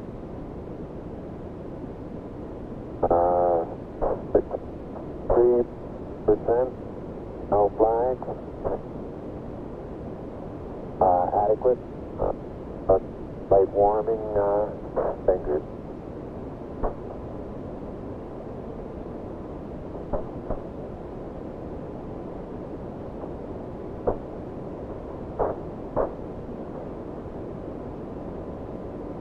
Roger, and Neil has 66%. O2, no flags. Minimum cooling, and the suit pressure is 382. Houston, roger, out.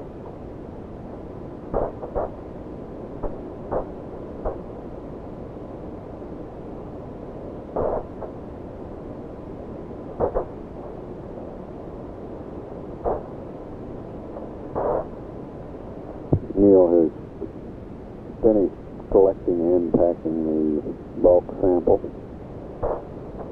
Buzz, this is Houston. Have you removed the close-up camera from the Mesa yet? Over.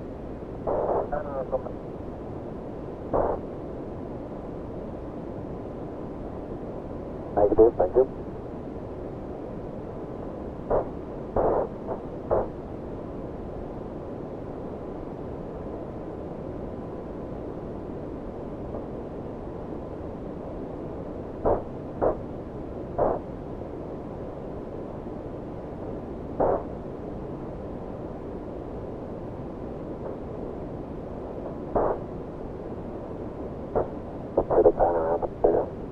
Okay.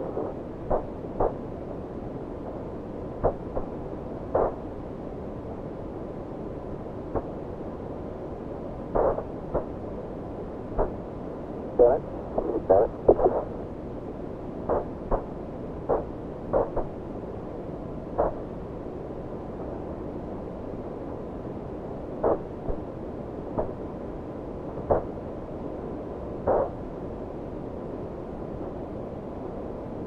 Houston, how does our timeline appear to be going? Roger, it looks like you're about a half hour slow on it. We're working on consumables. Over. All right.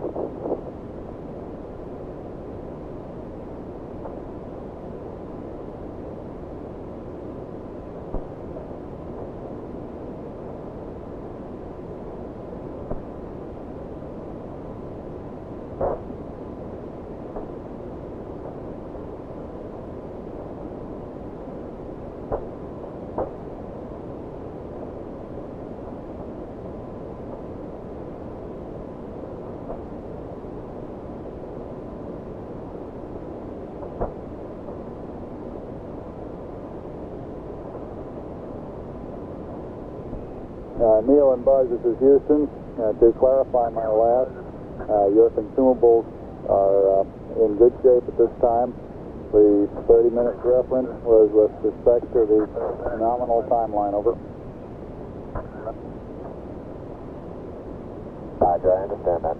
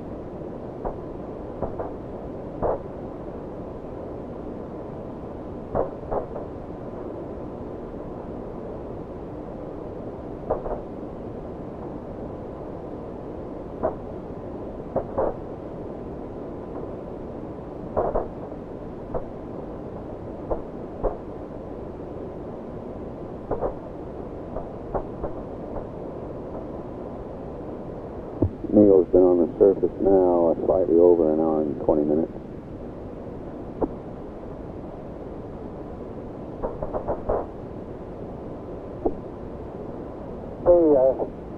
Don't note any abnormalities in the limb. Rods seem to be in good shape. The primary and secondary struts are in good shape. Antennas are all in place. There's no evidence of problem underneath the limb due to either engine exhaust or drainage of any kind.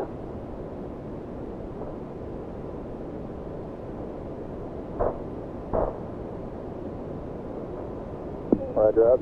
It's very surprising, very surprising lack of penetration of all four of the foot pads. I'd say if we were to try and determine just how far below the surface they would have penetrated, you'd measure in 2 or 3 inches, wouldn't you say, Neil? At the most, yeah. Most offset there is probably even less than that.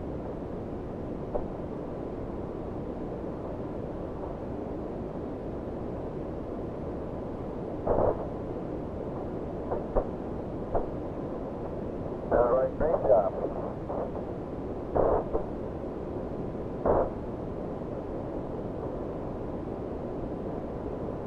We did a picture of the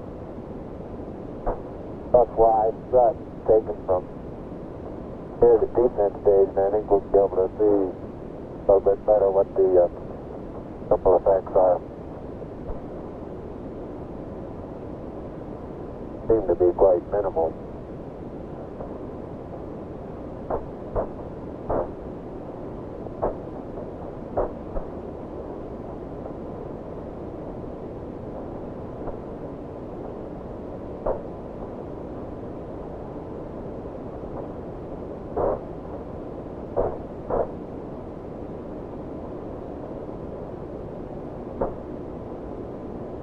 One picture taken the right rear of the spacecraft looking at the skirt of the descent stage. So a slight darkening of the surface color, a rather minimal amount of radiating or etching away or erosion of the surface. So now on descent, both of us remarked that we could see a large amount of very fine dust particles moving out.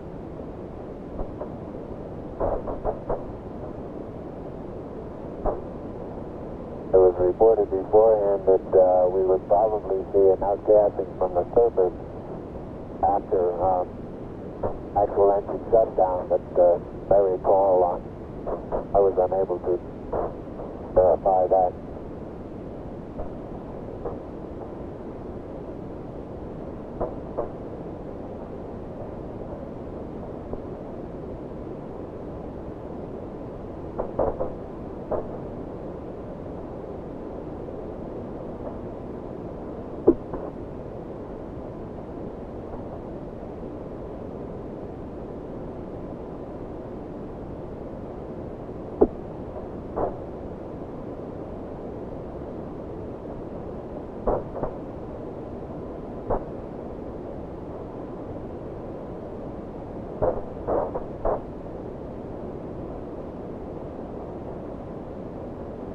Just too big an angle, Neil.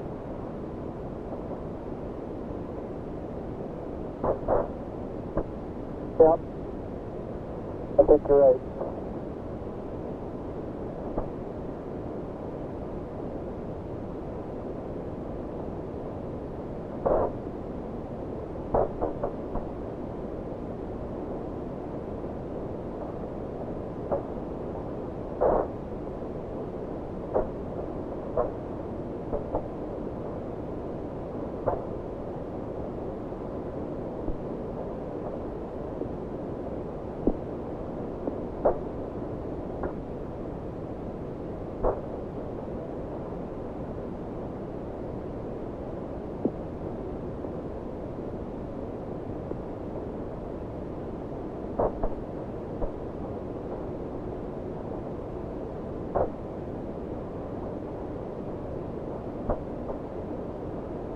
Go back to the minus B set now.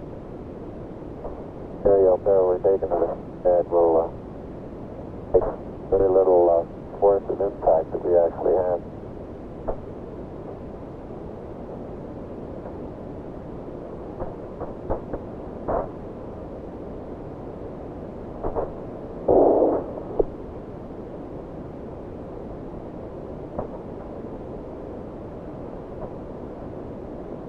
Just take the camera on, okay, to work on the SEQ bay. Okay. Columbia, this is Houston. I noticed that, Columbia, this is Houston. Go ahead, bud. okay. Try to get some closer pictures of that front.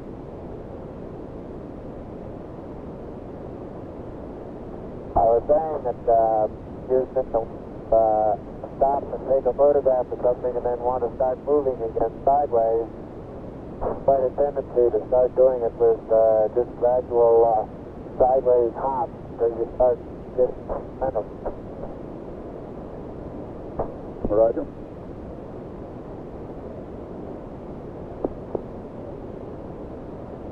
Can you see us underneath the lamp over at the SEQ bay, Houston? Yes, indeed, Buzz. We can see your feet sticking out underneath the structure of the LEM descent stage. Okay, I'm just on the other side of the... now we can see you through the structure of the minus V secondary strut.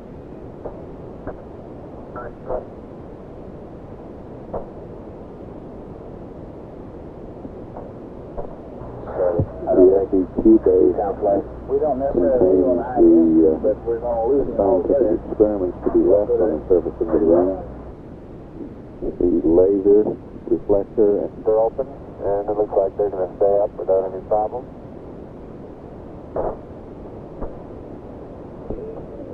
Columbia, this is Houston. We're about to lose you on the Omnis. Request high gain antenna.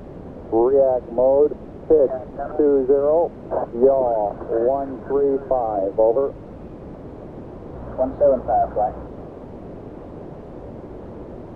I'm going to pick an area, Neil. Make that yaw 175. Columbia, yaw 175 on the high gain. Columbia locked up on the high gain, Houston. Roger out. Sergeant, full flight. Full flight. How you doing?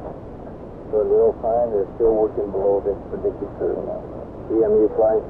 Go ahead, flight. How you doing? We'll get an update in a minute. I'll get it to you in a second. All right.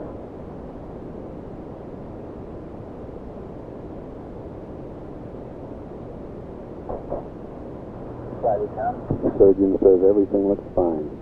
Go ahead. Once again, our mixing values look very nominal. Roger. You might tell Columbia that that pounds percent. Okay.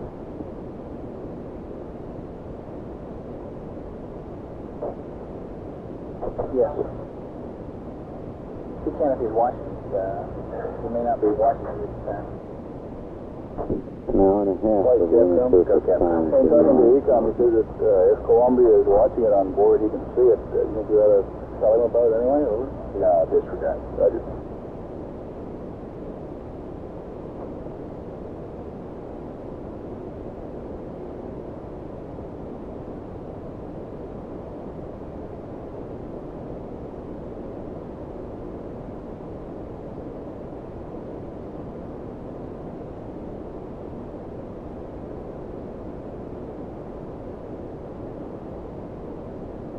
Houston, the passive seismometer has been deployed manually.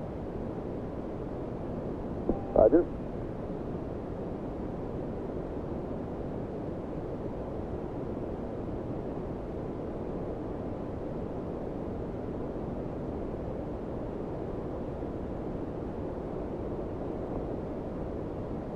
They've been on the portable life support system for 2 hours now.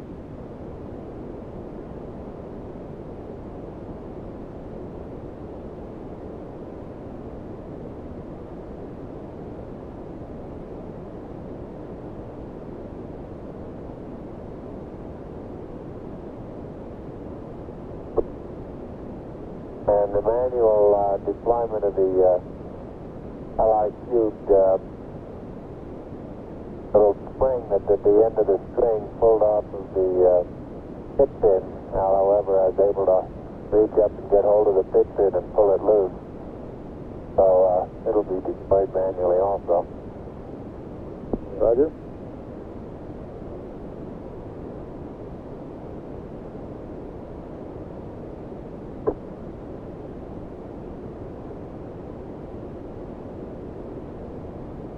And the panorama is complete, and got the limb 730 position at about 60 feet.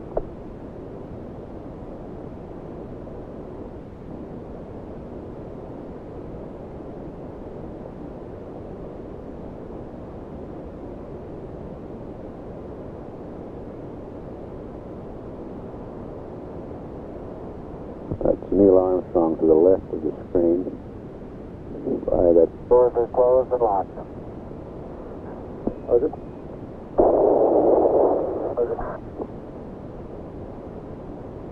Have you got us a good area picked out? Well, I think right out on that rise out there is probably as good as any. That's the LME gas and smoker day. Right over here. Let's probably stay on the high ground there and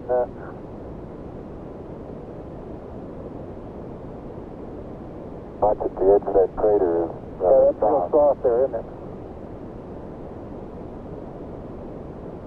Got a couple of close-ups on these quite rounded, large boulders.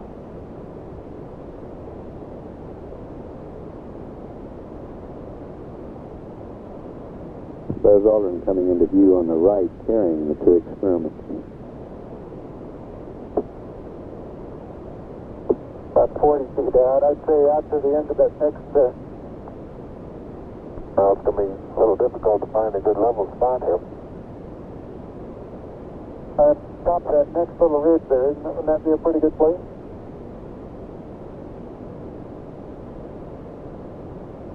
Hey, how about I put the LR cube right about here? All right. And, I'm going to have to get on the other side of this rock here.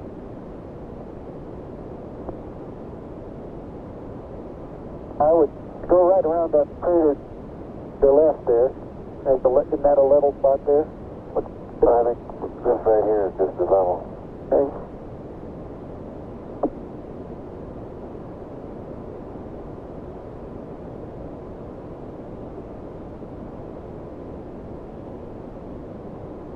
And they will be out of the camera's field of view while setting up these experiments.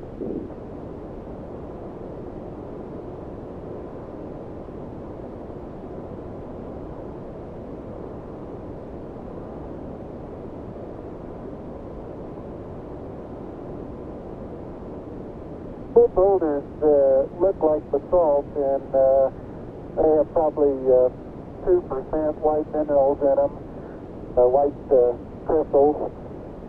And the thing that I reported as vesicular before, I don't believe I believe that anymore. I think it's small craters.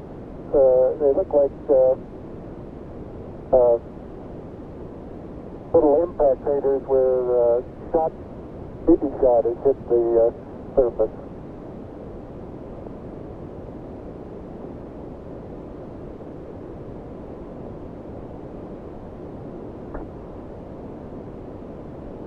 EMU flight.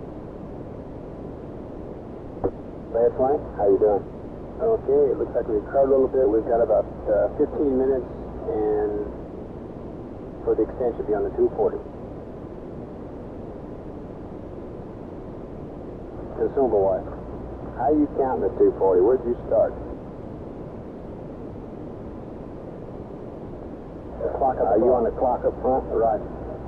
That's the one that we started when we when Buzz hacked his watch. We pressurized the cabin right here.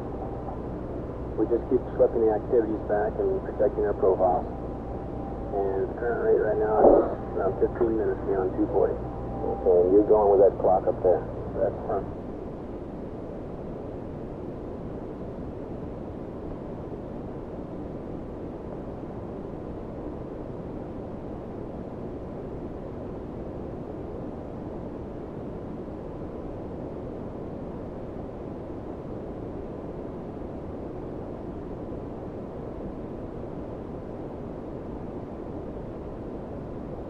FBO, meet down and smoke it up.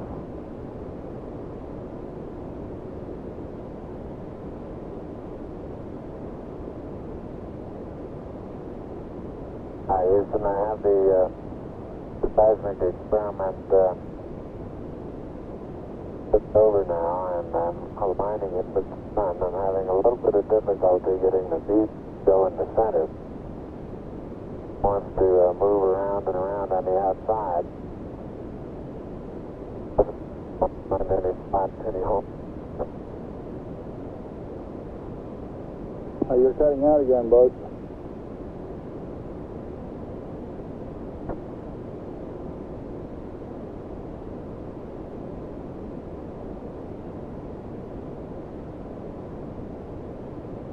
Roger, I say I'm not having too much success in leveling the PSE experiment. Flight experiment. The main thing is get the ball off the edge. Get what? Get the ball off the edge. It does not necessarily have to be centered if you can't center. Get the ball off the edge. Yeah, he said he was having trouble getting it off the outside at all. I thought he said get it out center. I miscopied you. So it seems to be going around the outside.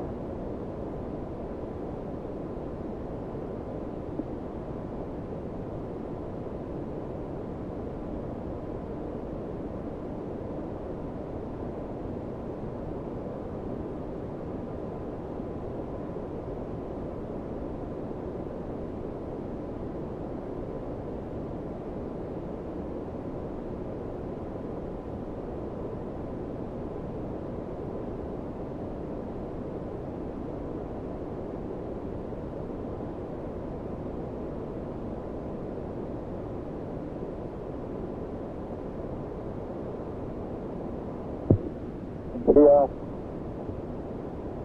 laser reflector EMU is flight unit. Is that 15 minutes on water? That's a firm. installed and the bubble level. That's the lines up there. We have The alignment appears to be good. Roger. Neil, this is Houston. Roger, out. Hey, you want to take a look at this BB, see what you make out of it?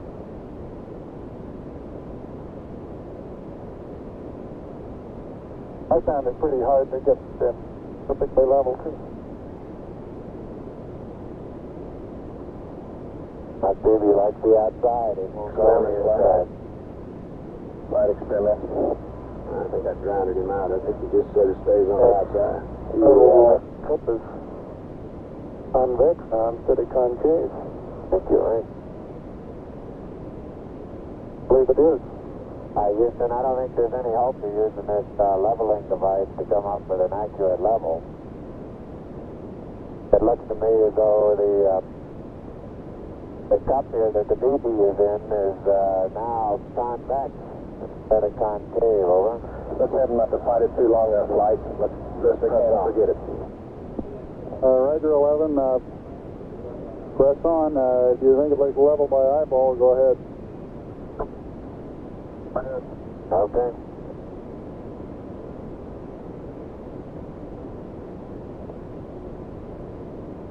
Surgeon from flight.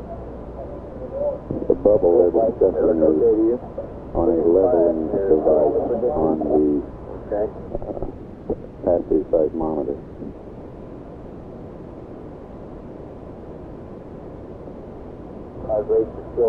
comfortable level.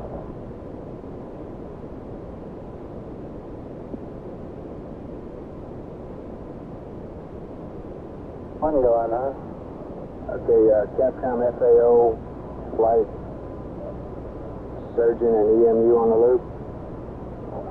Okay, it looks like we can stand about another 15 minutes based on water. Surgeon says they're doing okay. There you go. Seems to me we ought to tell them that we're good for an extra 15 minutes and we'll give Buzz a mark at -10 when to start in, okay? We agree? That's fine. Flight easier. Go. The number looks a little better than I hear. The 15 facing the PSE, the Surgeon, you agree? solar array deployed automatically. The left hand I had to manually. And FAO and alarm are away from that 10-minute mark based on that. Okay, we 2 away plus 15, 223. And all parts of the solar array are Okay, we'll have to take a little more off that because we'll have 2 So Buzz, this is Houston. Understand you did successfully deploy both solar arrays, over. Roger, affirmative. Capcom flight. Surplus for Neil based on consumables And there's any way of telling whether that's lined up. we can give him another 15 minutes and still give a -10-minute mark for Buzz to start termination, if he concurs. Okay, is Neil ahead or behind Buzz on consumables? I think Neil's ahead. Is that right, EMU? Neil's using left, right? Still out of to be That's pointing. firm. LSU is the one that's down. Okay, go ahead, Capcom. Okay, for my information, would Buzz then be going in closer to nominal time? I don't follow you. We're going to give the total thing 15 minutes, and we'll still give Buzz a 10-minute -10 mark to start in based on that. Oh, EVA 15 minutes? Yes, if he agrees.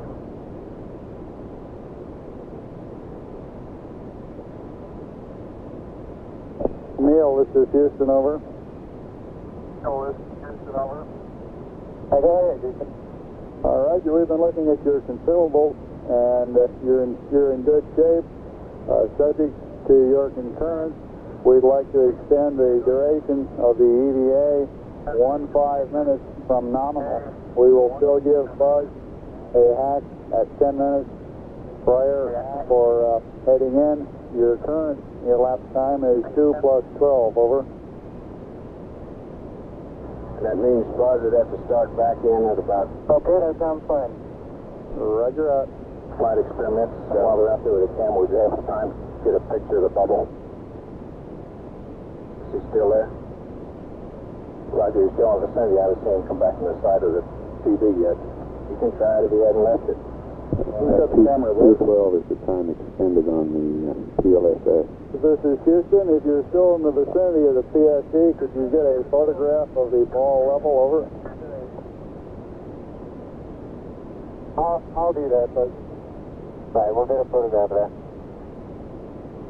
Houston, what time would you estimate we could allow for the documented sample, over?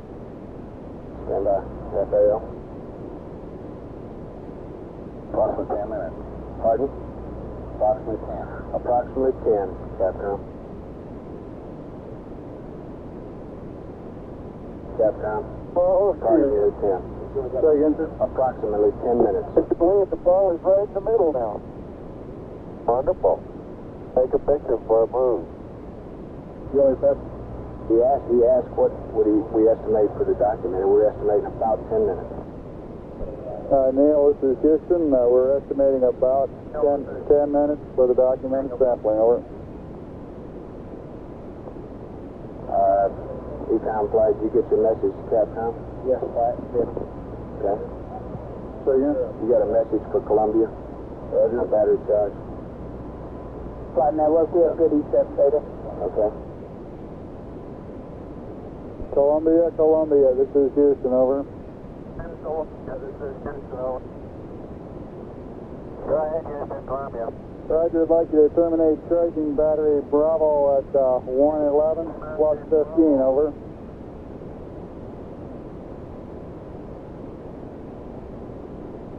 How about right now? Roger.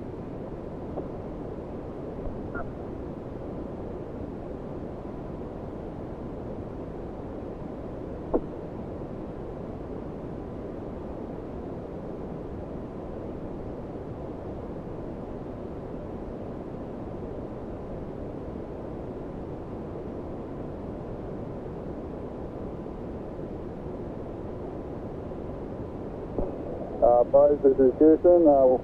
You've got about 10 minutes left now prior to commencing your EVA termination activities. Over. Termination activities, over. Roger, I understand.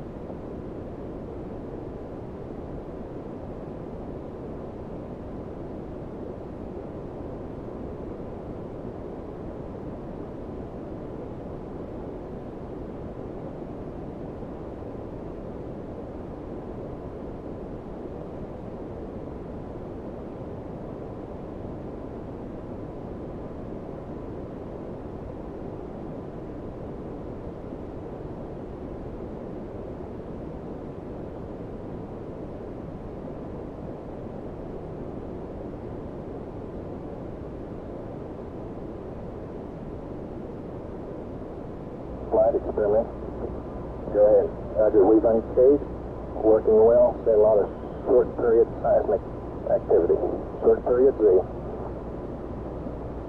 want to pass it up? Yeah, you can tell them we're sensors. Info on that. Tranquility Base, this is Houston. The Patches Basin Victoria has been uncaged, and we're observing short period oscillations in it. Over.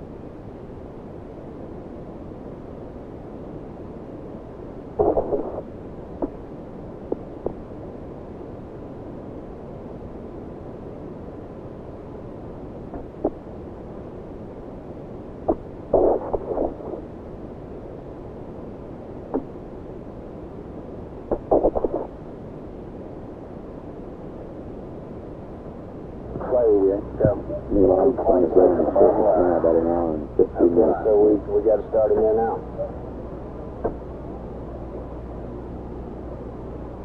Got 9 minutes. Okay, we're supposed to give it 10 minutes prior to the bottom of the ladder, right? Yeah. Hey, we gave him a 10-minute. Okay. Yeah, but he can utilize that 10 minutes as long as it's at the bottom of the ladder. Yeah, we understand that, right? Okay, yeah. Okay.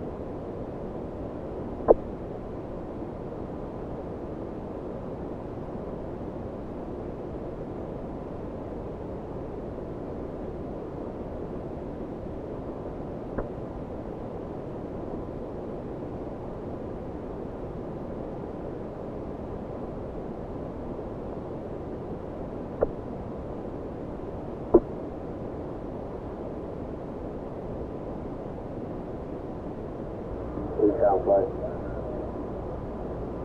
Flighty, Cap. Did you get your battery charge off? Battery charge was terminated, and everything was good for LOS flight. How about CGNC? Everything was good flight. We're good. Roger. Telcom, how are you? We're looking good flight. In the foreground, Buzz Aldrin is collecting a core tube sample.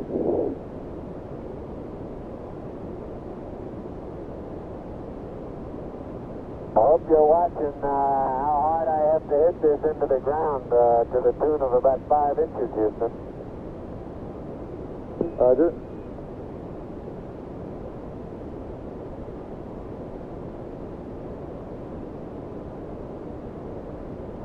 Experiments flight. It almost looks core tubes in the solar winds. What you want?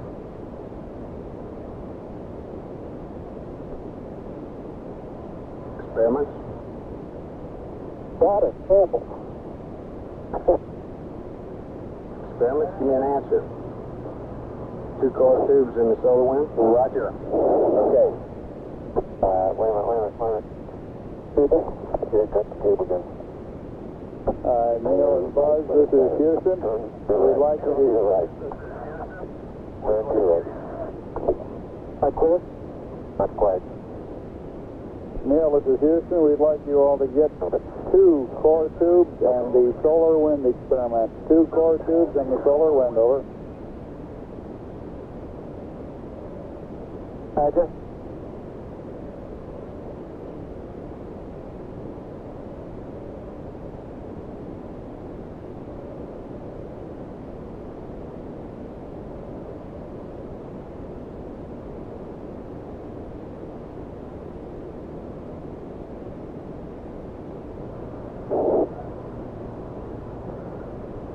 Core tubes provide material. Let's go. We have seen the core samples as he was taking those on the seismic data. If possible, sometime in the next couple minutes before he comes in, if he could get a little jump as he was planning on doing at one time as he left the PSC, we'd like to have it. A jump? Roger. Let's let him get through with what he's trying to do.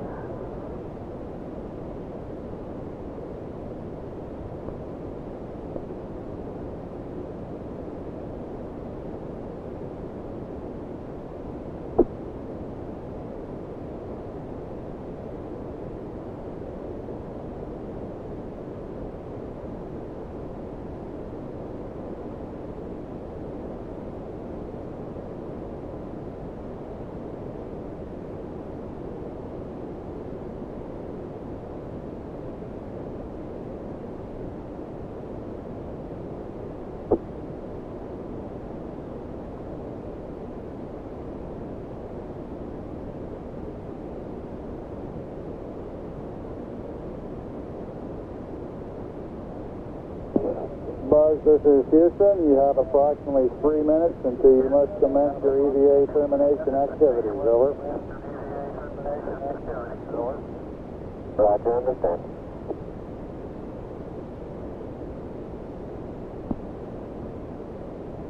Columbia, this is Houston. Approximately 1 minute to LOS. Over. 1 minute. Columbia, roger. And you plan on commencing your sweep on the backside this pass? If so, we'll disable uplinks to you while we're talking to the LEM. Over. While we're talking. Capcom flight. Clear flight. After we get the core tubes and the solar wind, we can get anything else into that box within the time. Houston, were you able to record in a documentary way where the 2 core tube samples were taken? 2 weeks in. Negative. Tell them what he said, Capcom. We actually want to... I didn't get a stereo view of those tubes, but they made in the vicinity of the solar wind. You said anything else I can get in the box? Okay. Neil, this is Houston. After you've got the core tubes and the solar wind, anything else that you can throw into the box would be acceptable. Columbia. I know.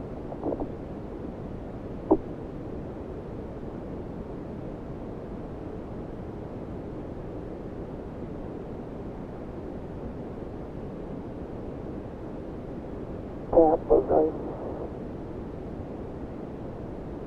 I got the cap. Got the cap? They're both their caps on around. Okay. And you want to pick up some stuff and I'll Just these receptacles. throw the solar wind in. DMU flight. Go ahead, Flight. How you doing? We're real fine, Flight. You know, we have a little extra lifetime there. Okay, Sergeant Flight, how are you? Doing fine, Flight. Roger. They started alternately treating the solar wind experiment.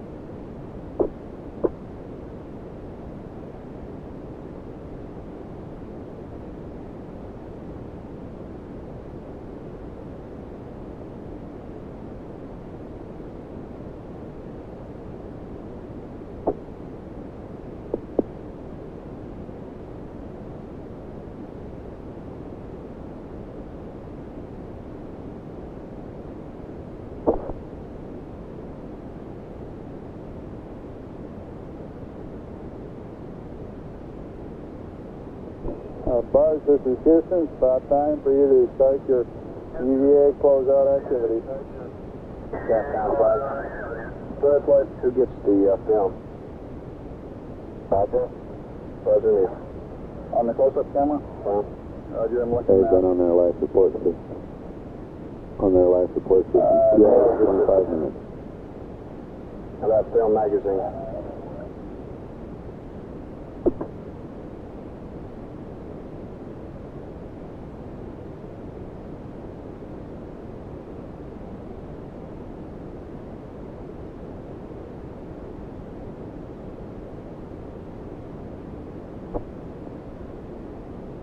Neil gets that too. So he gets the stereo cassette and the film magazine? Roger. Well, like this EVA, the LMP is supposed to help him get that cassette and put it in his pocket for him, so he doesn't have to fumble every time to get it in his pocket. Okay, where's the LMP? I think the LMP's at the Mesa. Remind him of the close-up camera mag. Affirm. Yeah.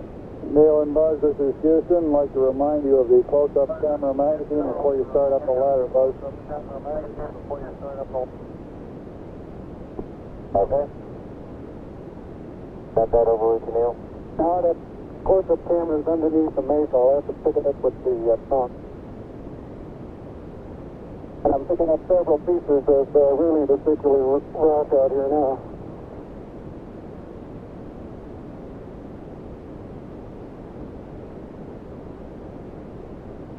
You didn't get anything in those environmental samples, did you? Not yet. No, I don't think we'll have time. No, they don't have time for that, Captain. Press on with the close-up camera and close up? Yeah, let's get Neil, Buzz started close up. Roger, Neil and Buzz. Press on with getting the close-up camera magazine and closing out of the sample return container. You're running a little low on time. Roger.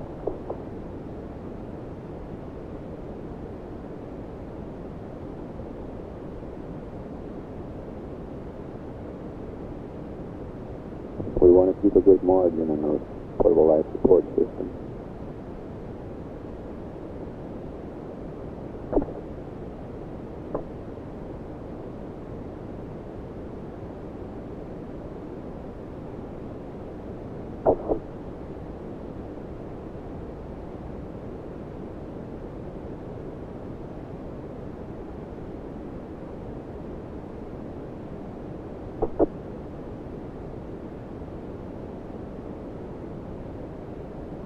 Okay, can you quickly stick this in my pocket, Neil, and I'll head on up the ladder.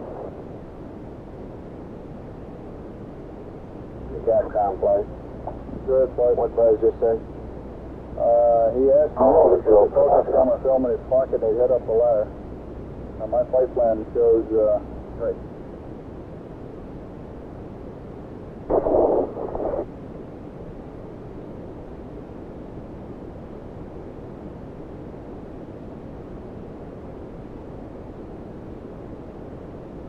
Hold there, fella.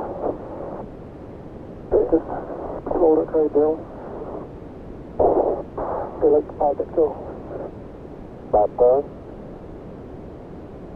Got it. Okay. Adios, amigos. Hey. Anything more before I head on up here? Up the ladder. One jump, please. Up the ladder, Capcom. Negative. Head on up the ladder, Buzz. Head on up. Buzz.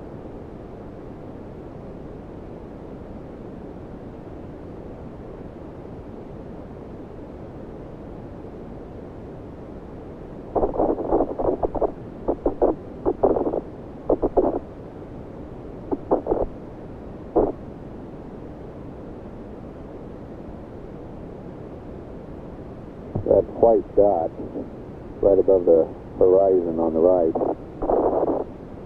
is a phosphorus spot from the TV converter in the Park Station in Australia.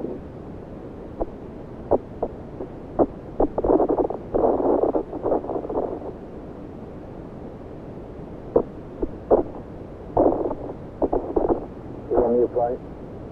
Go ahead. Okay.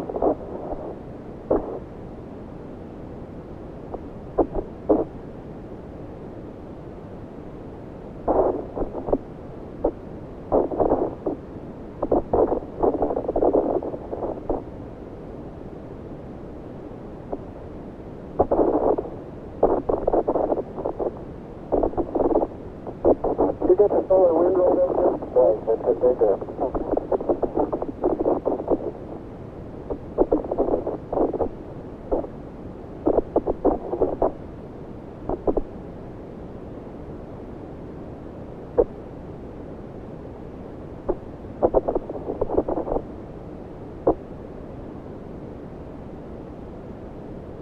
I think you can reach this hook that's hanging over here. You might entertain the idea of sending up the second one that way. Okay.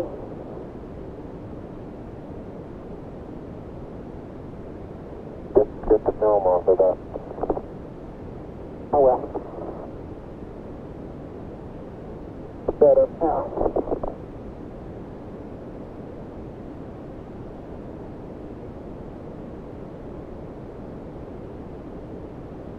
Okay, I'm heading on in. Okay. And I'll get the LED already. About 5.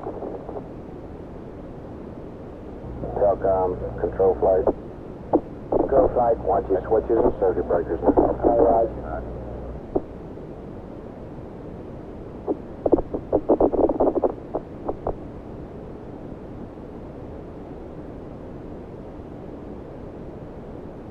Neil's been on the surface a few minutes longer than 2 hours.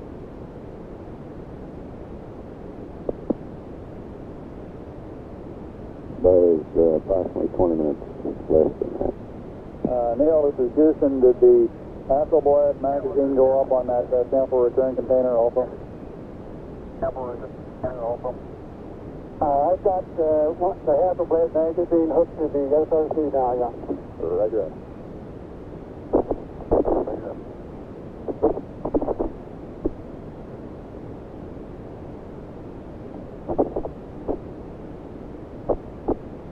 Right, we're right on now. Say again? We're right on the timeline with that plus 15.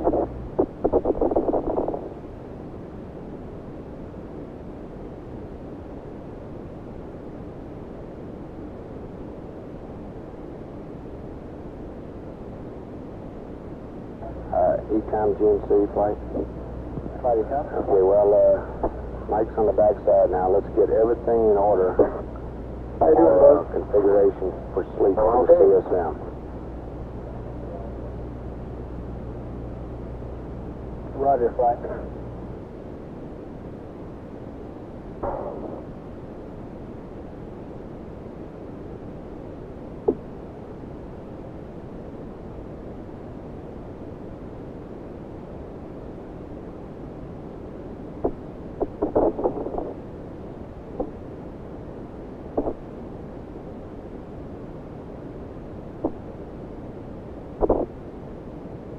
Ready to send up the LED?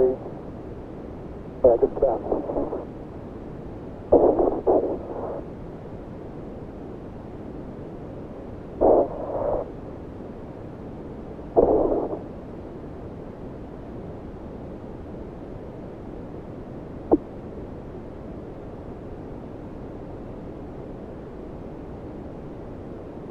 Hey.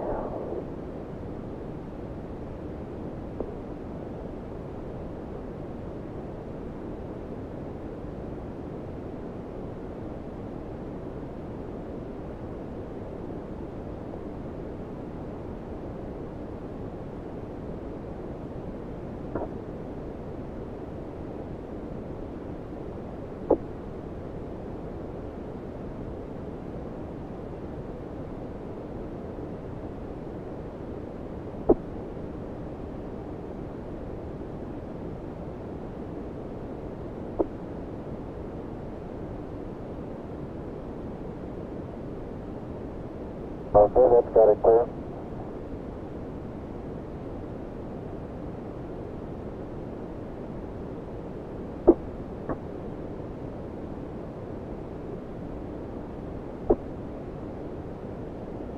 Transferring the sample containers into the LIN cabin now. Uh-oh. Camera came off. I mean, the film pad came off.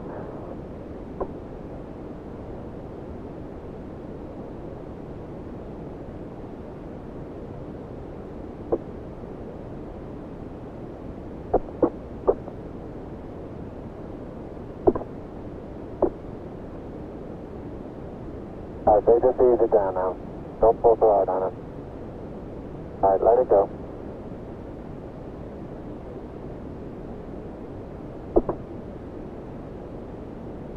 Right, Surgeon. Go, Surgeon. Okay, we feel like his CDR... Oh, you're getting that. I'm going to get this camera. Heart rate here for a sufficient period of time. We ought to ask him to slow down and rest. You want an EMU check? Okay, this? Yes, sir. This one's That no sounds problem. right. Okay, Get see an you, EMU bud. check on this, Commander. Neil, this is Houston. Request an EMU check, over. Roger, got 3.8.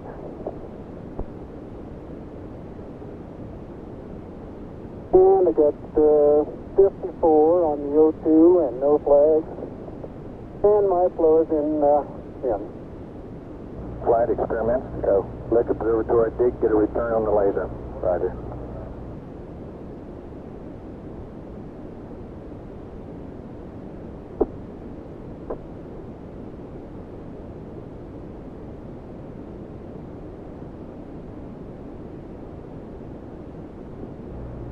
You want to pass that one up, please? Negative.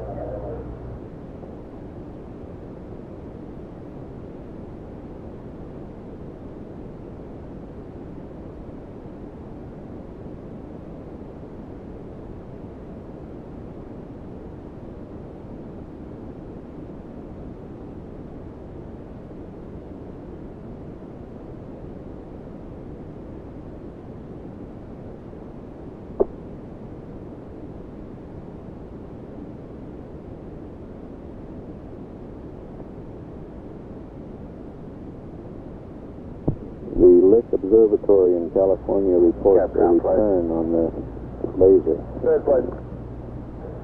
No response necessary, but we're in good shape on consumables on CDR. Roger, how about buzz? Same story. Neil and Buzz, for your information, your consumables remain in good shape. Out. In good shape. Roger. That's coming, Neil. Okay, I've got one side hooked up to the second box, and I got the fuel bag on. Okay, good.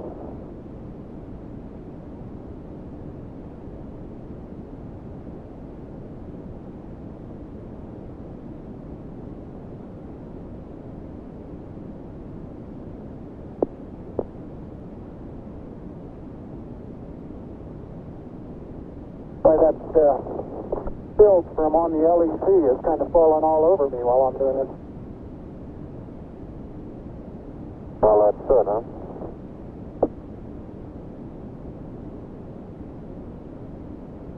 It looks like down here.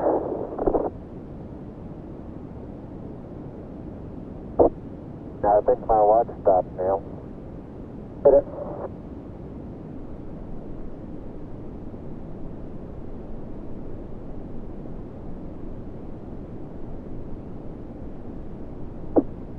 Flight EVA. Go. We haven't heard anything about Buzz doing anything about the sequence camera up in the spacecraft. I don't know whether it's worth mentioning or not, but it might be. He needs to put a new mag on and get some pictures of the LEC up first. I don't know if he is or not. Okay, if you can just kind of hold it, but I think I can do the pulling. Okay. Stand by a minute. Let me move back.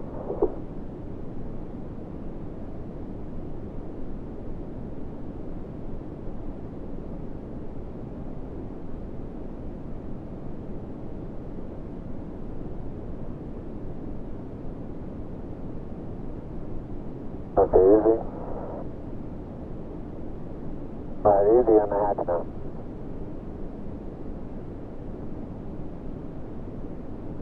Okay, I'll get it the rest of the way.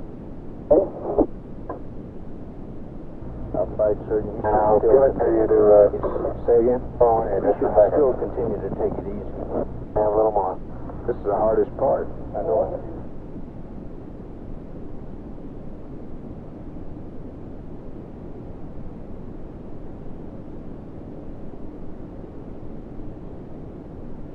Hours, 40 minutes on the PLSSs.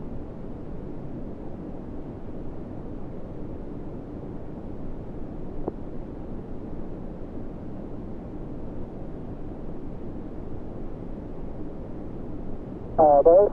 Okay, burn up. How about that package out of your sleeve? Is that? No. Okay, I'll get it when I get up there.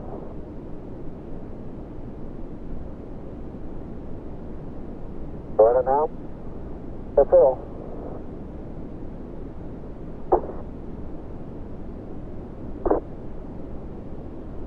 Okay? Okay.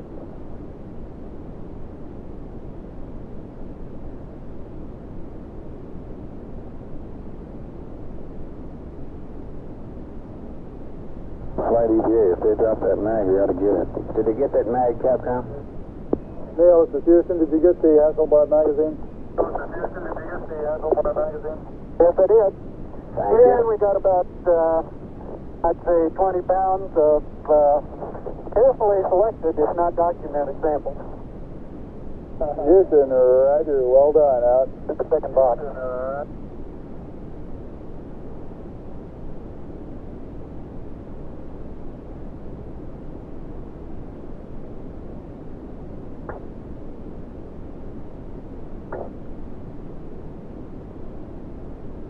Unofficial time off the surface at 1:11:37:32. Now start arching your back. That's good.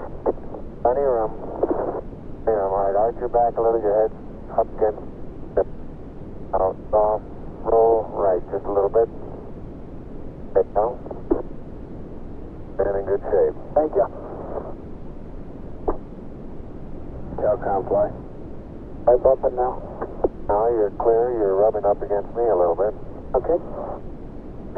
Turn. All right, that's right. Turn to the left. Calcom flight. Oh, flight. What's your channel, please? Channel 32. I'll move your foot and I'll get the hatch.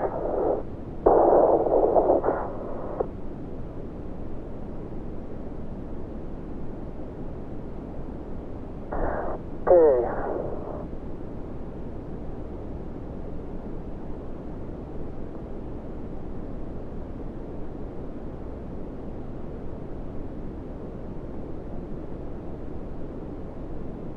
Okay, the hatch is closed and latched.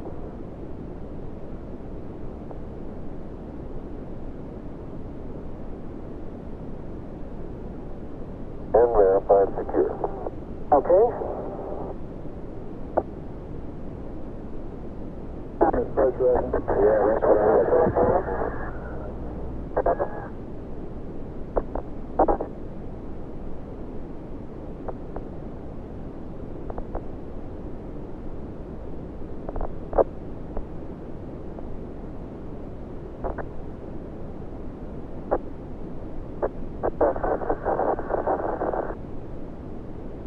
Repress open flight. Cabin coming up. Roger.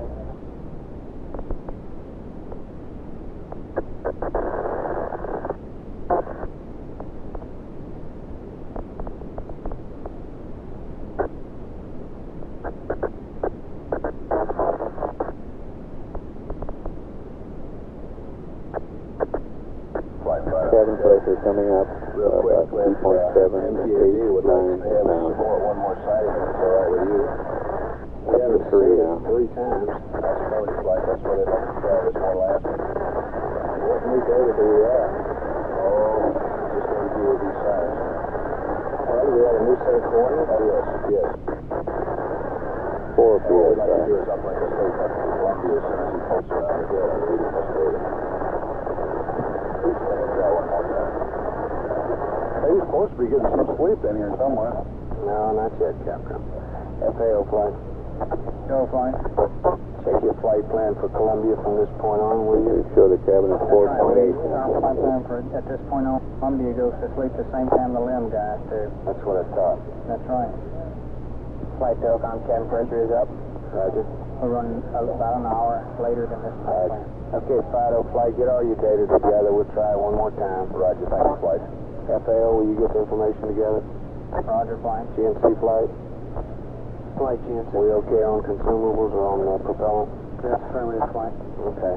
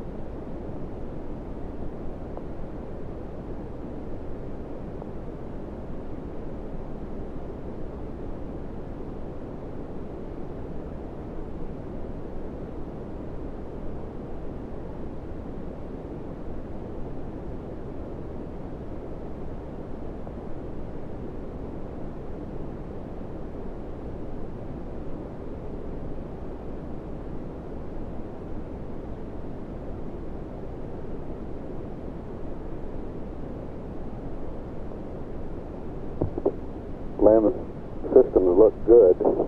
Crewmen should now be transferring back to Tranquility Base's environmental control system, and later we'll switch to the vehicle's communication system. We estimate it'll be another 10 to 15 minutes before they're on the LAM communication system.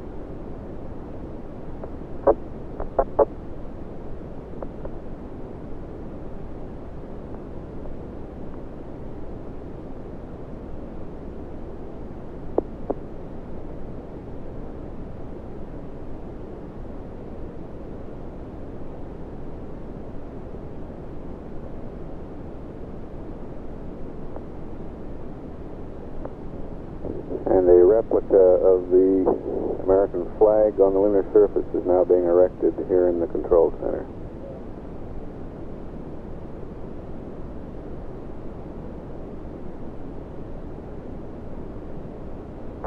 And a replica of the plaque on Tranquility Base has been hung on the wall.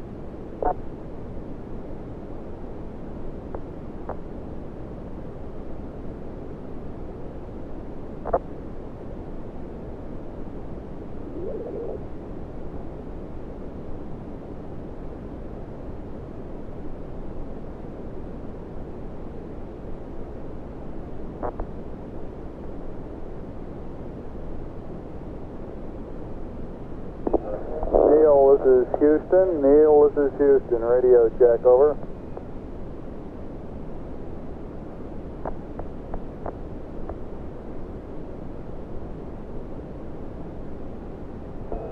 Buzz, buzz. This is Houston. Radio check, over.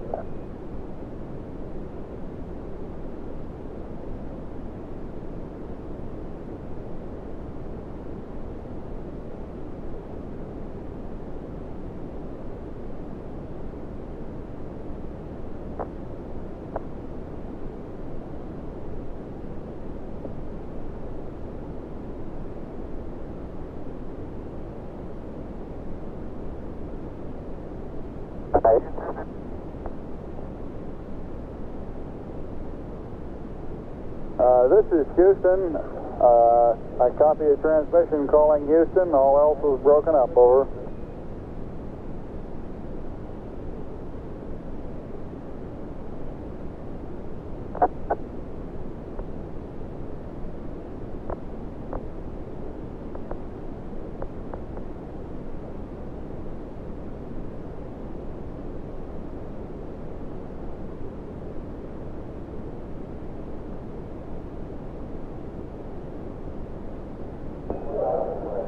Neil, this is Houston. If you read, we suggest you unstow one plus antenna so we can have communications, over.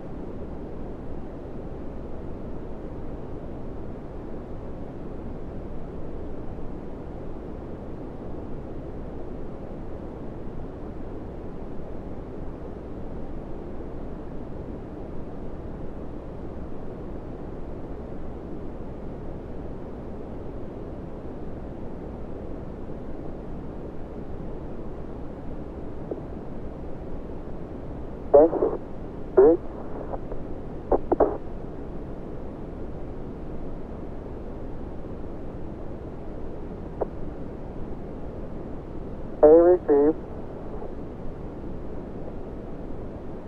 Be off.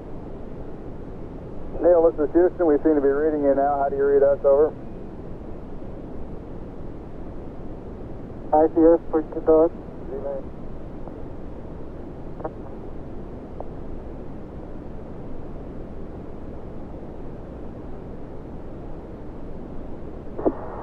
Houston, it's Tranquility. How do you read? Tranquility Base, this is Houston, loud and clear. How was? Loud and clear. We're in the process of switching over to LEMCOM here. Roger.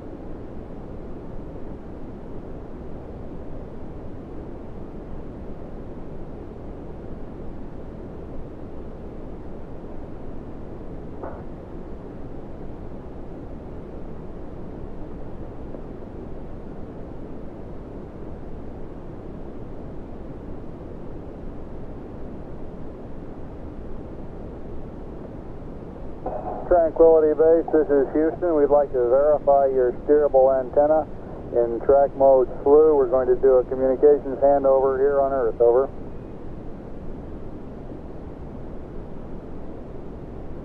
Roger, that's affirmative. We're in track mode slew. Roger out.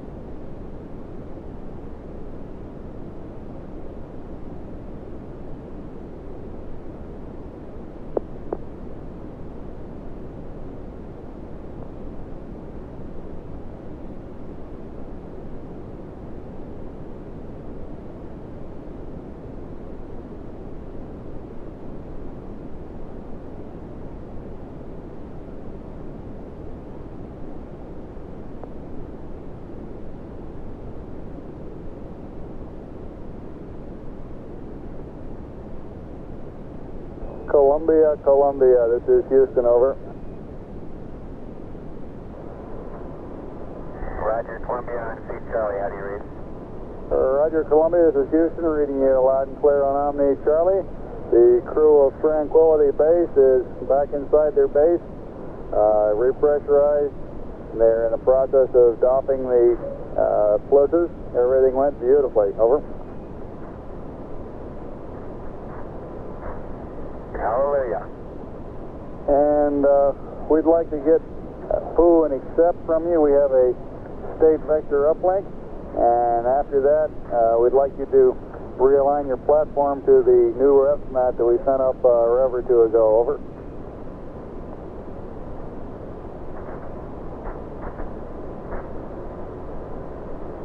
All right, understand. You want a option 1, Houston 2, option 1.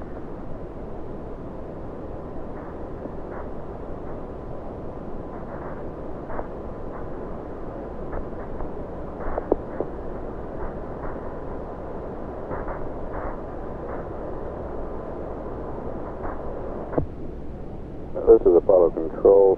Dr. Charles Berry reports the heart rates during this EVA period ranged from a low of 90 for both crewmen to a high of about 125 for Buzz Aldrin at peak periods, and a high of 160 for Neil Armstrong at peak periods. That top reading coming during the time he was transferring the rock boxes into the LEM.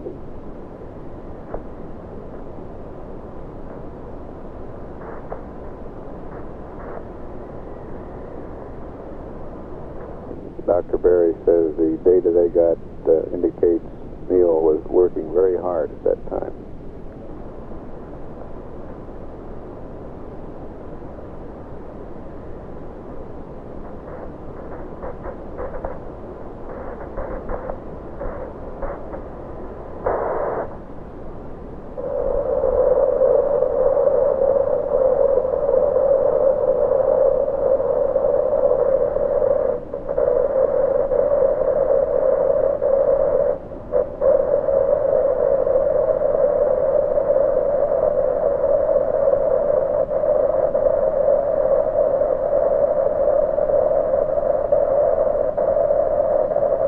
This is Houston.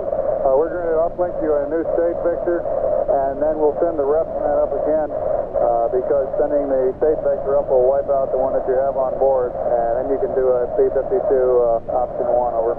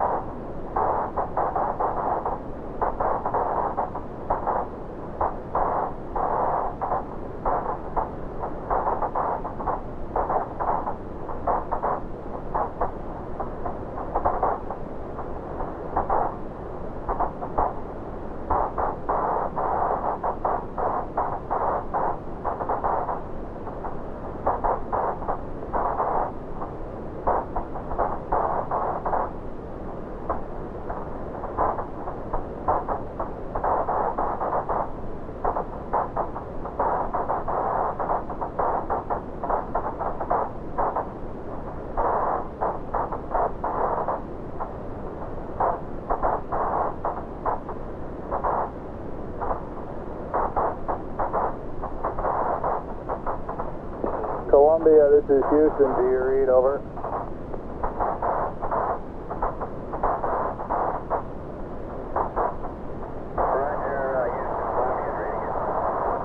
Okay, Columbia, we've completed the uplink. The computer is yours. You can go to block. However, we'd like you to hold off on the P-52 option 1 align until after you pass landing site 2. And we're requesting that you perform another P-22 and attempt to find the LEM this fast. I've got some numbers for you when you're ready to copy. Over.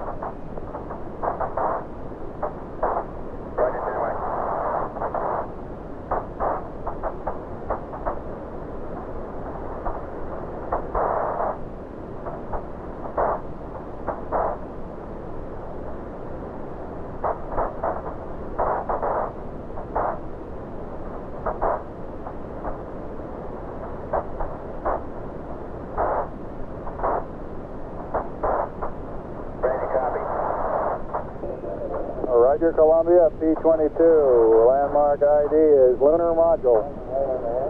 Make that Tranquility Base. T1, 112, 2508.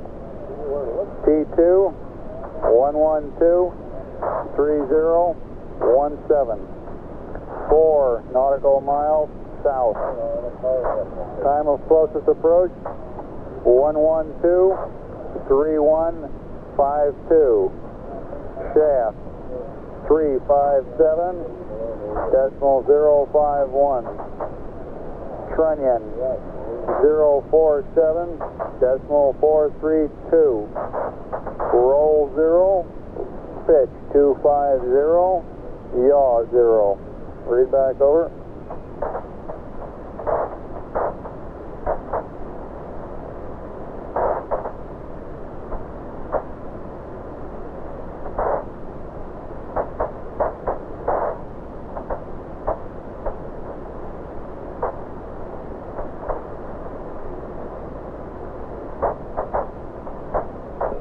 Columbia, this is Houston.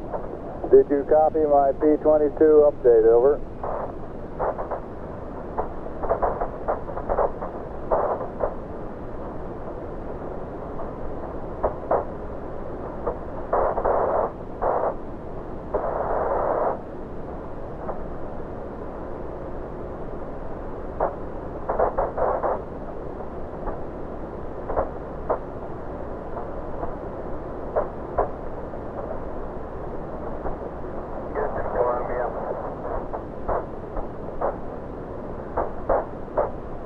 Columbia, this is Houston. Did you copy my P-22 pad?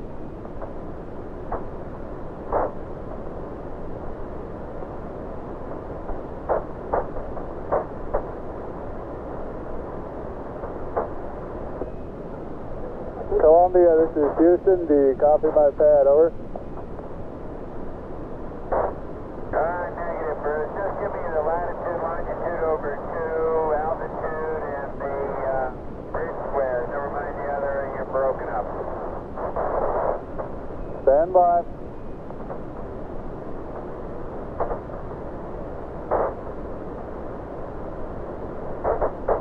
Well, that is if you have new information, otherwise I'll just use the old numbers. No, wait a minute. We've got new information. Okay.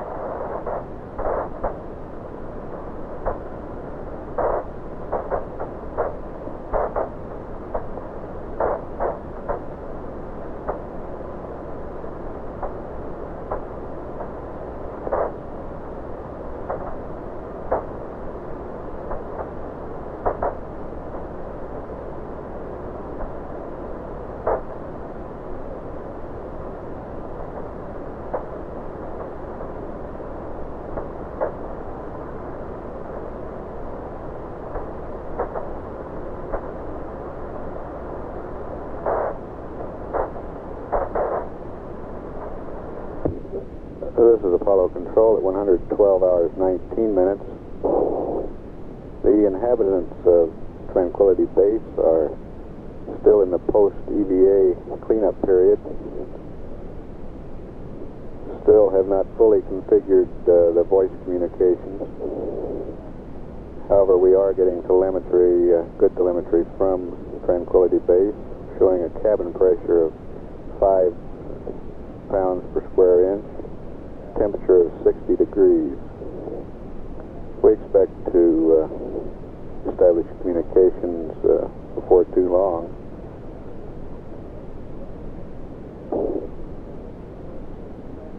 During this period, the crew is removing the portable life support systems, checking over their spacecraft systems, getting ready for jettisoning equipment from Tranquility Base. Cabin will be depressurized before too long, and equipment will be jettisoned onto the lunar surface. Tranquility Base, this is Houston. Can you give us some idea of how you're progressing on the splits, doffing, and preparation for depress?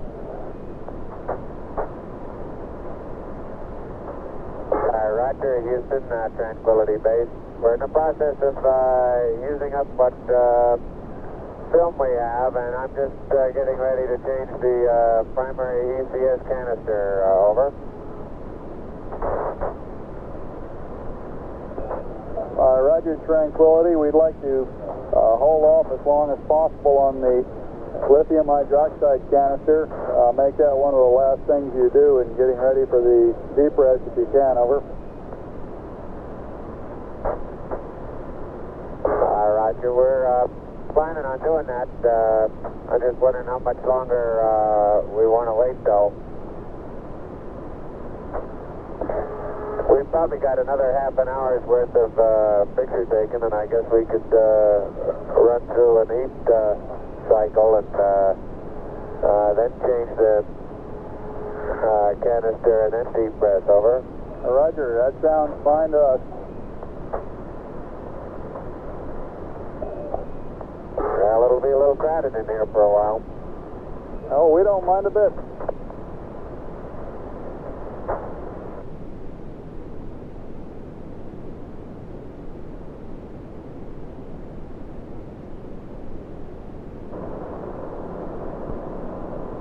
There went something.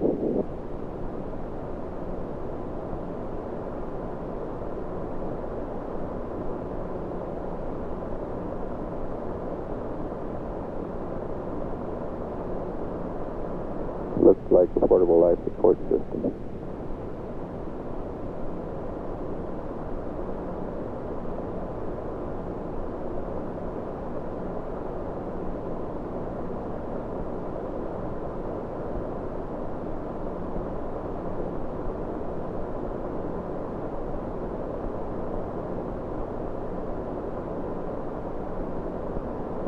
There comes the other flare.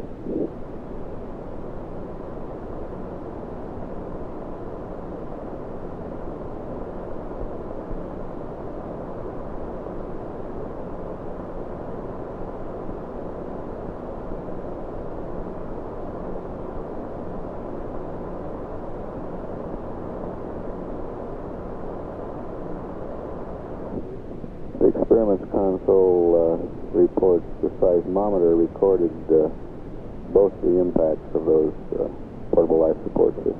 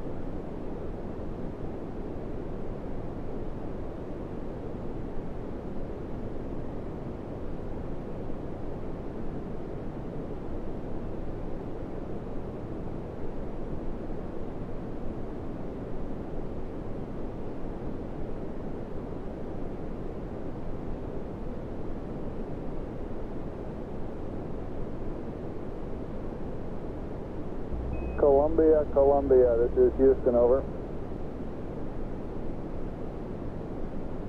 Roger, Columbia on C Charlie. How do you read? Roger, Columbia. This is Houston, reading you loud and clear on Omni Charlie. The crew of Tranquility Base is back inside their base, repressurized. And they're in the process of doffing the sluices. Everything went beautifully. Over. Hallelujah. And we'd like to get who and accept from you. We have a state vector uplink, and after that, we'd like you to realign your platform to the new ref mat that we sent up a rev or two ago. Over.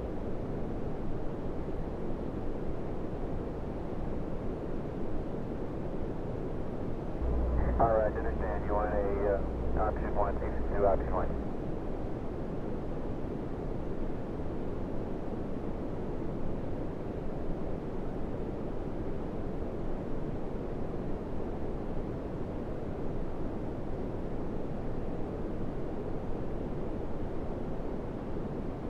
This is Apollo Control. Dr. Charles Berry reports the heart rate during this EVA period ranged from a low of 90 for both crewmen to a high of about 125 for Buzz Aldrin at peak period, and a high of 160 for Neil Armstrong at peak period. That top reading coming during the time he was transferring the rock boxes into the LEM.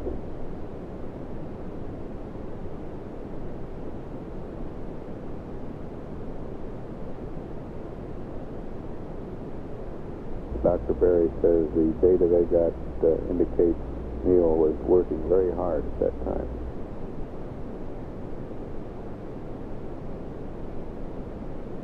Tranquility Base, this is Houston, over. Houston, Tranquility Base, go ahead. Roger, when you all have a free moment, I have your T8 through T12 block data, over.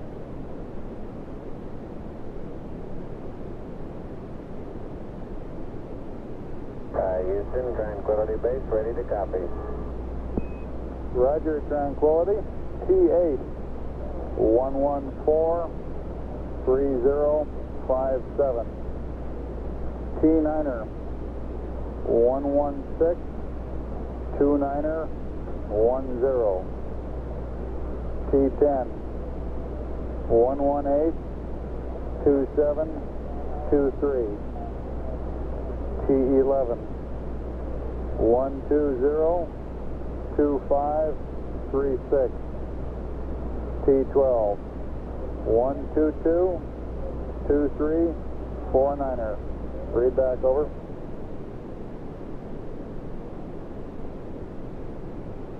Roger, T8, 114-3057.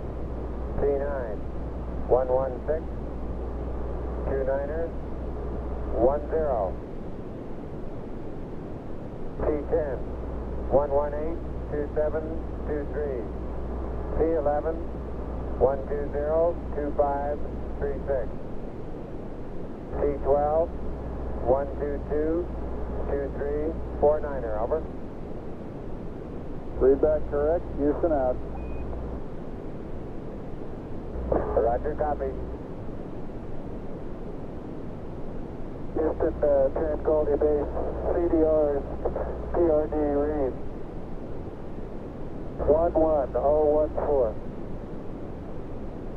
Roger, 11014 for the CDR.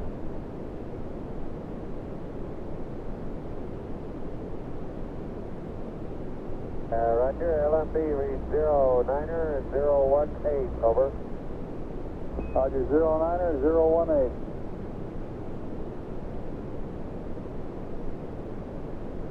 This is Apollo Control. Dr. Berry reports those dosimeter readings have not changed since yesterday afternoon, indicating that the crew was not subject to radiation on the surface of the moon, or if any, a very negligible amount. Houston, Columbia, over. Columbia, this is Houston, go ahead. Roger, Bruce. When you get a few minutes, could you give me some words on tomorrow's activities, when they're going to start? Roger. Columbia, this is Houston, over. Columbia, this is Houston, over. Go ahead. Roger, Mike. Couple of quick flight plan updates here. First off, we'd like to get an O2 fuel cell purge at time 1:13:30. Are you copying, over? Right, I'm copying. Secondly, we will return to the nominal timeline with your scheduled wake-up of 1:21 hours and 12 minutes.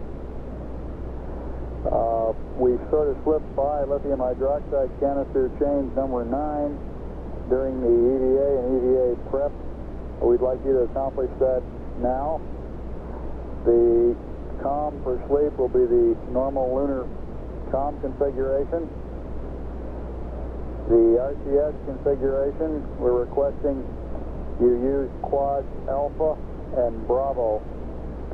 A DAP data load for R2 should be 01111. Hurry back, over.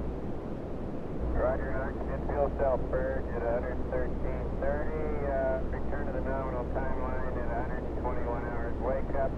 Lithium hydroxide change number 9 right now. Normal lunar COM sleep configuration. I'm in that now. Now the RCS understood before you wanted to load the DAP register 201100, which made sense on panel 8 to pitch only on quad A, enable all on quad B and C and D off. But you don't want to do that anymore, huh? Columbia, this is Houston on your DAP load in R2. We're requesting a 0 and 4 ones. That is 01111. Over. Okay. And you, Load's going in right now.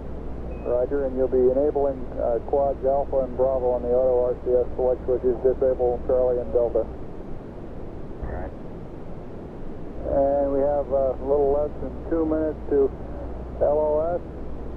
If you're still up, AOS next time around will be 1:14:04. Over. Roger.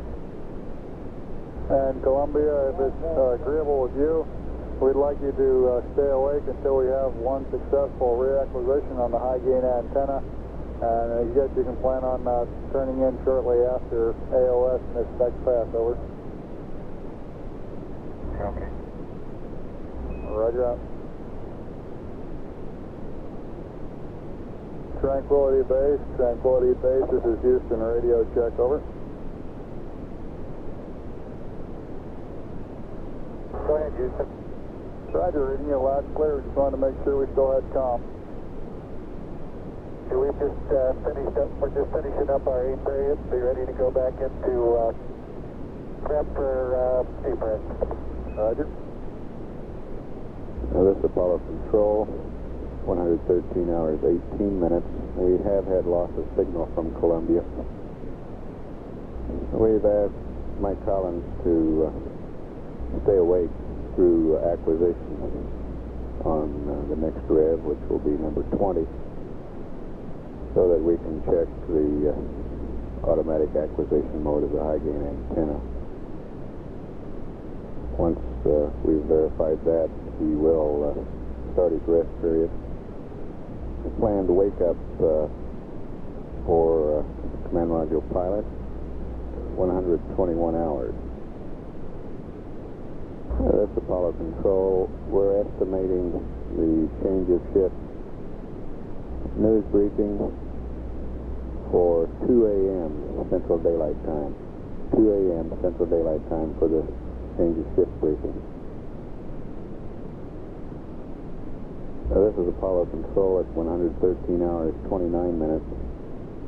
The change of shift news briefing is about to start. We will tape any air-ground transmissions during this period for playback after the briefing. If the equipment jettisoning occurs during the briefing, we will come back up and provide that for you live. Base, this is Houston, over. Roger, go ahead, Houston. Roger, on your next depressurization, it's acceptable to use the overhead hatch dump valve in addition to or instead of the forward hatch dump valve to speed up the depressurization of the cabin. I have a T13 update for you, and if you could sometime here give us poo and data, we'll uplink you a new CSM state vector, over. All right. You've got the disky. Roger, your T13 time is 124-2202, over. Roger. T13, 124-22. Is that 02, over? That's affirmative, that is 02. And do you have a time estimate for us until you're ready to start cabin depress, over? 15 minutes, maybe? Roger. Tranquility Base, this is Houston. Uplink complete. The computer's yours, and you can go out of data. Roger. Go ahead, Tranquility Base here. Roger, just want to let you guys know that since you're an hour and a half over your timeline and we're all taking a day off tomorrow, we're going to leave you. See you later. I don't blame you a bit. That's been a real great day, guys. Really enjoyed it. Thank you. Couldn't enjoy it as much as we did. Right. It was great. Sure wish you'd hurry up and get that trash out of there, though. Yeah, we're just about to do it. Okay. The Capcom voice on that last transmission was Deke Slayton, the Director of Flight Crew Operations here at MSC. Tranquility Base, this is Houston. We show the suit relief valve still in the auto position. It should be closed, over. Columbia, this is Houston, over. Houston, Tony, go ahead. Roger, we've successfully reacquired the high gain antenna. Unless you have some other traffic with us, I guess we'll bid you a good night and let you get some sleep, Mike, over. Okay, sounds fine. And we are going to power down the voice subcarrier part of our uplink to you in order that we don't disturb you while we're talking to Tranquility Base. If you need us, just give us a call and we can respond with a time lag of about a minute to a minute and a half in getting reconfigured, over. Okay, thank you. Roger, and good night. Thanks, man. We said goodnight to Mike Collins in Columbia at 114 hours, 6 minutes. And the cabin is coming down now on Tranquility Base. It's down to about 3.5 pounds now, holding there. Columbia, this is Houston. We'd like you to enable the thrusters Bravo 1 and Bravo 2, auto RCS select, over. Okay, Bravo 1, Bravo 2, enable. Roger, out. Tranquility Base pressure coming on down now, 1.5 pounds. Tranquility, this is Houston. For reference, which dump valve are you using, over? We used the forward dump valve until about 2 psi, and we're using the overhead now. Roger, out. They're both open now. Less than 0.5 pound of pressure. Tranquility Base, this is Houston, over. Roger, go ahead. Roger, on your mission timer, we wanted to pull the circuit breaker and let it cool down for an hour and a half to 2 hours. I believe the breaker is currently open. It has been off. So go ahead and reset the mission timer circuit breaker.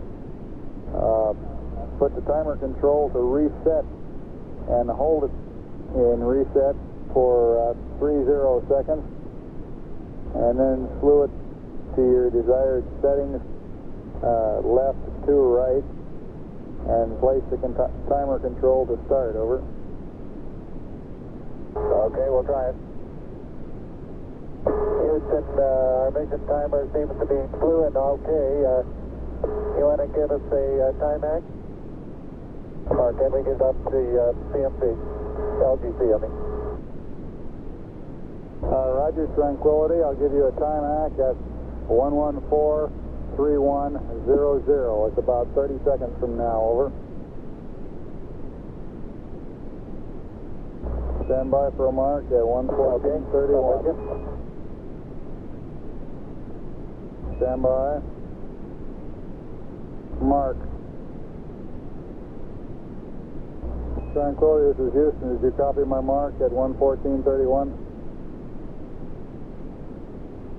Roger, thank you, and our mission timer is running now. Roger, very good. And I've got a consumables update for you if you're ready to copy or listen. Over. Stand by. Okay, go ahead. Okay, RCS Alpha is 81%. RCS Bravo 75%. Coming up on 115 hours GET, descent oxygen is 31.8 pounds or 59%. Descent amp hours 858 and ascent amp hours 574. Over. Roger, copy. Thank you very much. Roger out. Tranquility, this is Houston. We also have a set of about 10 questions relating to observations you made, things you may have seen during the EVA. You can either discuss a little later on this evening or sometime later in the mission. At your option. How do you feel? Over. I guess we can take a couple up now. Okay, and your friendly green team here has pretty well been relieved by your friendly maroon team, and I'll put Owen on with the questions. Tranquility, Houston. First question here is your best estimate of the yaw on of the LEM as compared to the nominal pre-flight plan. Over. We got 13 degrees left on the ball, and I think that's probably about right. Looking at the shadow and so on, we're probably about 13 degrees left of the shadow. Roger, that's 13 degrees left of the shadow. And next question relates to the depth of the bulk sampling that you obtained near the first part of the EVA, and any changes in composition that you might have observed during the bulk sampling interval. Over. I'm not sure I understand that question, but we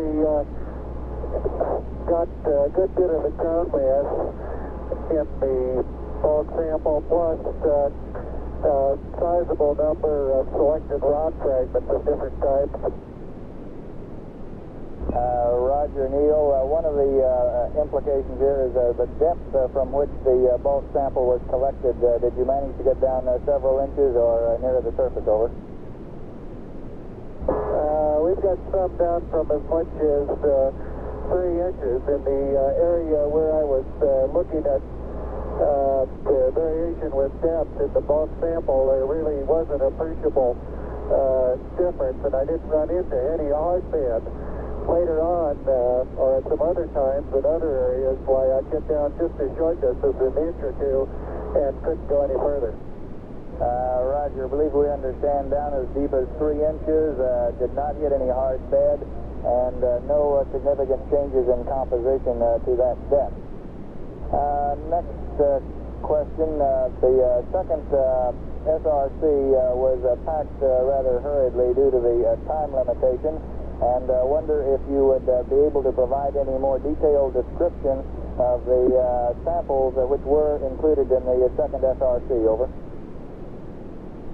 We got 2 core tubes and a solar wind, and about half of a big sample bag full of assorted rocks, which I picked up hurriedly from around the area. Tried to get as many representative types as I could. Roger, Neil. Next topic here relates to the rays which emanates from the dipped engine burning area. We're wondering if the rays emanating from the beneath the engine are any darker or lighter than the surrounding surface. Over. The ones that I saw back in the aft end of the spacecraft appeared to be a good bit darker, and of course, viewed from the aft end, while they did have the sun shining directly on them, it seemed as though the material had been baked somewhat, and also scattered in a radially outward direction. But in that particular area, this feature didn't extend more than about 2, maybe 3 feet from the skirt of the engine. Over. Roger, understand that near the aft end out to the east, that the rays did appear darker. I understand, Buzz, that these were, this was the appearance of the material which had been uncovered by the rays that appeared darker for 2 or 3 feet extending outward. Is that correct? No, I wouldn't say it was necessarily material that had been uncovered. I think some of the material might have been baked or in some way caused to be more cohesive and perhaps flow together in some way. I don't know. Now, in other areas, before we started trampling around out in front, why, we could see that small erosion had taken place in a radially outward direction, but it had left no significant mark on the surface other than just having eroded it away. Now, it was different back in the right under the skirt itself. It seems as though the surface had been baked in a streaked fashion, and I think a couple pictures on film will show this, but that didn't extend out very far. Over. Roger, Tranquility, and this baked appearance that you've described, at least the suggestion is that it was due to the heat of the engine at any rate. Next subject did... I believe so. Roger. Next subject, did either of the solar panels on the PSE touch the surface of the moon during deployment? Over. I think that the 2 corners did touch. Since when it was deployed, both of them didn't come out at the same time. It unfolded a little unevenly, and of course the terrain that it was on was a little bit not quite as level as it would as I would like to have it. And I think that 2 corners did touch to about 1 inch, so 3/4 to a half an inch deep, and maybe along the bottom it might have been maybe 3 inches, leaving a small triangular coating on 2 of the corners. And I think these are on the western ones. Over. Roger, understand the description there. And the next subject on the 2 core tubes which you collected, how did the driving force required to collect these tubes compare? Was there any difference? Over. Not significantly. I could get down about the first 2 inches without much of a problem, and then as I would pound it in about as hard as I could do it, and the second one took two hands on the hammer, and I was putting pretty good dents in the top of the extension rod, and it just wouldn't go much more than, I think the total depth might have been about 8 or 9 inches. But even there, it didn't, for some reason, it didn't seem to want to stand up straight. So as I keep driving it in, and it would dig some sort of a hole, but it wouldn't just penetrate in a way that would support it and keep it from falling over, if that makes any sense at all. It didn't really to me. Over. Roger, Buzz. I think I've got the picture. You indicate that little difference between the two samples, and that in each case you got down about 2 inches without any problems, and then had to continue hammering rather vigorously in order to continue driving it into a total depth of 8 or 9 inches. And even at that point, the rods did not want to stay vertical, that they'd tend to fall over on you even after pounding in that far. Is that correct? Yeah, that's about it. It wasn't a rapid change in resistive force. And also I noticed when I took the bit off that the material was quite well packed, a good bit darker, and the way it adhered to the core tube gave me the distinct impression of being moist. Over. Roger, understand the general impression of being moist as packed in the core tube. Next question, we did copy your comments prior to the EVA of your general description of the area. We wonder if either of you would have any more lengthy description or more detailed description of the general summary of the geology of the area. Over. We'll postpone our answer to that one until tomorrow, okay? Yes, indeed. That'll be fine. Just a couple more here, and I think these may not be quite as lengthy as number 7 there. Can you estimate the stroke of the primary and secondary struts? Over. I could do it like this. So it's about all the struts are about equally stroked. And the height from the ground to the first step is about 3 feet, or maybe 3.5 feet, huh? Roger, understand, Neil. Next topic. As just after landing, you pointed out that there was a hill to the west along the plus z-axis from the left. Are there any large rocks in that direction that might block the solar array during the sunset? As the sunset approaches in your locality, are there any large rocks that might tend to obscure the array? Over.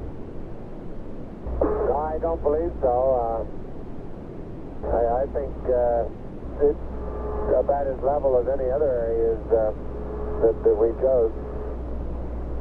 Roger. There's nothing large anyway that's going to get in the way. Roger, copy. That's also the way it appears from the television, I think. And now the final question.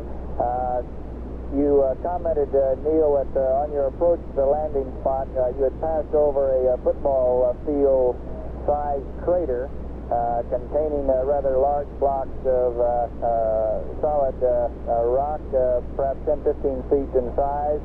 Can you estimate the distance to this football-sized crater from your present position? Over.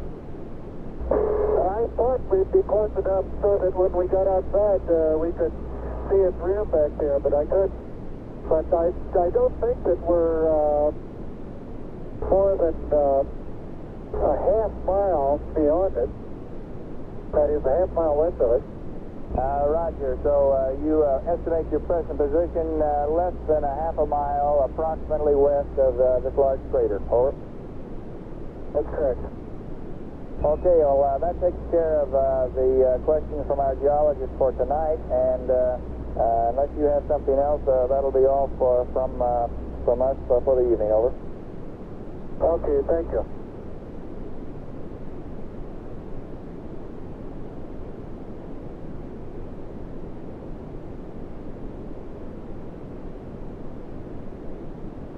Tranquility Base, Houston. Roger, go ahead. Roger, our guidance recommendation is pings, and you're cleared for takeoff. Roger, understand. We're number 1 on the runway. Roger. Brake scale 25. Add translation 4 jet. Balance couple on. DTPA jet. Stop push button reset. Port stage reset. Deadband minimum. Add control to mode control. Mode control auto. Mode. Crew of Eagle going through their pre-ignition checklist. Okay, we're standing by for 2 minutes to go to guide steering in the ag. Eagle Houston, you're looking good to us. Roger.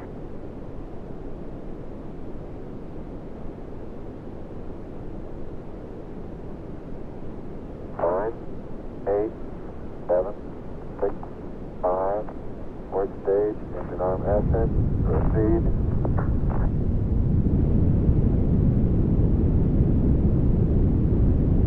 Beautiful. 26, 36 feet per second up. Nice little pitch over. Very smooth. Balance couple off. Very quiet ride. There's that one crater on there.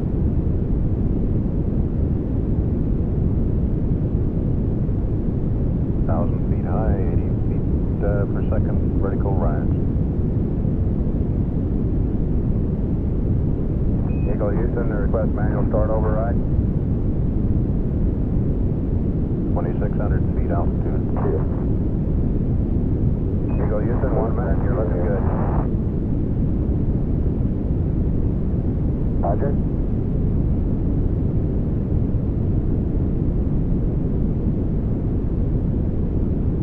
Columbia, Houston, we need the sex arm circuit breakers closed. Okay, going in, sex arm bat A and bat B. Columbia, Houston, logic looks good. You can arm your pyros at your convenience. Thank you.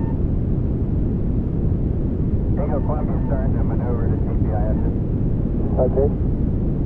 This is Apollo Control, about 6.5 minutes to ignition on the terminal phase maneuver, in which the crew of Eagle will thrust along the line of sight toward Columbia. Distance now between the two spacecraft, some 38.6 nautical miles, closing at a rate of 110 feet per second. All your solutions look good. Out. Mike, if you want our target Delta V, I'll give it to you. Ready, copy. 127, 03, 3082. 20 plus 22.7, plus 1.7, minus 10.6. Over. 127, 03, 3082, plus 22.7, plus 1.7, minus 10.6. Thank you. I'm showing a good bit out of plane velocity on my crosspointer, Mike. Correct, I have no indication of it. Coming up on 1 minute to shake. Neil, how's it looking? Pretty good. Good. That data plane was in the ag, not in the radar. Roger that. Burn complete? Three, burn complete. Roger, thank you. Eagle Houston, aft Omni, low pitch rate, and we'll see you at 127.51. This is Apollo Control. 127 hours, 50 minutes around the last time. Less than a minute now away from acquisition of the spacecraft Columbia. Hopefully flying within a few feet of it will be Eagle. Docking should take place about 10 minutes from now, according to the flight plan. However, this is a crew option matter. Standing by for word that data is coming in from the two spacecraft. This is Lunar Revolution number 27 for Columbia. We have LEM AOS. Roger. Okay, Mike, I'll try to get in position here, and then you got it. How does the roll attitude look? Hot stop. Matter of fact, I can stop right here if you like that. Eagle Houston, middle gimbal. And you might pass to Columbia. We don't have him yet. That's right. I'm not going to do a big mic. I'm just letting her hold an attitude hold. Okay. You great? Okay.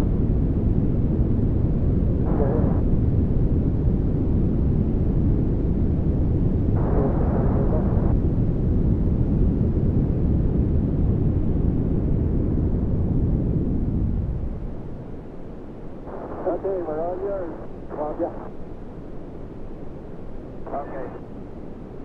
Okay, I have thrusters B3 and C4 safety. Okay. I'm pumping up cabin pressure. That was a funny one, you know. I didn't feel it touch, and I thought things were pretty steady. I went to retract there, and then that's when all hell broke loose. Are you guys, did it appear to you to be that you were jerking around quite a bit during the retract cycle? It seemed to happen at the time I put the plus X thrust to it. Apparently it wasn't finished, but somehow or other that's when we got off an attitude, and then the attitude hold system started firing. Yeah, I was sure busy there for a couple of seconds. But you heard me all right? I got a horrible squeal. Yeah, I agree with that, but we hear you okay. Apollo 11, Houston, go.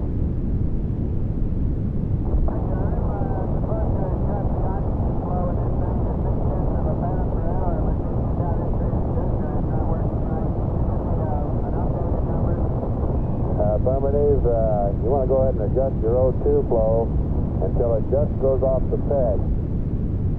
And then crank the direct O2 valve back down about 5 degrees, over.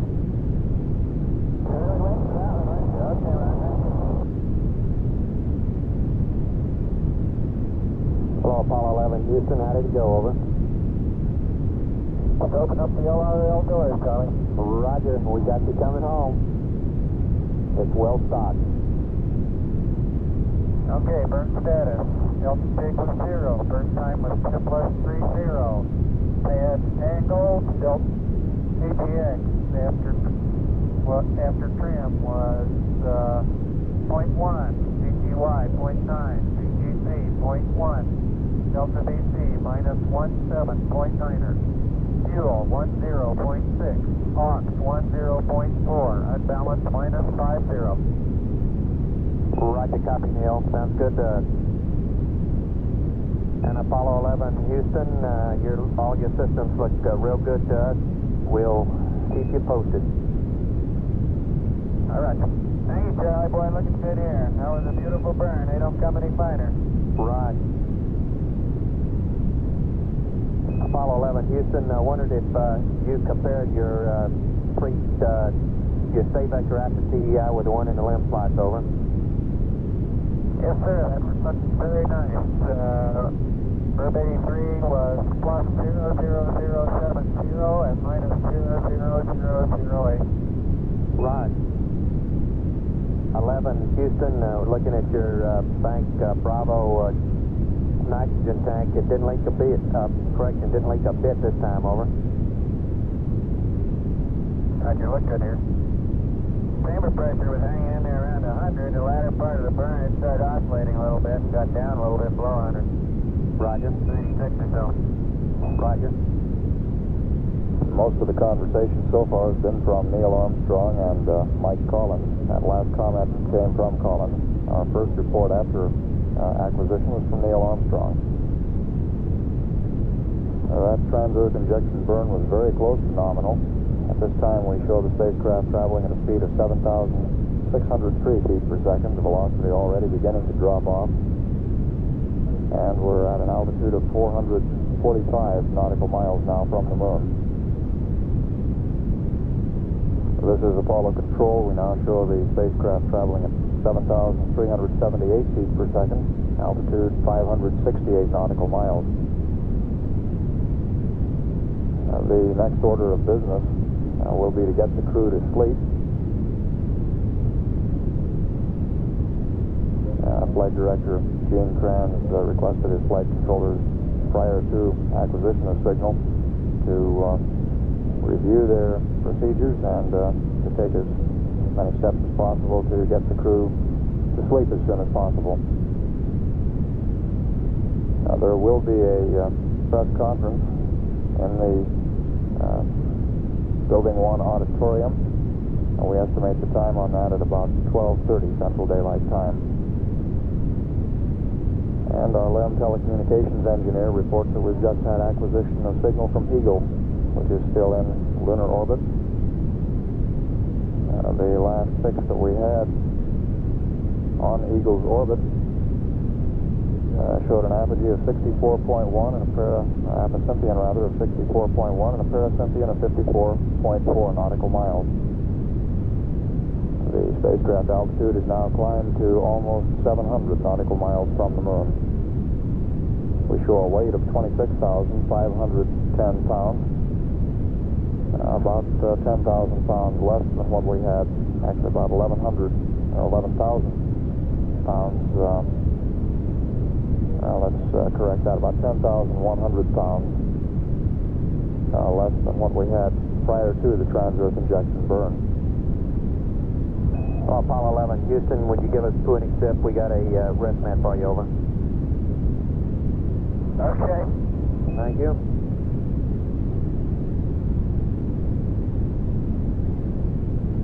Hello, Apollo 11, Houston, we got the load in. You can go back to block, over. We're there. Right. North Command Module film seems to be working out pretty well, Charlie. The amount we carried, looks like we carried just about what we needed.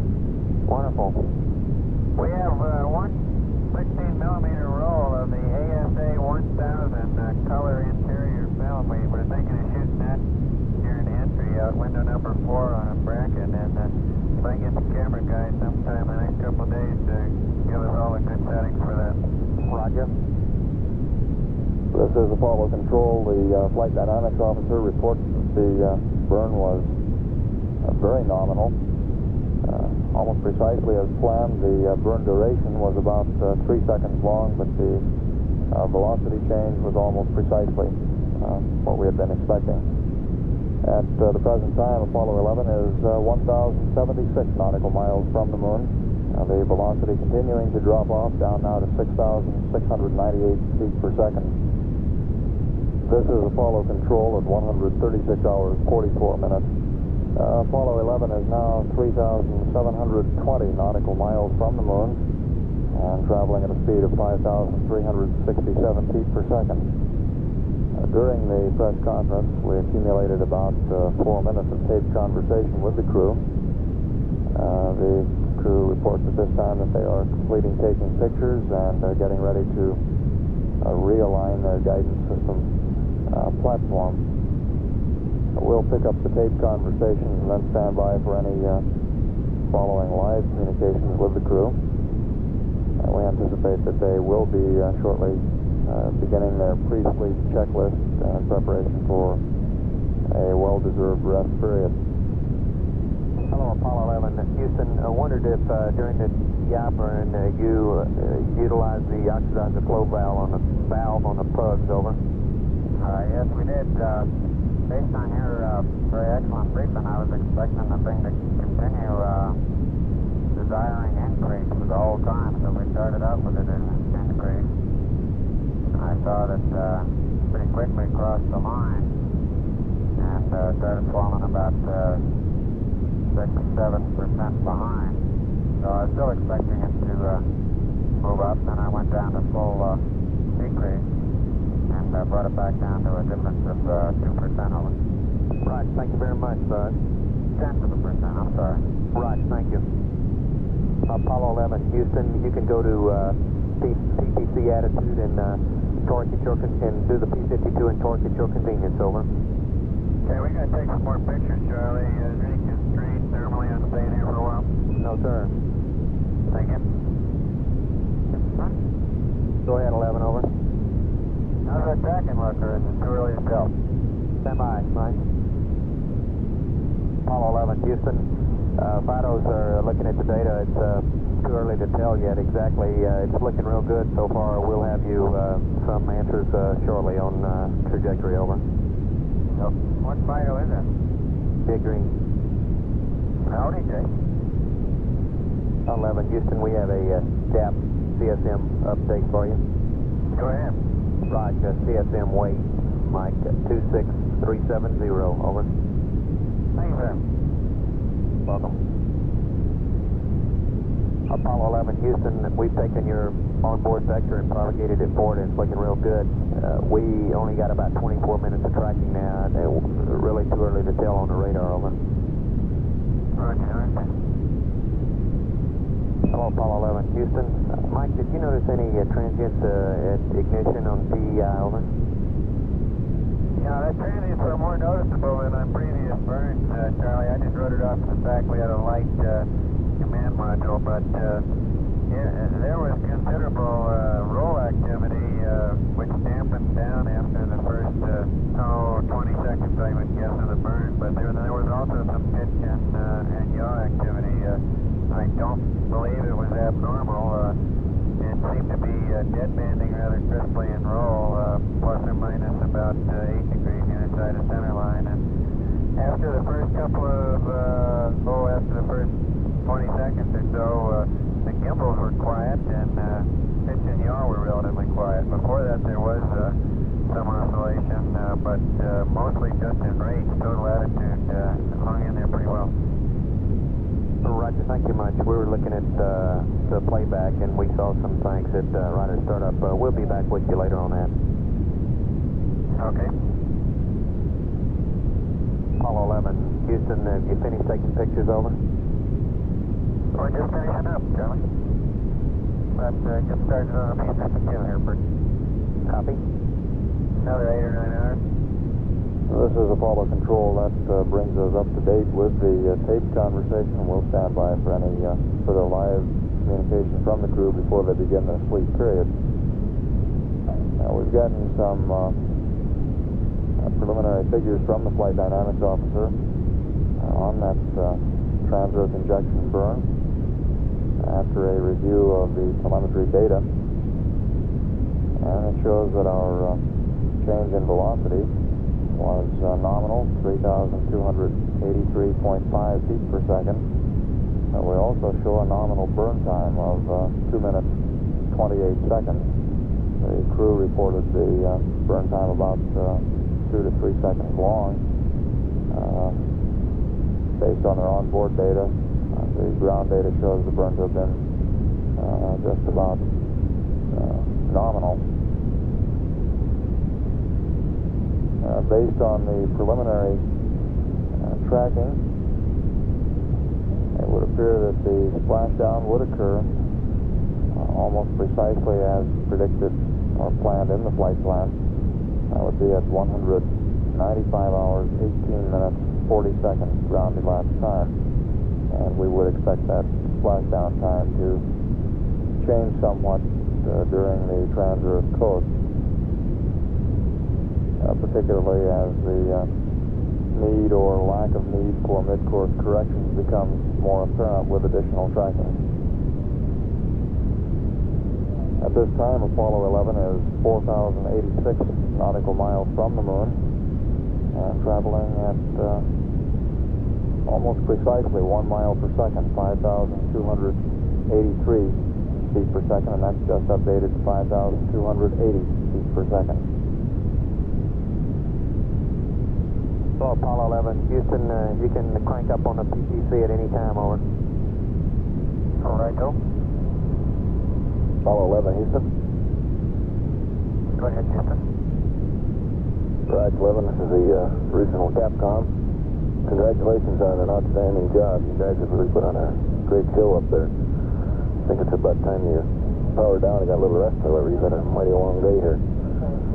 Hope you're all going to get a good sleep on the way back. I look forward to seeing when you get back here. Don't fraternize with any of those bugs en route, except for the hornet. Okay. Thank you, boss. We're looking forward to a little rest and a restful trip back and see when we can. You've earned it. That exchange was between Donald K. Deke Slayton, Director of Flight Crew Operations at the Manned Spacecraft Center, and astronaut Neil Armstrong. Hello, Apollo 11, Houston. We'd like you to turn off O2 tank number 1 heaters, over. It's off, thank you. Right. Hello, Apollo 11, Houston. For your information, the LGC and Eagle just went belly up after 7 hours, over. Oh, okay, very good. This was death of the real winners there. Charlie, we're going to rotate about pitch 270 degrees on the way home, vice 090 on the way out, right? Right, sir. Okay, Ver 49 maneuver to that attitude is in progress. Houston, crew status report, radiation, CPR 11017, CMP 10019, LFP 09020. No communication. Say again, please, Neil. You were breaking up. We missed that, over.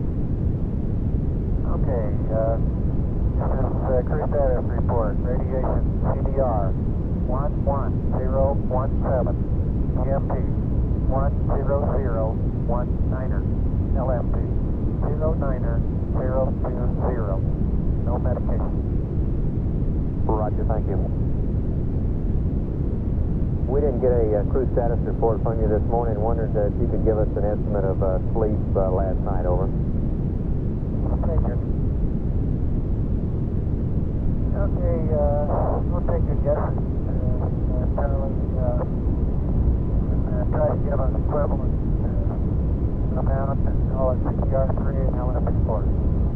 Thank you very much. And so you want the SAM cycle needs, right? That's affirmative, and we'd like you to disable quad Charlie and Delta, over. Apollo 11, Houston, if it's convenient, we'd like to go through your onboard readout, over. What? Excuse me, that's on a flight plan 3102. We'd like BATS and RCS, over. Ready to copy you? Roger, go ahead. And Charlie 370, Pyro Bat A 370, Bat B 370, RCS 55, 65, 64, and 62, over. Roger, we copy all that. Thank you much.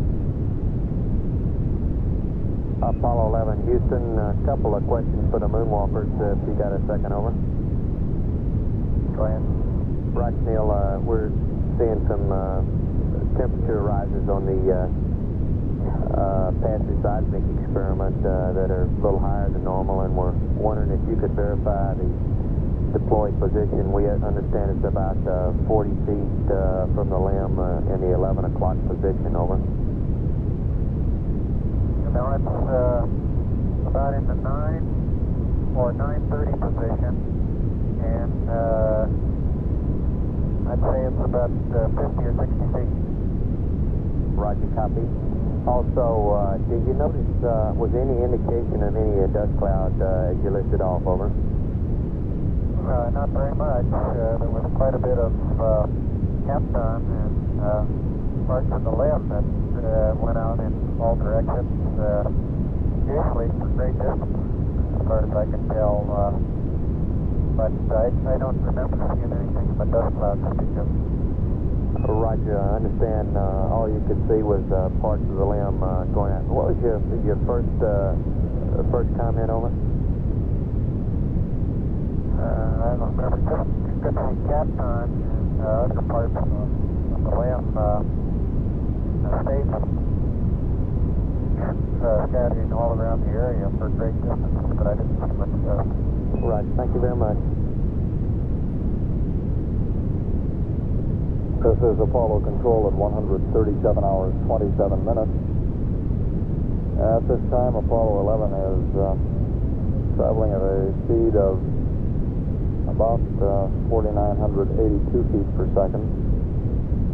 It is about 5,900 nautical miles from the moon and about 198,900 nautical miles from Earth.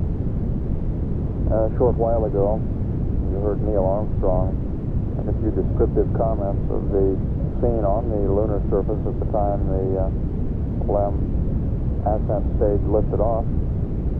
Armstrong reported seeing very little dust, but quite a bit of debris from the LEM. He referred to the Kapton, which is a plastic-like insulation material, generally silver or gold in color, which is found on the outside surfaces of the LEM. We also had a report at 136 hours 54 minutes, about 40 minutes or so ago, that the LEM guidance computer had finally stopped putting out any data, and that was about 7 hours 13 minutes after the primary guidance system was deprived of the coolant in a test of how long the system would continue to operate without coolant. The platform apparently began to become unusable after about 4 hours, and the computer itself finally gave up after about 7 hours 13 minutes. Both items going considerably longer than had previously been predicted. The lunar module ascent stage still in lunar orbit. We're continuing to get data from it. All other systems appear to be functioning well at this time. The LEM orbit we show is currently 64.4 nautical miles for height of apocynthion, 54.4 nautical miles for pericynthion. And the LEM is in its 23rd revolution. And here's a call to the crew. Over. Roger, Charlie. I'd like to bring you up to date on our chlorination status. In compartment B4, we have 1, 2, 3, 4, 5, 6, 7. Correction, we have 8 pockets for chlorine and buffer ampules, of which, let me correct that. We have 7 pockets, which one is empty and always has been empty, leaving 6 remaining. And the other side over there in B7, we have another container with 7 pockets. So we have a total of 7 plus 6. And those are filled with 6 chlorine and 7 buffers. Now, I've been using 1 chlorine and 1 buffer per day, which at this point in time, prior to this chlorination I'm about to do, leaves me 1 chlorine and 2 buffers. Seems to me I'm 1 chlorine short, and that being the case, I'd like to ask your advice on postponing this chlorination, using the last container until some later date, like maybe tomorrow. Over. Roger, we copy, Mike. Stand by. Hello, Apollo 11. Houston, check in A1, Mike, and see what you can find in there. Over. We think you might have some more chlorine up in A1. Over. Hello, Apollo 11. Houston.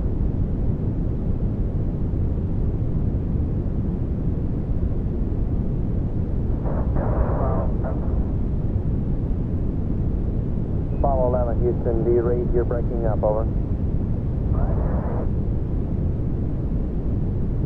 Roger 11, you're breaking up. Mike, please look in compartment A1. We think there might be some more chlorine up there, over.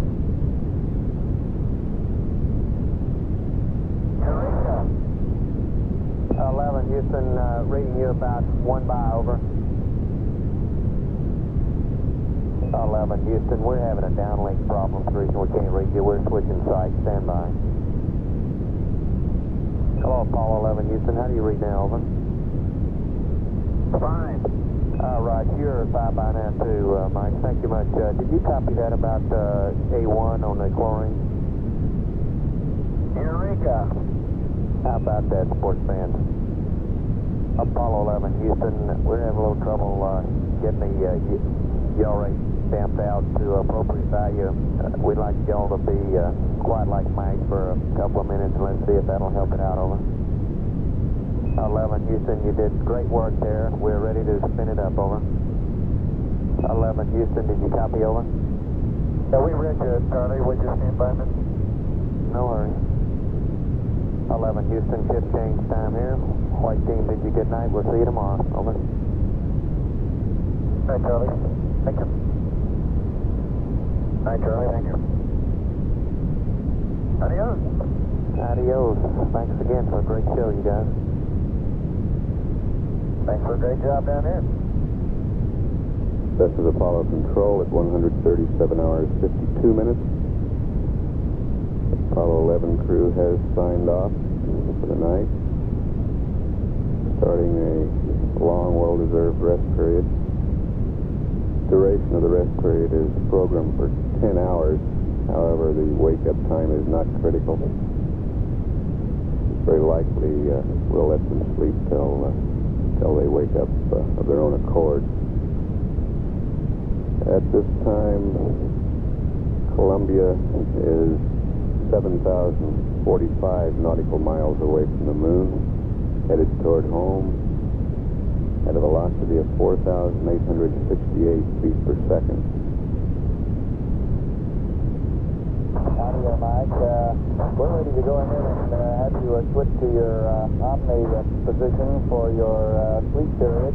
And we would like the following high gain switch positions. Your high gain antenna in manual, beam width wide, pitch is -50, and yaw is a +270. And just follow the flight plan for remaining comm configuration. Over.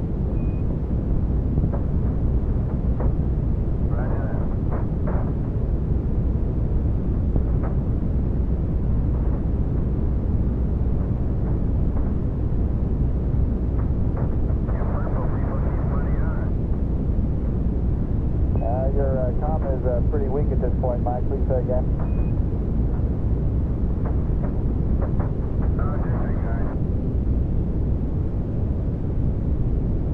That's coming at 137 hours, 55 minutes elapsed time. At that time, the battery power fell below the level where the secondary guidance system could hold the attitude of the vehicle within the steerable antenna limits. We do not expect to establish contact with equal again. Apollo 11 Houston, we'd like for you to go ahead and put your S-band antenna Omni to Omni and Omni B. Over.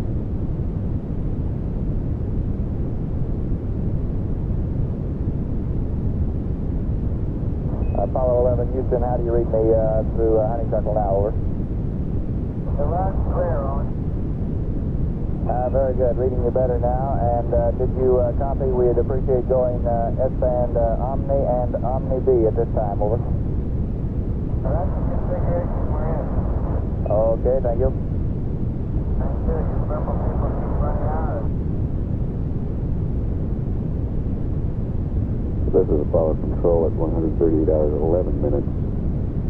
We do not intend to contact the crew during this rest period again. We'll take this line down now and come back up if there is further conversation.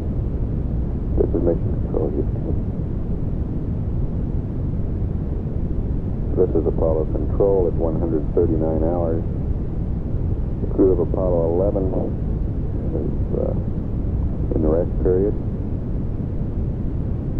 We have not contacted them within the last hour and have not heard from them. All systems aboard the spacecraft performing well. Apollo 11 is now 10,149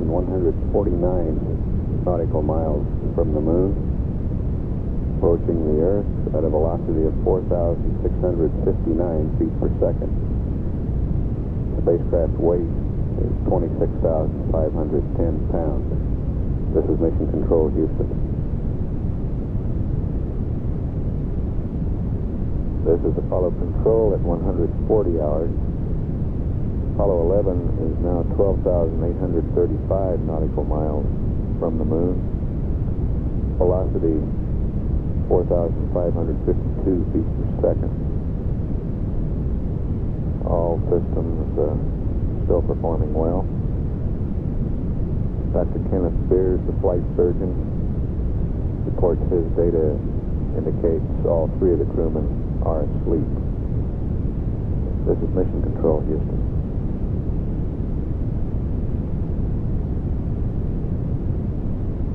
This is Apollo Control at 141 hours. Apollo 11 is 15,488 nautical miles from the moon. Velocity 4,480 feet per second. Crew is still asleep. All systems continuing to perform very well.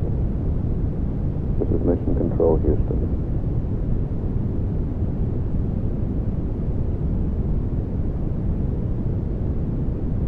This is Apollo Control at 142 hours, 3 minutes.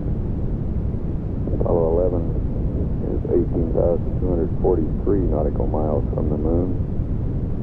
Velocity 4,426 feet per second. Apollo 11 is in the passive thermal control mode. The performance of all systems is nominal, and the crew is asleep. This is Mission Control, Houston.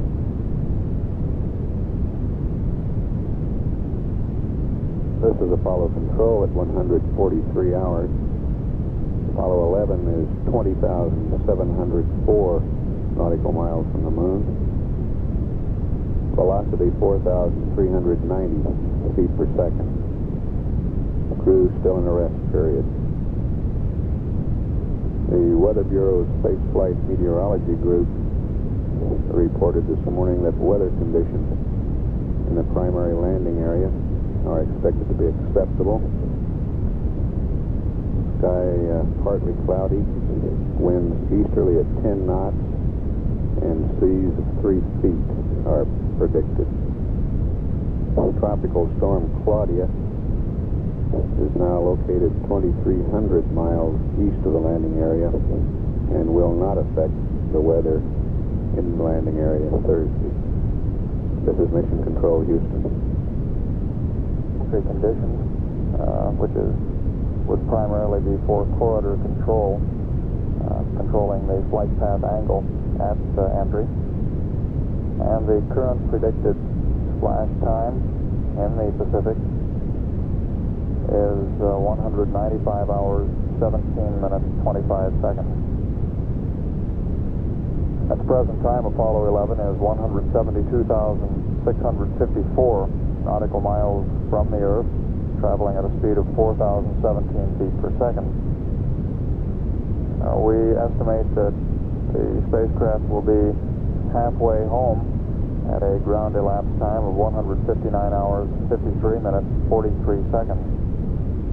At that point, the spacecraft will be 145,583 nautical miles from the Earth's surface, and will have completed half of the return trip, measured from lunar orbit insertion to splashdown.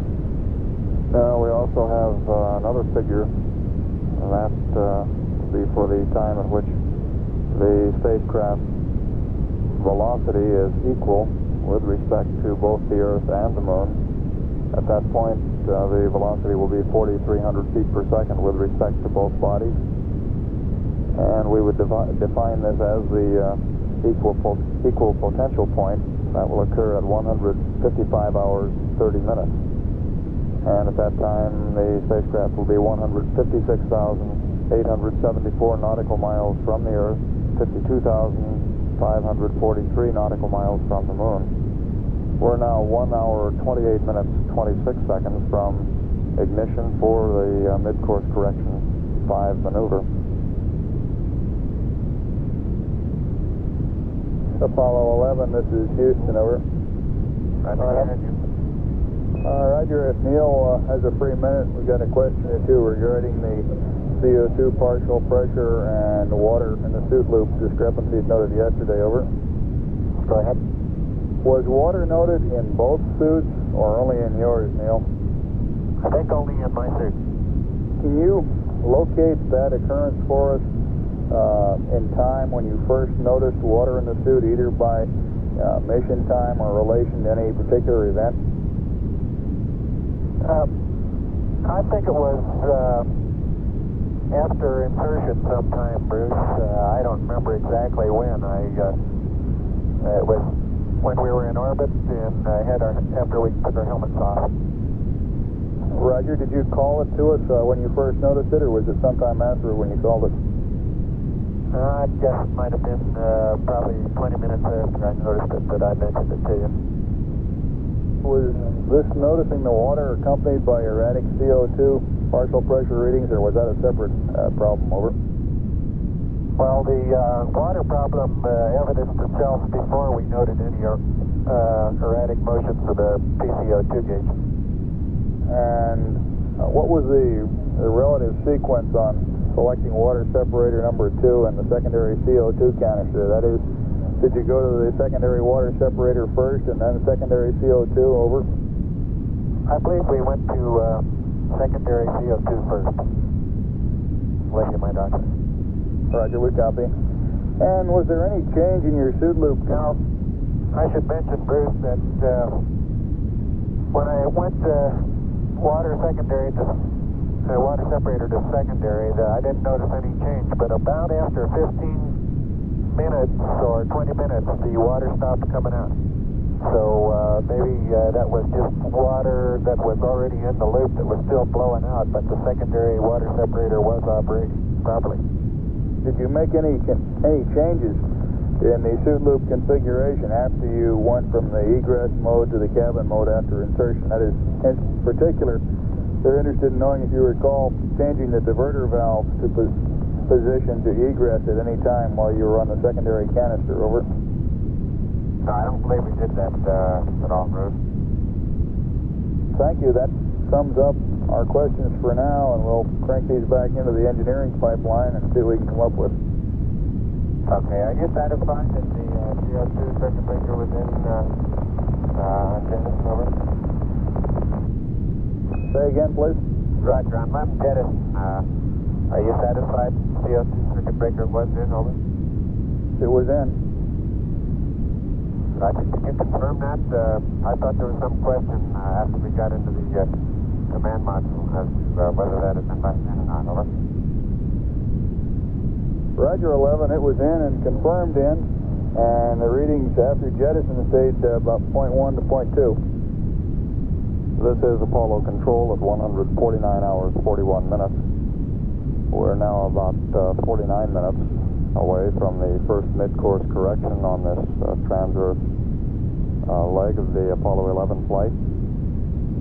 That maneuver will be a 4.8 foot per second burn of the spacecraft reaction control system thrusters, and is scheduled to occur at a ground elapsed time of 150 hours, 29 minutes, 54 seconds. At this time, Apollo 11 is 171,017 nautical miles from the Earth, and the spacecraft velocity is 4,043 feet per second. Houston, Apollo 11, over. 11, this is Houston, over. Roger, I wonder if you noticed any change in the biometric turn you're getting, over. Negative, Buzz. It still looks kind of bad. Apparently when you move around, it's cutting in and out. Have you checked the little electrical connector where it goes into the signal conditioner, over? Yes, they're all ready to be. I'll tell you what, I'll take them off and put them back on again. See if that makes a difference. Okay, if you would, at your convenience, we'll be watching it down here. This is Apollo control at 150 hours, 4 minutes. Telemetry data at this time shows the spacecraft in the proper attitude for the upcoming mid-course correction maneuver. The crew will soon be verifying their attitude by taking a sighting on a star through the sextant, and then be running some tests on the guidance and control system and the reaction control system before the maneuver takes place. So that burn now scheduled to come in a little over 25 minutes.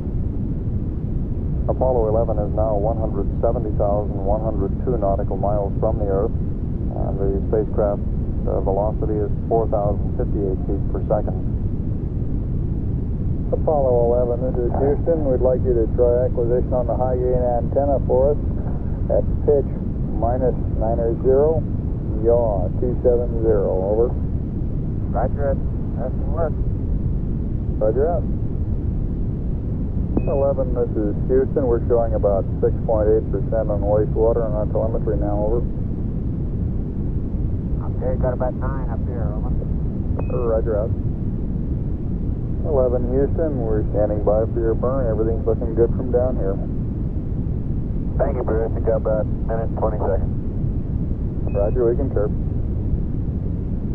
1 minute now until mid-course correction number 5. That will be a 10.9-second burn of the spacecraft reaction control system thrusters, giving a change of velocity retrograde of 4.8 feet per second. The primary purpose of this maneuver will be to control the spacecraft flight path angle at entry interface. We're now less than 30 seconds from the initiation of the burn.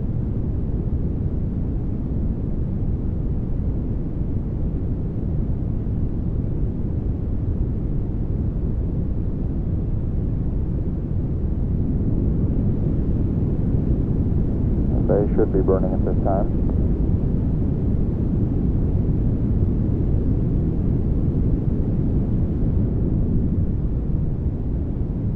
And we show the burn off. Houston, you copy our residual? Roger, we've got your residual fuel counter reading for us. Delta BC is plus 0.2. Plus 0.2. Yeah, with actually plus 100.2. Okay. Okay. That mid-course correction was performed at a distance of about 169,000 nautical miles from the Earth. The spacecraft velocity 4,075.6 feet per second. This is Apollo control at 150 hours, 35 minutes. Our telemetry data here on the ground shows that the mid-course correction maneuver just about nominal. Burn duration 10.5 seconds. Prior to the maneuver, we were predicting a splashdown time of 195 hours, 17 minutes, 25 seconds. We expect there will be some modification to that after we've had a chance to do some tracking following this mid-course correction maneuver. Apollo 11 is now 168,843 nautical miles from the Earth, traveling at a speed of 4,078 feet per second. And we're continuing to see a very slow build-up in the velocity. Houston, Apollo 11. Go ahead, 11. Roger, we're in PCC attitude, and would you please give us a call when our thruster activity has subsided sufficiently? Stand by. Apollo 11, this is Houston. We're going to hand over from Madrid to Goldstone at 151 hours even. If you should lose lock on the high gain at this time, you may reacquire at pitch -45, yaw 270. Break, we're still watching your race, over. Apollo 11, this is Houston, over.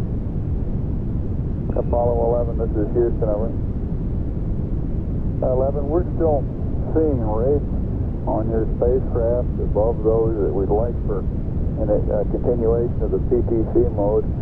We're still monitoring it, and we'll advise you when it's settled down. Over. This is Apollo Control at 151 hours, 11 minutes. The crew is presently setting up the spacecraft for passive thermal control. Once it stabilizes out, they'll begin a slow roll rate of 3 revolutions per hour to maintain temperature control. At the present time, Apollo 11 is 167,448 nautical miles from the Earth, and the velocity is 4,101 feet per second. Apollo 11, this is Houston. Your go for the spin-up on PTC, over. Second. Houston, Apollo 11, over. Go ahead, 11.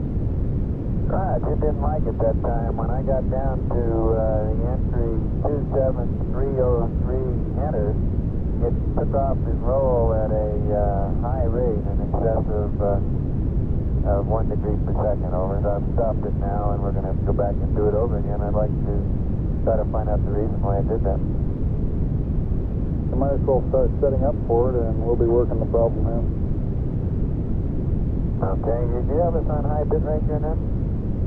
That's affirmative. Okay, good. I'll maneuver back to PTC initiation attitude while you guys look at the data and see what you think. Houston, Apollo 11, I think the reason is in having 1620 on the disk key during the subsequent entries. Or at least that's one possibility. We'll check it out. Apollo 11, this is Houston.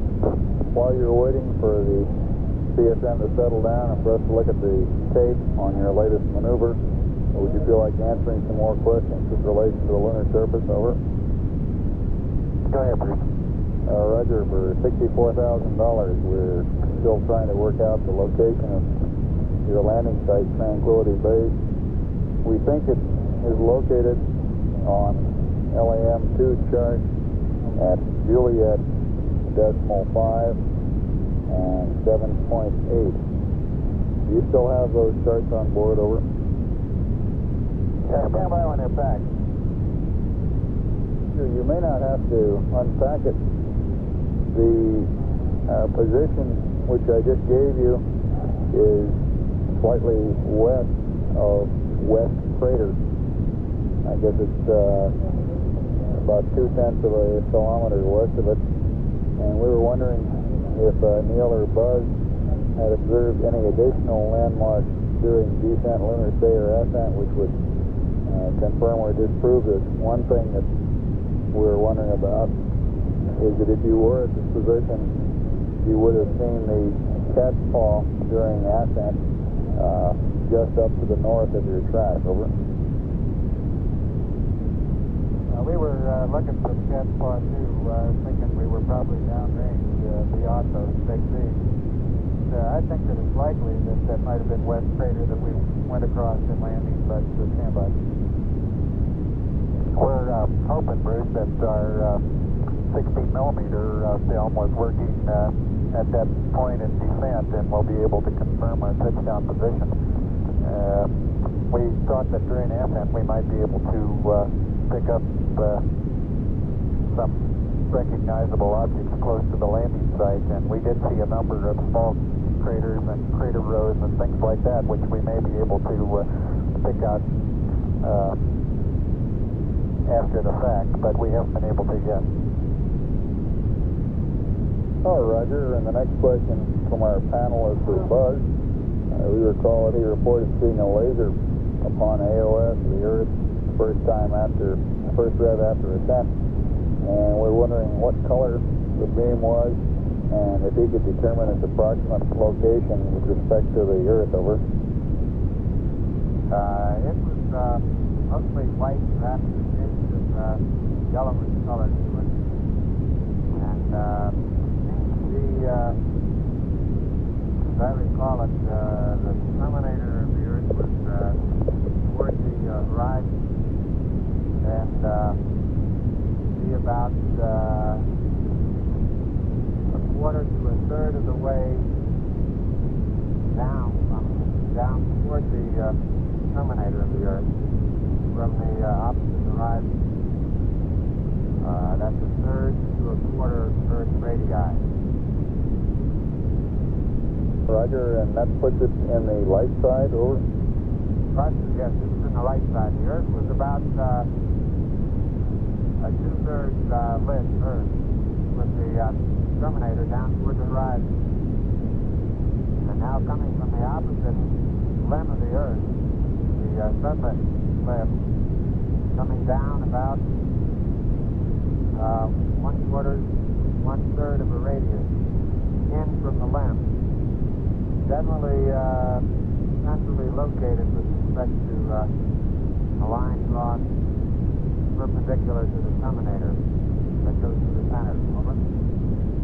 Roger, Buzz, we copy. And I got pictures of that. I'm sure that'll show up. And I saw that too. It was a very bright spot of light, and I confirmed Buzz's observation of its position. Okay, 11, very good. Now, with respect to the documented sample container, on television it appeared to us as though the samples for that container were in fact being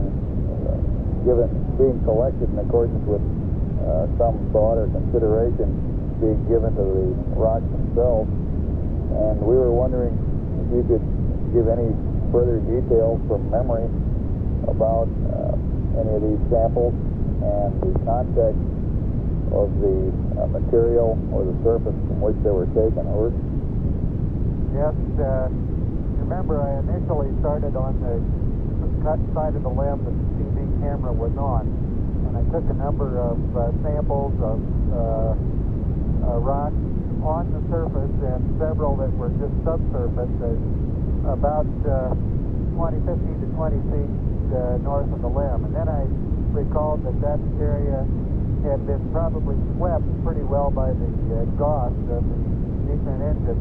So I crossed over to the southern side of the limb and took a number of samples from the area around the elongate double crater that we commented on, and several beyond that, and tried to take as many different types of rock types as I could see by eye as I could in the short time we had available. There were a number of other samples that I had seen earlier in our stroll around the lab that I had hoped to get back and pick up and put in the documented sample, but I didn't get those, and I'll be able to comment on detail when we get in the debriefing session. Oh, Roger. Did you observe any small craters with conspicuously blocky rims? Over. Well, aside from the real big one that we went over, I guess there were none in our area. I took a stroll back after putting up the PSEP, and while Buzz was starting to unpack the documented sample, took a stroll back to a crater behind us that was maybe 70 or 80 feet in diameter and 15 or 20 feet deep.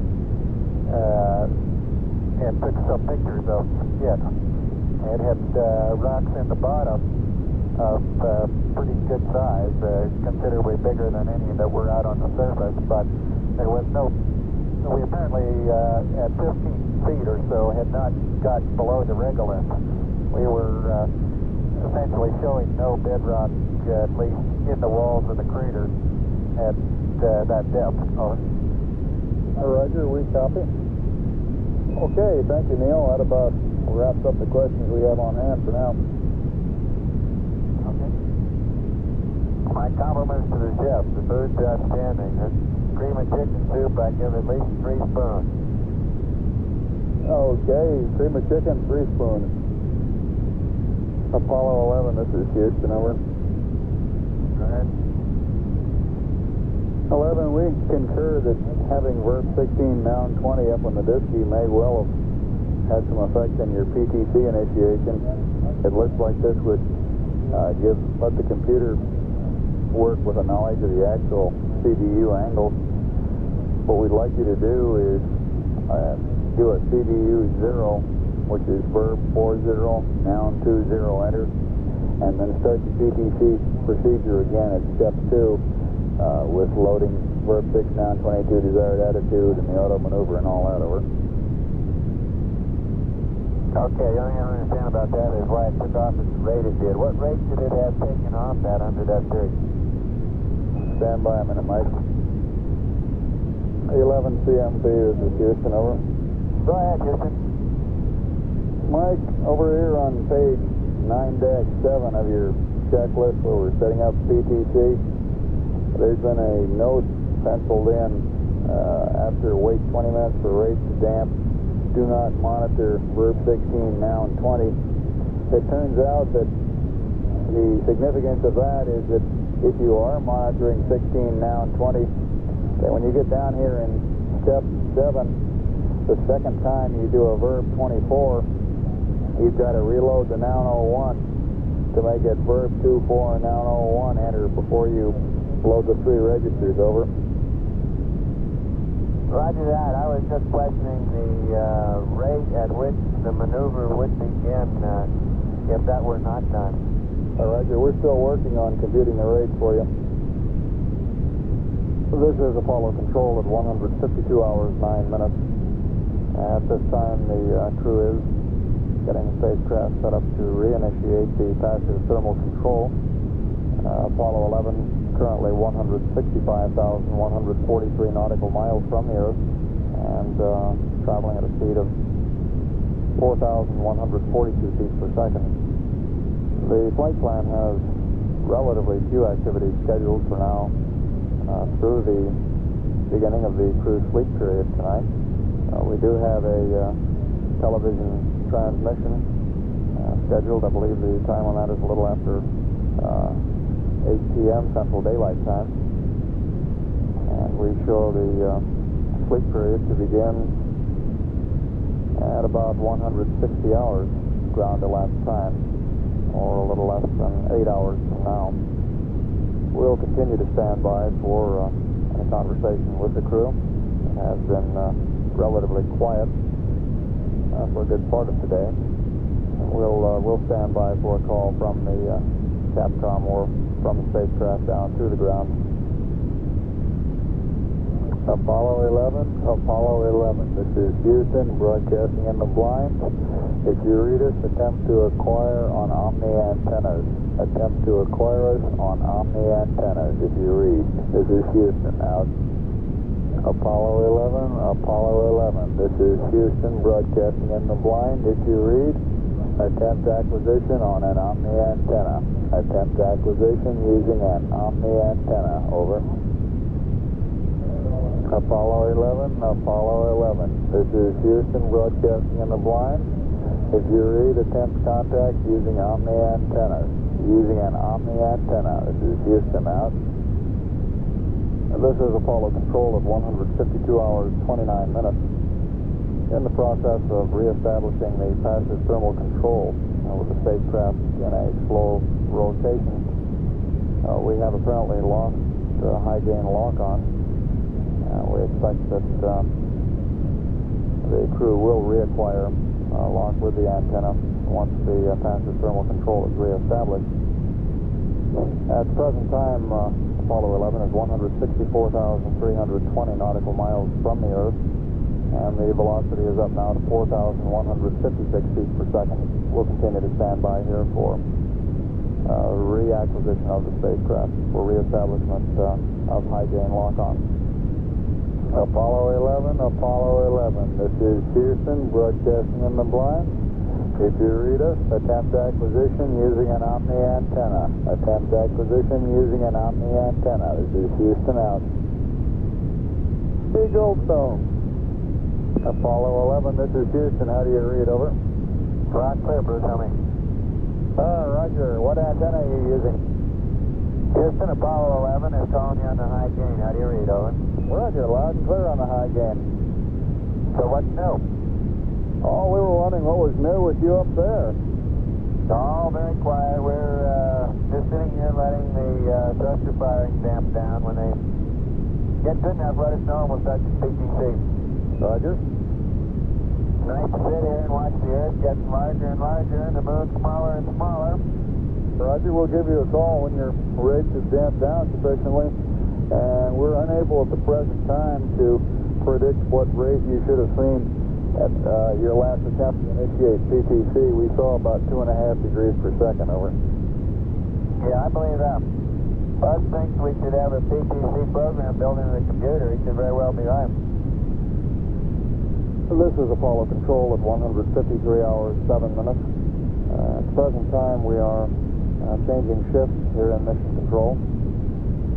Flight Director Gene Kranz will be coming on to relieve Flight Director Clifford Charlesworth. The capsule communicator on this shift will be astronaut Charlie Duke. And there will be a change of shift briefing in the News Center in the Building 1 auditorium in about 10 minutes. At the present time, Apollo 11 is traveling at a speed of 4,185 feet per second. The spacecraft is about 162,700 nautical miles from the Earth. At 153 hours, 9 minutes, this is Apollo Control, Houston. This is Apollo Control, 153 hours, 49 minutes, ground elapsed time. Apollo 11, homeward bound, is now 161,050 nautical miles out from Earth. Velocity now 4,216 feet per second. Houston, Apollo 11. Go ahead, 11. All right, just checking the radios, and how's the thruster activity coming? 11 Houston, the radios are still in good shape, and we're still waiting for your rates to decay. We've got 0.03 degrees per second in pitch now. Okay, we're in no rush. This is a very pleasant attitude. As a matter of fact, the sun is down in the LED, so it's not shining through the windows and heating the place up. We've got the Earth steady out window 1. We have the moon steadily out window 3, and of course we're locked up on the high gain. So as long as the thermal people are happy, we're happy. Roger, we copy. Apollo 11, this is Houston, over. Go ahead, Houston. Okay, 11, we're about ready to start PTC. I'd like to give you some high gain antenna angles. Well, we'd like to operate in the react mode, and you plan on spinning up in the positive or negative direction, over? We can do it either way. I had planned the positive. Okay, for positive, the high gain antenna setting should be pitch +30, yaw 270, and in react, over. Understand, react, pitch +30, yaw 270, thank you. Roger, and if you would, when you're making your DSKY entry to set up for PTC, go a little slower, and we'll try to follow each entry from down here, over. Roger that. Houston 11, PTC established. Roger, 11. 11 Houston, we observe the PTC to be fairly well established here, and we'll keep you posted on how it's going. And your friendly white team commentator is taking over now. Okay, thank all you black team. That was the green team. Correction, all you green team, green team, excuse me. Roger out. How could I forget? I used to be a green one. Hello, Apollo 11 Houston. Your white team is now on. We're standing by for an exciting evening of TV and a free sleep report, over.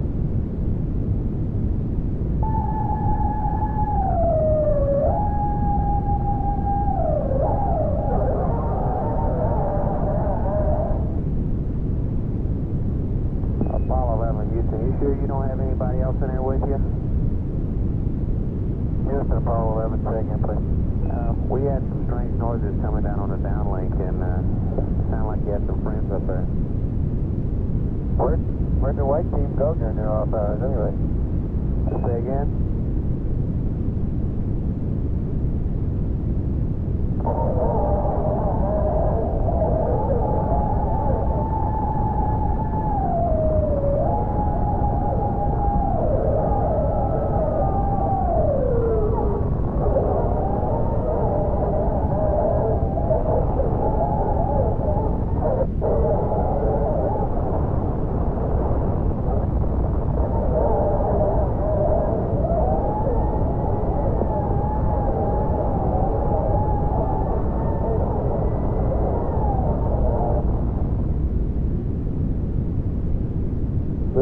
Apollo Control. Still no explanation. The weird noises emanating from Apollo 11, if indeed it is from Apollo 11, and it's reported from network that it's being received on the downlink at two different stations in the manned spaceflight network. Perhaps we'll all shake out later in the mission as to what these strange noises are. We'll come back up again as conversation is resumed with Apollo 11. Now 160,410 nautical miles out from Earth, traveling at 4,228 feet per second. At 154 hours, 5 minutes ground elapsed time, this is Apollo Control. This is Apollo Control. 154 hours, 53 minutes. Ground elapsed time, 40 hours, 9 minutes to entry. Apollo 11, homeward bound, 158,378 nautical miles out from Earth. Velocity now 4,267 feet per second. Apollo 11, Houston, over. Roger, would you we've been lost comm with you for about the last 10 minutes. Would you verify that the S-band track switch is in react, over? Negative, it's not. Last time I left Roger, we'd like to have you to put it in react and monitor. In about 2 minutes, we'll be coming up on the high gain. Would you monitor the react? If it doesn't take, acquire manually, over? Okay, say again the angles you'd like. We'll try to switch it ourselves. Stand by on the angles. Buzz, it's pitch plus 30, y'all 270, over. Roger, got him. Thank you. Hello, Apollo 11, Houston. Would you please terminate battery charge now, over? Roger, terminating battery charge. Hello, Apollo 11, Houston. Any special attitude you'd like us to look at for the TD, over? I don't guess we have a requirement there, Joe. Roger, we have an attitude that we could get the Earth out of a window, or the moon. We're trying to look at find one we can get both, if that's what you'd like, over. Our 50-degree roll attitude will probably give us that. Roger.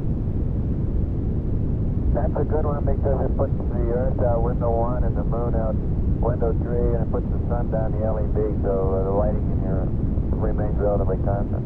Roger, well, we'll just stop on the 50 roll then, and we'll give you the word when to do that, over. This is Apollo Control. Quiet right now. No conversation going on between spacecraft communicator Charlie Duke and the crew of Apollo 11. And at 154 hours, 57 minutes ground elapsed time, this is Apollo Control.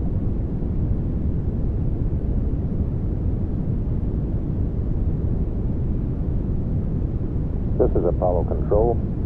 155 hours, 27 minutes ground elapsed time. Coming up now about 3 minutes away from the tonight's television pass. It'll be through the 85-foot antenna at the Goldstone tracking station. The 210-foot dish out there is tied up tracking one of the Mars flyby missions. Apollo 11, Houston. We'll have high gain coverage about 155.30 at that time. You can turn on a TV if you desire and continue your roll around till you get 50 degrees roll. Over. Apollo 11, Houston, we're going to give you the All-Star game tonight, but it was rained out. Over.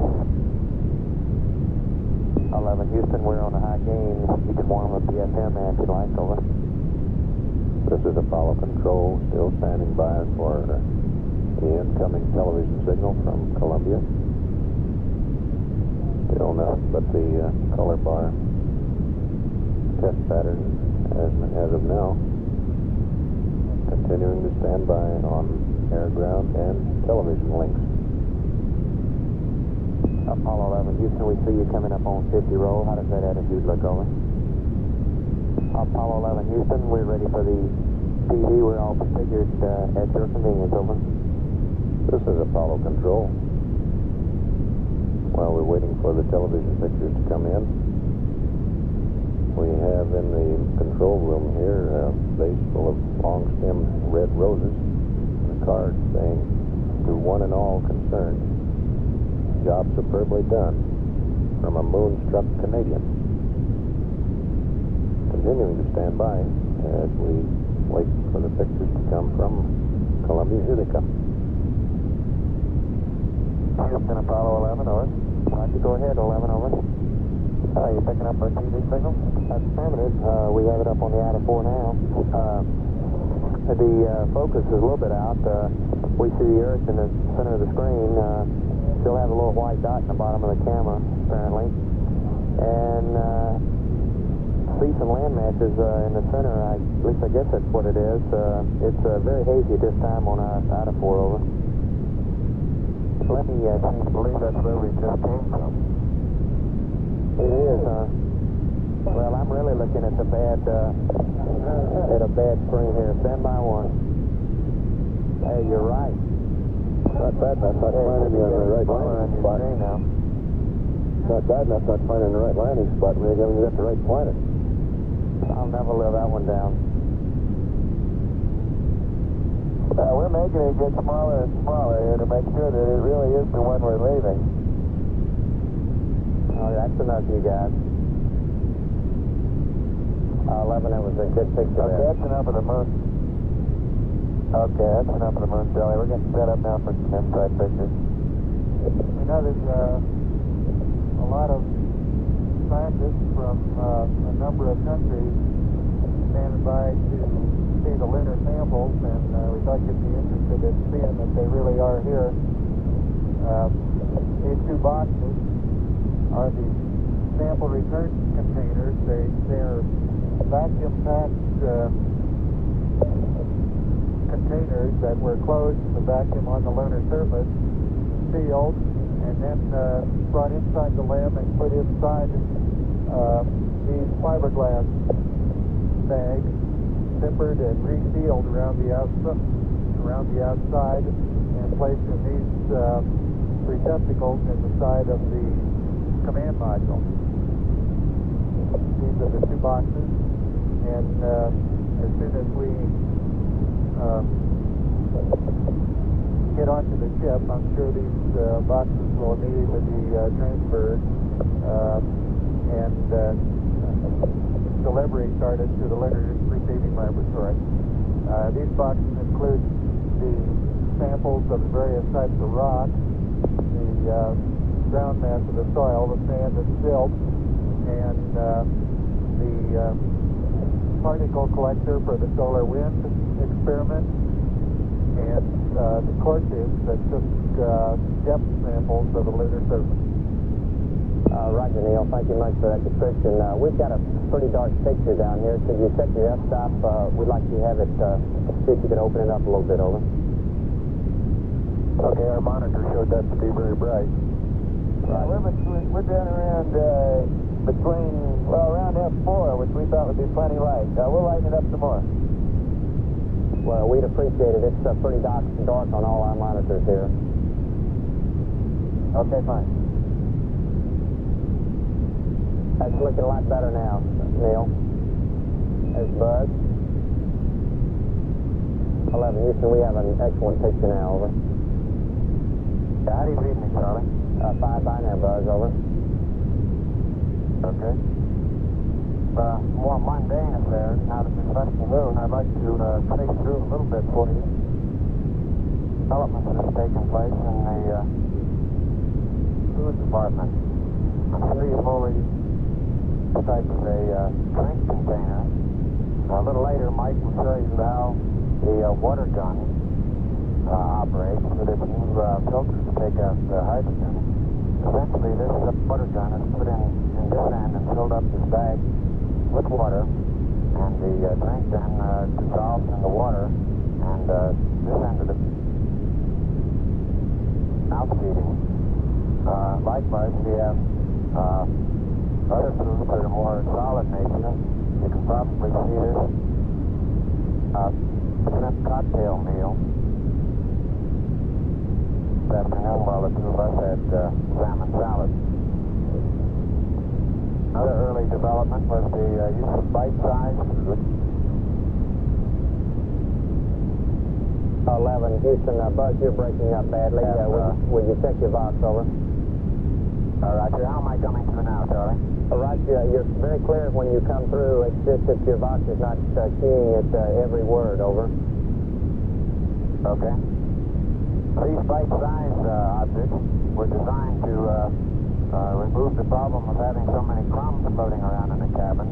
So they designed a particular size that would be able to go into the mouth all at once. I think since all of our experience, we've discovered that we can progress a good bit further than that back to some of the type meals that we have on Earth. Matter of fact, on this flight, we've carried along pieces of bread. And along with the bread, we have a ham spread. And I'll show you, I hope, how easy it is to spread some ham. Environment of 02. We've discovered that it is quite easy to draw very familiar with. Apollo 11, Houston, we noticed your roll rate increasing. Will you please see if you can bring that down to about 0 for us, so we'll be losing a high gain shortly, over. We can also use zero gravity to demonstrate many things that we've all learned in school. I'd like to demonstrate briefly how easy it is to explain the action of the gyroscope. If I spin this can, we know that according to the equations of motion, that we would expect that if once this is given a spin, about has a spin axis in this direction. If we give it a particular torque, I'll do this by pushing my hands against it in this fashion once it's spinning. By the equations, we can predict that as I put this torque on it, it will in fact rotate this direction. Let's see how well this works out. As I applied the torque this way, it rotated this way. Too close to it.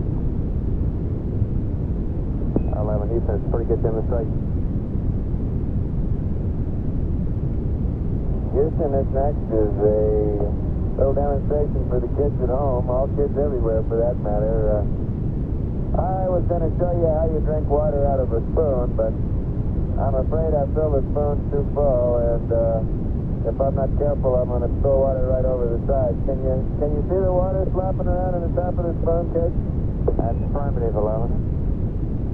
Okay, well, as I say, I was going to show you, but I'm afraid I filled it too full, and it's going to spill over the side. I tell you what, I'll just turn this one over and get rid of the water and start all over again, okay? Okay. And you can see up there we don't know where over is. One up is as good as another. That really is water, though, I'll tell you. That's really not the way we drink. We really have a water gun, which I'll show you. There's the water gun. This cylindrical thing on the end of it is a filter with several membranes. One allows water to pass, but not any gas. The other allows gas to pass, but not any water. So by routing the gaseous water, which comes from our tank, through this filter, we're enabled to drink purified water without the gas in it, filtered water. And of course, all we do to get it started is just pull the trigger. Sort of messy. I haven't been at this very long. It's the same system that the Spaniards used to drink out of wineskins at bullfights. Only I think this would be more fun. Well, be seeing you, kids. Thank you from all the kids in the world here in the Moker who can't tell the Earth from the moon. All right, just stand by one and we'll get you that earthquake. Looks like you need a wineskin up there, Mike. That'd be nice.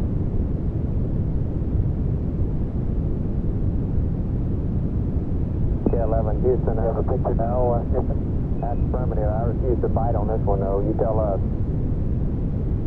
Okay, this should be getting larger, and if it is, it's the place we're coming up to. Roger. No matter where you travel, it's always nice to get home. We concur, 11. We'll be happy to have you back. Commander of Apollo 11.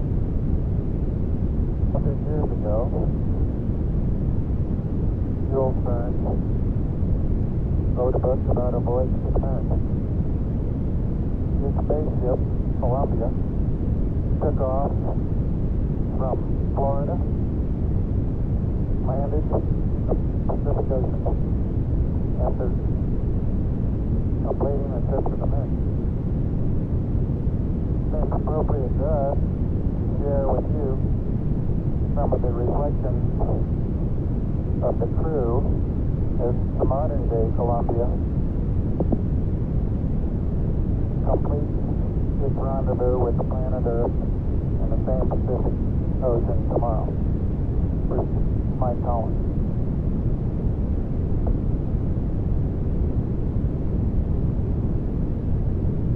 Roger, this trip of ours to the moon may have looked to you simple or easy. I'd like to agree that has not been the case. The Saturn V rocket, which put us into orbit, is an incredibly complicated piece of machinery, every piece of which works flawlessly. This computer up above my head has a 38,000-word vocabulary, each word of which has been very carefully chosen to be of the utmost value to us, the crew. The switch, which I have in my hand now, has over 300 counterparts in the command module alone. So there's one single switch design. In addition to that, there are myriad of circuit breakers, levers, rods, and other associated controls. The SPS engine, our large rocket engine, on the aft end of our service module, must have performed flawlessly or we would have been stranded in lunar orbit. The parachute up above my head must work perfectly tomorrow or we will plummet into the ocean. We have always had confidence that all this equipment will work and work properly, and we continue to have confidence that it will do so for the remainder of the flight. All this is possible only through the blood, sweat, and tears of a number of people. First, the American workmen who put these pieces of machinery together at the factory. Second, the painstaking work done by the various test teams during the assembly and the retest after assembly. Finally, the people at the Manned Spacecraft Center, both in management, in mission planning, in flight control, and last but not least, in crew training. This operation is somewhat like the periscope of a submarine. All you see is the three of us, but beneath the surface are thousands and thousands of others. To all those, I would like to say thank you very much. 11, this is Houston. We're getting a good picture of Buzz now, but no voice modulation. And would you open up the f-stop on the TV camera? Try T2, please. Appears to be a lot better now. We're still not receiving Buzz's audio. Good evening. I'd like to discuss with you a few of the more symbolic aspects of the flight of our mission Apollo 11. As we've been discussing the events that have taken place in the past 2 or 3 days here on board our spacecraft, we've come to the conclusion that this has been far more than 3 men on a voyage to the moon. More still than the efforts of a government and industry team. More even than the efforts of one nation. We feel that this stands as a symbol of the insatiable curiosity of all mankind to explore the unknown. Neil's statement the other day upon first setting foot on the surface of the moon, this is a small step for a man, but a great leap for mankind, I believe sums up these feelings very nicely. We accepted the challenge of going to the moon. The acceptance of this challenge was inevitable. The relative ease with which we carried out our mission, I believe, is a tribute to the timeliness of that acceptance. Today, I feel we're fully capable of accepting expanded roles in the exploration of space. In retrospect, we have all been particularly pleased with the call signs that we very laboriously chose for our spacecraft, Columbia and Eagle. We've been particularly pleased with the emblem of our flight, depicting the U.S. Eagle, bringing the universal symbol of peace from the Earth, from the planet Earth, the moon, that symbol being the olive branch. With our overall crew choice to deposit a replica of this symbol on the moon. Only in reflecting the events of the past several days, a verse in the Psalms comes to mind to me. I consider the heavens, the work of thy fingers, the moon and the stars which thou hast ordained. What is man that thou art mindful of him? Responsibility for this flight lies first with history, and with the giants of science who have preceded these efforts. Next to the American people, who have, through their will, indicated their desire. Next, the four administrations and their Congresses for implementing that will. And then to the agency and industry team that built our spacecraft.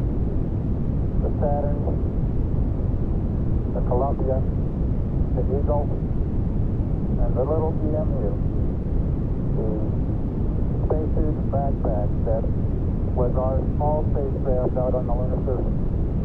I'd like to give a special thanks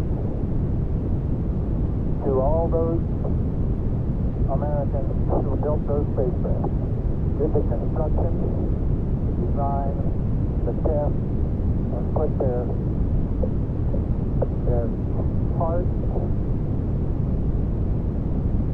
all their abilities into those craft. To those people, tonight we give a special thank you. And to all the other people that are listening and watching tonight, good night from Apollo 11.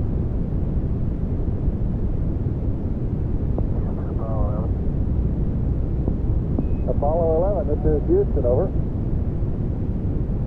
Roger, how's our thruster firing activity? We're about ready to crank up PTC if you are. Roger, go ahead. Okay, thank you. Apollo 11, this is Houston, over. Go ahead, Houston. 11, we'd like you to shift to an Omni antenna configuration at the present time. We're requesting the S-band antenna Omni switch to Bravo and the S-band antenna Omni switch to Omni. The high gain antenna track in manual, pitch -50, yaw 270, over. Roger, I'll do that right now. Roger, and if Mike has a minute, we'd like to do a little bit of troubleshooting. It seems he's either flat chested or something because we've lost respiration rate on the biomed telemetry. That is the ZPN trace down here is flashing. I used the table a little bit ago. They might have. Hold on. Oh, the blasted wires are all connected is all I know. Okay, Mike, we had a request that you disconnect the yellow connector from the signal conditioner and verify that it looks okay, reconnect it, and then if you would check the 2 electrodes that are placed one on each side of your lower rib cage, over. How big is a mile on Charles Road today? Cliff is not on right now. Gene Trent just released him a few minutes ago. Roger that. All those wires and things look normal up here. Well, Roger, Mike, we could see variations on our trace as you connected and disconnected, but the medics still don't have a signal. Looks like you're sending us a message of some sort. I promise to let you know if I stop breathing. Apollo 11, this is Houston, broadcasting in the blind, request Omni Bravo, over.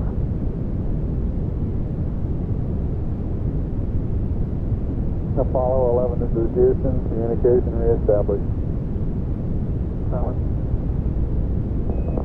Apollo 11, this is Houston, would you confirm you are in Omni Bravo, over? Okay, that ought to give it to you. Roger, out. Apollo 11, this is Houston. Mike, we're still getting a flat trace on you for the impedance numerograph. Before you turn in this evening, you might try putting some fresh paste in the sensors, and if that doesn't work, the medics have agreed to forget about it, over. Thanks off a loop. On your face, man. Okay, thank you. Here's the Apollo 11 again. Roger, Mike. The trace on your respiration rate is still flat. If you have time this evening before turning in, it was suggested you try putting some fresh paste in the 2 electrodes that go on the side of your lower rib cage.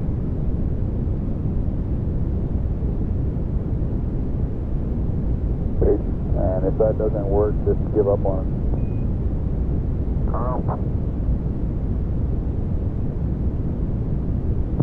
This is Apollo Control.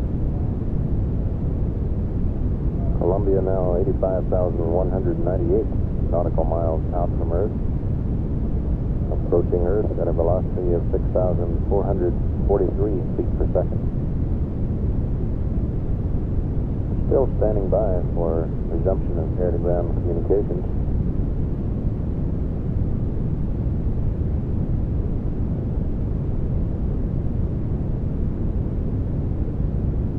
Which may be difficult inasmuch as Capcom is leaving the room.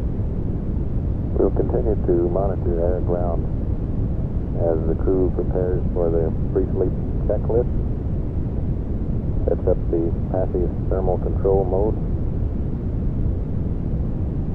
and backs out for about a 10-hour rest period in preparation for tomorrow's entry and subsequent recovery in the mid-Pacific aboard the carrier Hornet. Now hove to on the aiming point, or near the aiming point. Standing by at 179 hours, 27 minutes ground elapsed time. This is Apollo Control.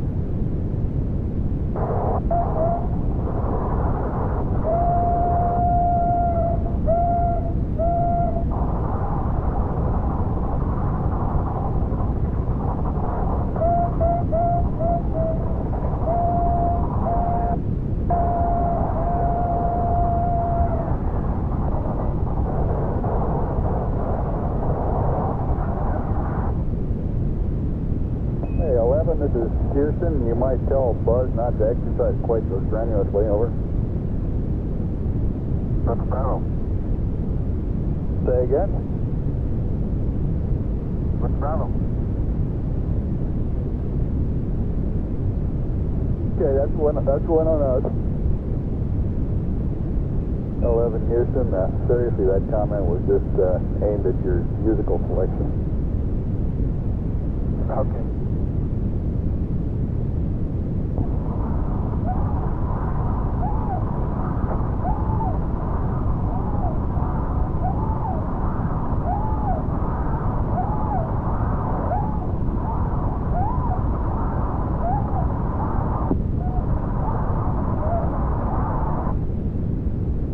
Fine, Neil, not so fast.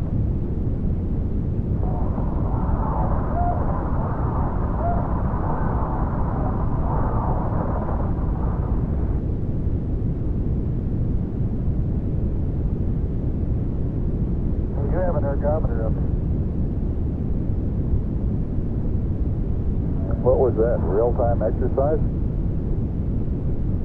Just running the ergometer. Roger. Apollo 11, this is Houston, over. Go ahead, Houston. Well, we'd like to know what your plans are as far as turning in this evening. The flight plan will show you commencing a rest period of about 182 hours. And what are you planning to do on that? We're going to be watching the weather here, and we expect to have an update on the weather, I guess, in about another half hour or 45 minutes to pass to you, over.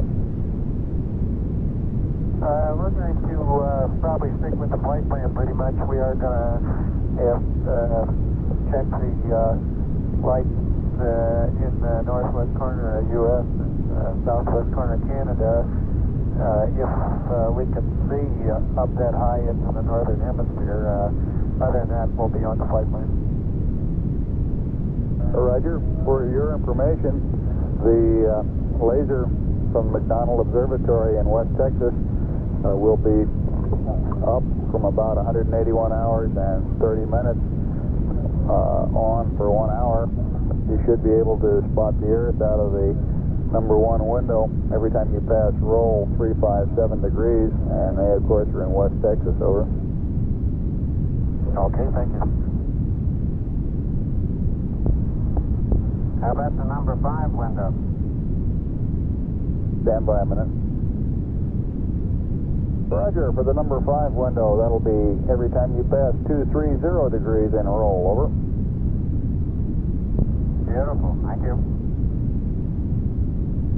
You guys are on your toes down there. Must have a new star chart. Must have a new star chart, huh? Oh, we've got a fresh FAO here. Honeysuckle, Houston, contact. Net 1, voice check. Honeysuckle, read you loud and clear. Roger, read you the same. Houston, Apollo 11. How much longer do you want to keep charging battery B?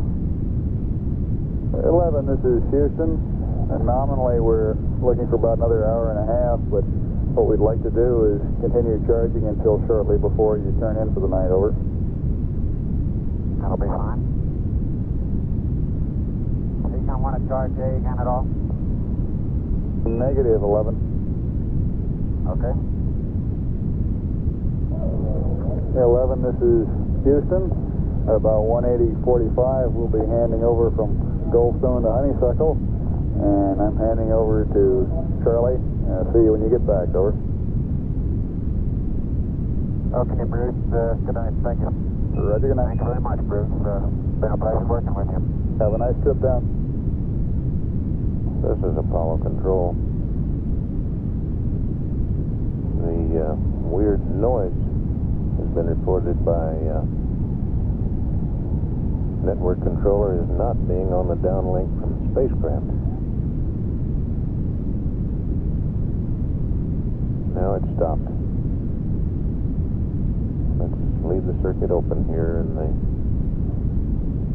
period prior to the time the crew goes to sleep and monitor the air-ground circuit.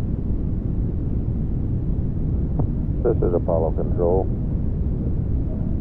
We've been standing by now for quite some time for resumption of communications, but apparently no one is saying anything tonight.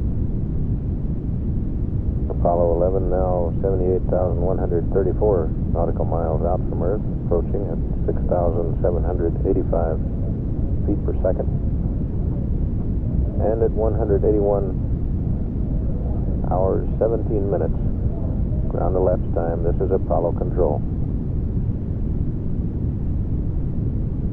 Houston, Apollo 11, over. Apollo 11, Houston, go ahead. Roger, Houston. For retro, I have the anticipated location of all the entry stowage, and I suggest you pull out the entry checklist and we'll go through those maps at the front of it. Apollo 11, Houston, could you stand by just a few minutes? Charlie and Flight are out getting a weather briefing. They'll be back shortly.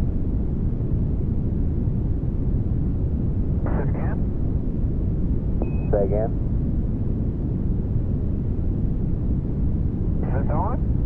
No, this is Chuck Lewis. Charlie Duke is out with flight getting a weather briefing right now. Okay. You're not drinking coffee, I know. They'll be back momentarily.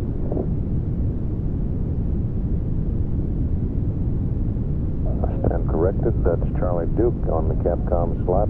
Bruce McCandless in the last half hour has been relieved. Charlie is likely to respond now. He's putting on his headset. We'll listen in. Hello, Apollo 11, Houston, over. Roger, Houston, Apollo 11. Did you get the word on the entry checklist? Roger, Mike. We sure did. We're ready to talk about it if you are, over. I think the quickest thing is go through page by page the first part of the entry checklist where it has a map. Starting on the page with compartment L2 and L3. Are you with me? With you. Okay, L2 is as shown, L3 is as shown. There's about half the food remaining in L3. Roger. Where it says note, the CMP PGA is located in the L-shaped bag with the other two PGAs.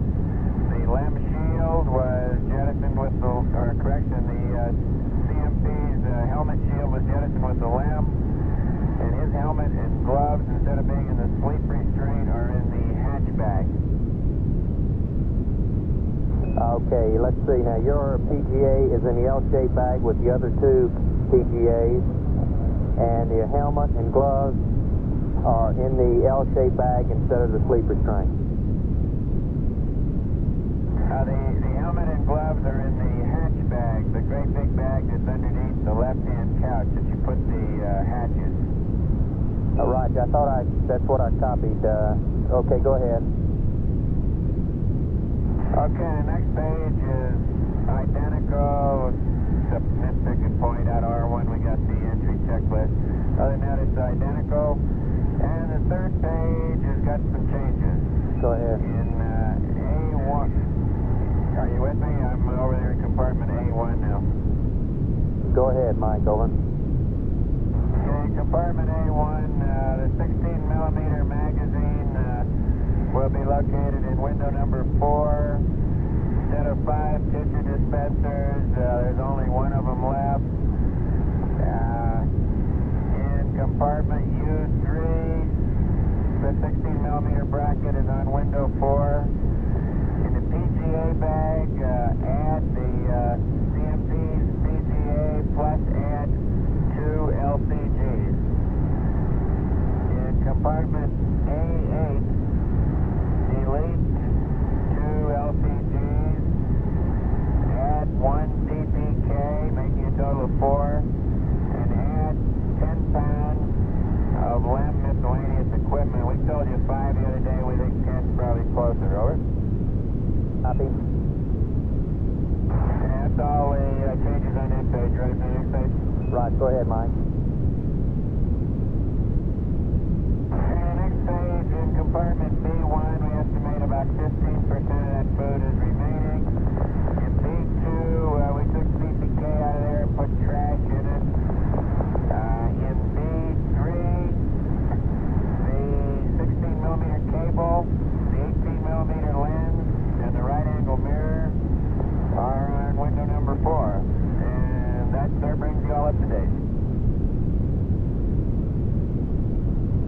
Roger. How about the levers, Mike? Where'd you put those, over? They're in the hatch bag. Roger. Stand by. Our only concern, 11, is with the stuff you got in the hatch bag. That's a pretty big bulk between you and A8, and we'd like to talk about moving that over to the sleep restraint. If you'll stand by, I'll verify that, over. Okay. 11, Houston, our recommendation on the gear you got in the helmet bag, the hatch bag, would be to remove that stuff and put it in the sleep restraint under the right couch. The reason is that the hatch bag straps are only configured for 0G, and it's a pretty difficult job getting it latched down. With the gear in the sleep restraint, it's a pretty standard latch down procedure, and you can also use the beta cord that you have on board. You concur, over? Yeah, we'll look at it, Charlie, let you know. Roger. And I've got a couple other things, Mike. We need to terminate battery B charge at this time. And also the weather is clobbering in at our targeted landing point due to scattered thunderstorms. We don't want to tangle with one of those, so we're going to move your aim point uprange, correction, to be downrange, to target for a 1,500 nautical mile entry, so we can guarantee uplift control. The new coordinates are 13 degrees, 19 minutes north, 169, 10 minutes west. The weather in that area is super.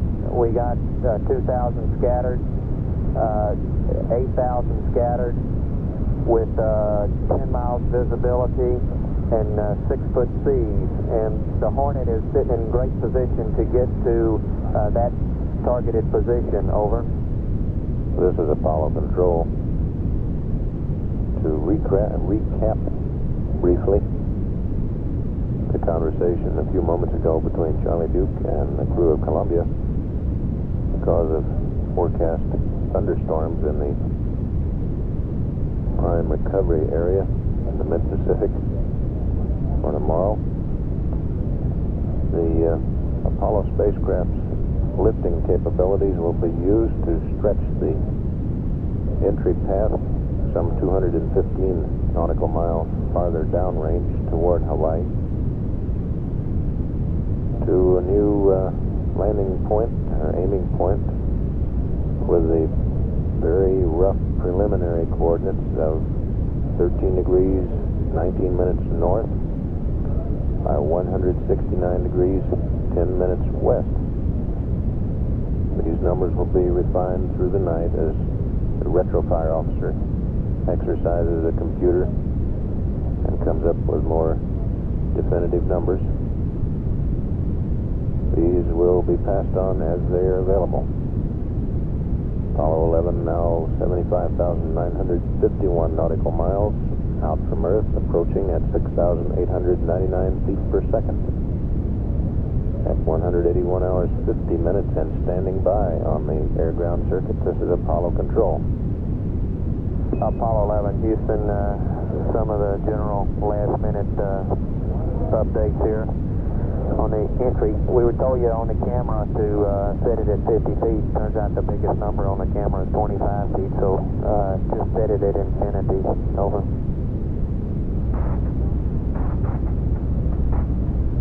Hello, Apollo 11, Houston. We're ready to put you to bed and say good night if you give us your crew status report and verify that you changed out the CO2 canister a moment ago. Over.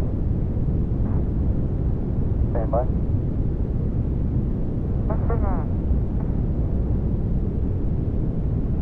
Okay, Charlie, crew status report follows. CDR 11023, CFT 10025, LMP 09027, canister change complete. Roger, thank you very much. No medication. Roger, thank you. Could you give us an onboard readout, please, sir? Stand by. Okay, BAT C 37, Pyrobat A 37, BAT B 37, RCSA 51, D 63, C 62, D 58. Roger, copy. Thank you much. Apollo 11, Houston, it's a good night from the white team for the last time. We'll be off when you wake up in the morning. It's been a pleasure working with you guys. It was a beautiful show from all three of you. We appreciate it very much, and we'll see you when you get out of the LRL. Over. Okay, Charlie, thanks to you and all the white team for a great job down there all the way through. Thank you. Outstanding. Thank Appreciate it very much, Charlie. Thanks.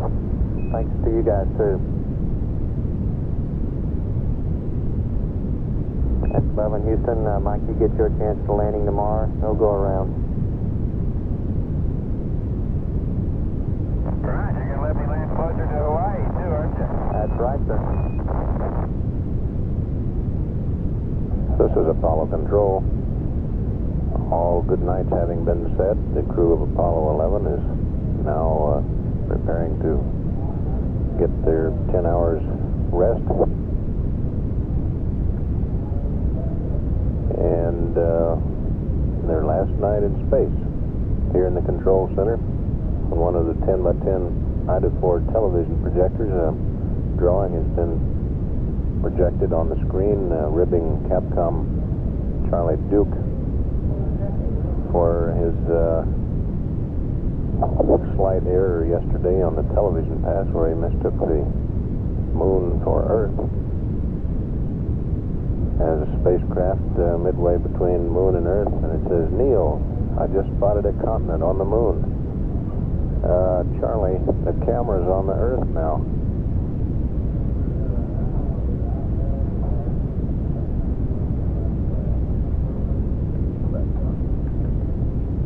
Apollo 11 now 74,906 nautical miles out from Earth, approaching at 6,954 feet per second, and at 182 hours 6 minutes ground-elapsed time. This is Apollo Control. 11 Houston, we got some word this moment ago that the McDonnell Observatory is said they had picked up the spacecraft in their telescope. Over. Outstanding. We've been looking for their laser, but haven't had much luck yet. Roger, we'll pass it on to them, Neil. Thank you.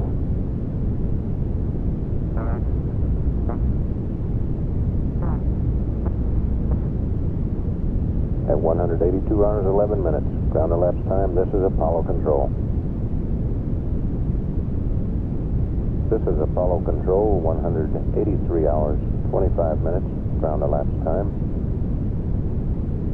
Columbia spacecraft now 69,520 nautical miles out from Earth, approaching at 7,262 feet per second.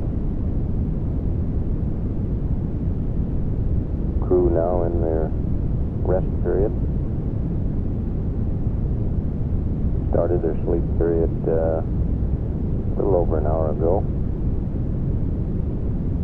To reiterate the change in the landing point, this is a weather avoidance situation where thunderstorms are forecast for the aiming point, the original aiming point in the mid-Pacific.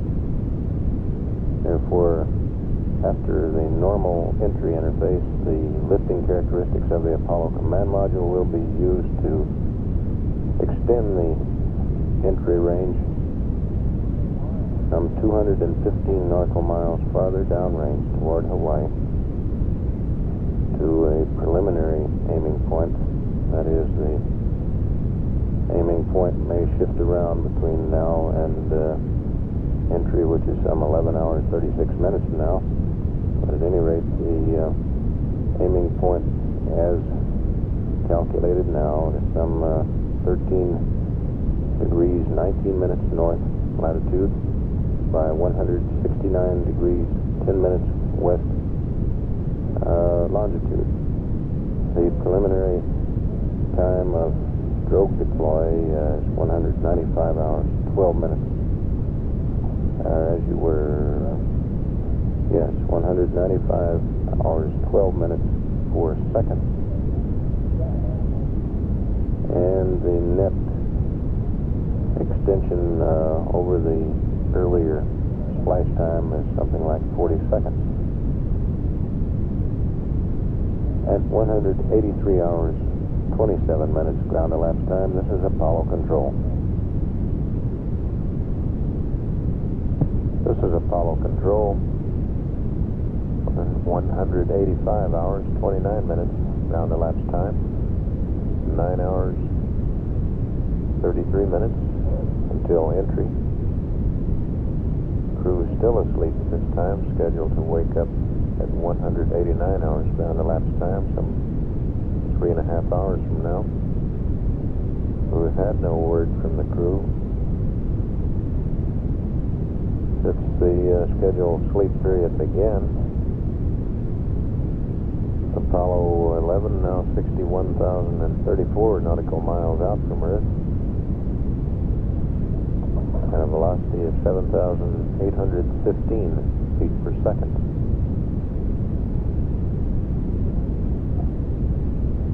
At 185 hours, 30 minutes ground elapsed time, this is Apollo Control. This is Apollo Control, 186 hours, 28 minutes ground elapsed time. 8 hours, 35 minutes to entry. Crew of Columbia still asleep at this time. Some 2.5 hours away from wake-up time at 189 hours ground elapsed time.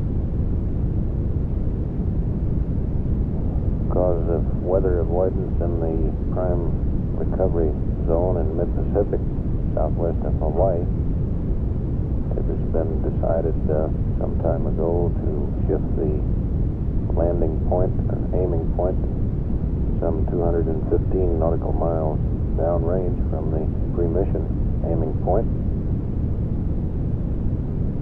And all of the numbers concerned with entry and post-entry events have been generated, and we shall forward them at this time. Pencils ready? Command module, service module, separation. 194.48.07 ground elapsed time.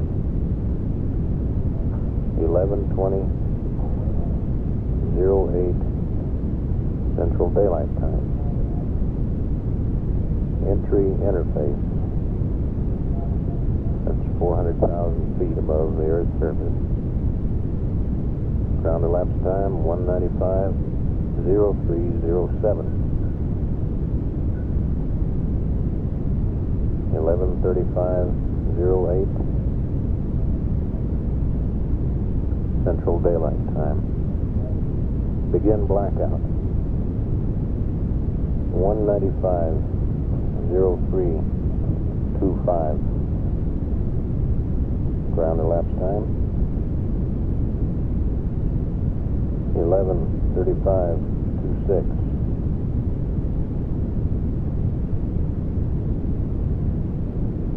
Central Daylight Time. 05G 195.03.35 GET. 11:35.36 CDT. End of blackout. 195.06.56 GET. 11:38.57 CDT. Drogue chutes deploy. 195.12.04 GET. 11:44.05 CDT. Main chutes deploy. 195. 12.52. 11:44.53 CDT. Touchdown 195.17.49 GET. 11:49.50 CDT.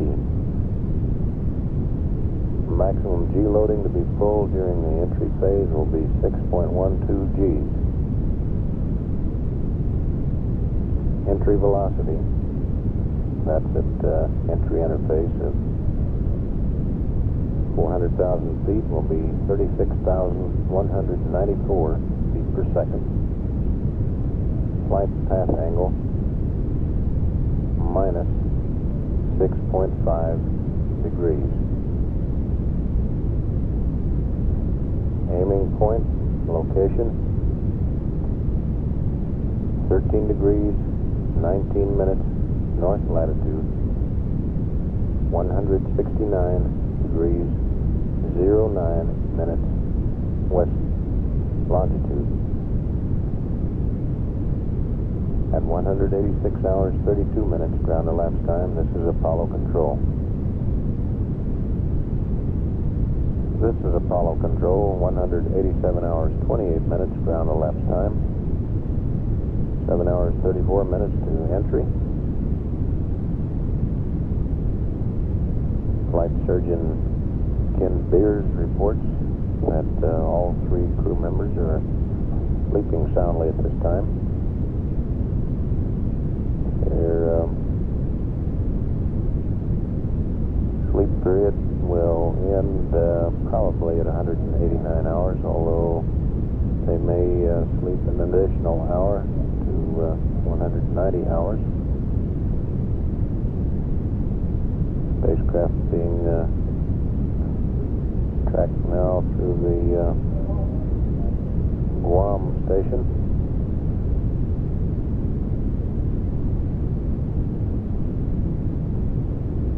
A line projected out from Earth to what's called a sub-satellite point, a point directly under the spacecraft. Would put it over dead center of Australia.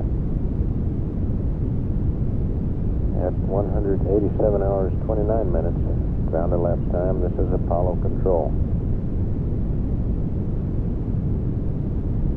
This is Apollo Control, 188 hours, 28 minutes, ground elapsed time. Apollo 11 now 46,254 nautical miles out from Earth. Velocity continuing to increase. Now 9,081 feet per second. There'll be a dramatic increase in velocity as the spacecraft gets closer in. Here in the Mission Control Center, the entry team headed up by Flight Director Milt Wendler is beginning to come aboard. Handover in progress from Gene Grant's White team. Crew still asleep at this time. Some 6 hours, 34 minutes from entry interface.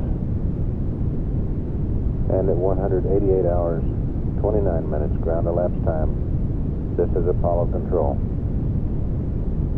This is Apollo Control at 188 hours, 43 minutes. Mid-course correction number 7 has been canceled, and we will add 1 hour of rest time to the flight plan. Crew will be awakened at 190 hours elapsed time. To repeat, we have canceled mid-course correction number 7, and we will allow the crew to sleep until 190 hours elapsed time. This is Mission Control Houston. This is Apollo Control at 189 hours, 28 minutes. Apollo 11 is 40,961 nautical miles from the Earth, approaching at a velocity of 9,671 feet per second. Mid-course correction number 7 has been canceled, and as a result, we will let the crew sleep until an elapsed time of 190 hours. Weather in the recovery area. Well, we're getting a call from Apollo 11 now. Let's listen to that. Roger. Good morning. What's the status on mid-course 7?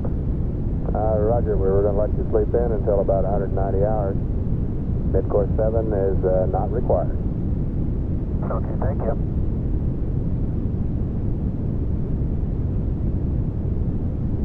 The crew gave us a call at 189 hours, 29 minutes. We advised them of the cancellation of the mid-course correction. Weather in the recovery area skies will be partly cloudy. Cloud base is at 2,000 feet, scattered. Wind east-northeast at 18 knots. 6-foot sea. Temperature near 80 degrees. This landing area is 215 miles to the northeast from the original landing area. Moved because of thunder showers in the original area. This new location should allow the recovery ship USS Hornet to arrive in Hawaii 4 to 5 hours earlier than originally planned. We expect it may be possible for the carrier to arrive at Pearl Harbor somewhere between 8 and 9 o'clock on July 26th. That's Saturday. The crew is probably preparing breakfast now, and it's not likely we'll hear a lot from them right away, but we'll continue to stay up live for any conversation. This entry timeline is my kind of timeline, nice and slow. 11 Houston, roger, it sure is. ECOM is anxiously awaiting his big moment here for the logic sequence check whenever you're ready. Okay, we'll be ready for that in just a flash. Roger. Apollo 11 Houston.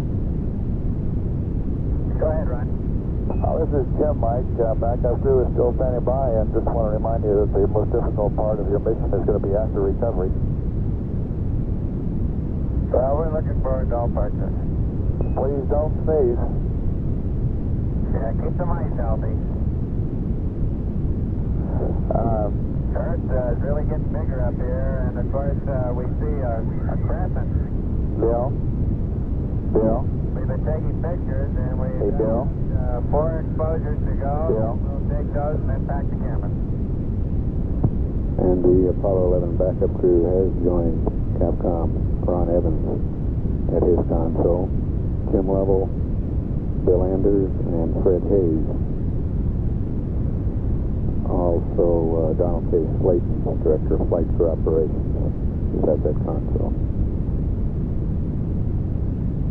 Houston, Apollo 11, we're ready for the logic check whenever you are. We're standing by to arm the logic. We've got the ELS logic on, ELS auto, and all the circuit breakers in. Apollo 11 Houston, roger, you can press on with the flex logic. Okay, logic 1 coming on, mark it. Logic 2 coming on, mark it. Apollo 11 Houston, logic check's good. You're go for pyro arm. Thank you, sir. Houston, Apollo 11. Apollo 11 Houston, roger, you faded out a little bit there, Buzz. I understand you have the VHF simplex bay on now. Is that correct, over? That's affirmative, VHF simplex bay, and we're PR and VHF. Roger, mighty fine. We'll watch it as you're coming on in and let you know when the intelligibility is up, and we'll make a voice check with you at that time. Houston, Apollo 11, I've been holding here in SDS control, minimum deadband rate low with the limit cycle on, just as a matter of curiosity if you guys wanted some fuel numbers from that. 11 Houston, roger, we caught in. We've been figuring it out. Okay. It's a pleasure to be able to waste gas. Roger, that's affirmed. This is Apollo Control at 193 hours 10 minutes. Apollo 11 now 17,158 nautical miles from Earth. Velocity 14,633 feet per second. Apollo 11 Houston with a little recovery force information, over. Go ahead. Roger, the Hornet is on station, just far enough off the target point to keep from getting hit. Recovery 1, the choppers there, they're on station. And Hawaii Rescue 1 and 2, the C-130s are within 40 minutes of your target point. Over. Sounds good, thank you.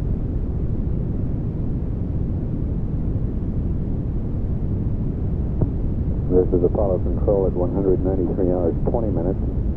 Apollo 11, 15,854 nautical miles from Earth. Velocity 15,154 feet per second. We're 1 hour 43 minutes away from entry. And here are the altitudes at which the entry events are expected to occur. Entry at 75 statute miles. Beginning blackout at 62 statute miles. 05G, 57 statute miles. In blackout 41 statute miles. Drogue chute deployment 23,300 feet. And main chute deployment 10,500 feet.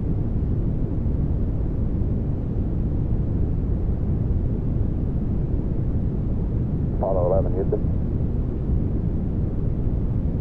Roger, we don't want to jettison the hydrogen tank that's stratified, so could you cycle the fans in tank 2, please? Hydrogen tank 2. You better believe. That old service marshal's taking good care of us. You want to take good care of it? Sure has, hasn't it? Been a champ. Apollo 11 is 1 hour away now from entry into the Earth's atmosphere. 11 Houston, I'll give you a time hack at 58 minutes to go. It's about 15 seconds yet. Thank you. Stand by. Mark, 58 minutes. Roger.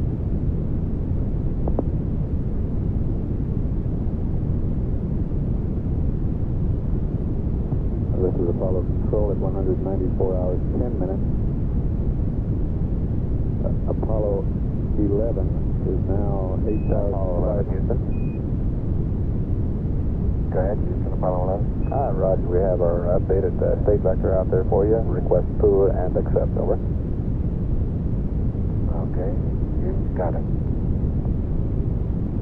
Okay, here it comes. Apollo 11, Houston. Go ahead. Roger, the computer is yours now. Looks like you're in VHF range here. So we'll try a VHF check for you. We'll just send the VHF up to you. Stand by. Apollo 11, Houston, VHF check on Simplex Alpha, over. Roger, Houston. Apollo 11, VHF Simplex Alpha, loud and clear. Over, over. Roger, 11 Houston, you're loud, the standard VHF noise, so makes you realize that S-band is good. Roger, understand. Thank you. Apollo 11 Houston, back up S-band now, and we're standing by for command module RCS activation. Okay, we're just about there. Apollo 11 Houston, you're go for pyro arm. Thank you, Houston.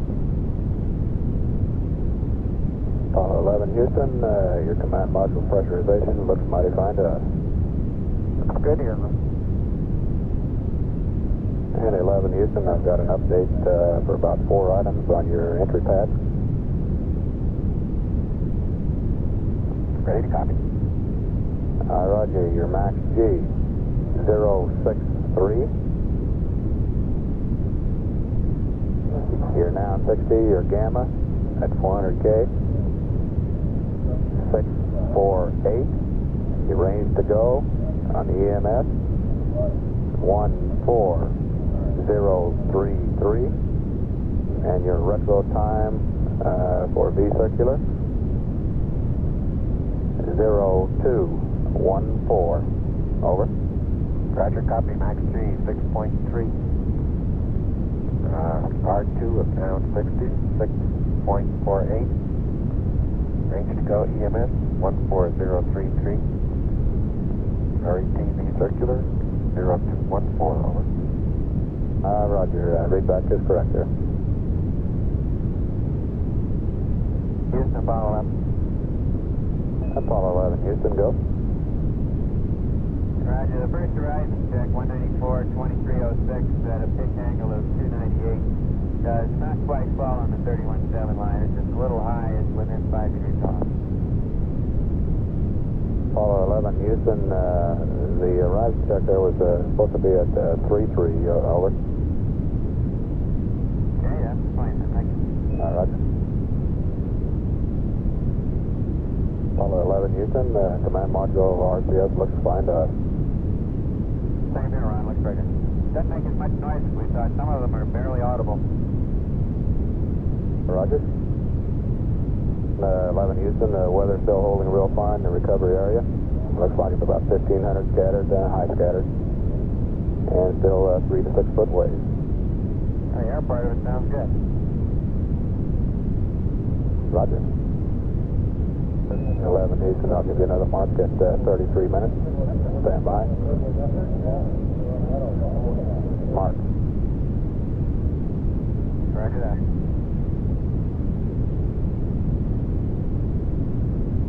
Houston, Apollo 11, do you have any recommended settings to catch the sunset over?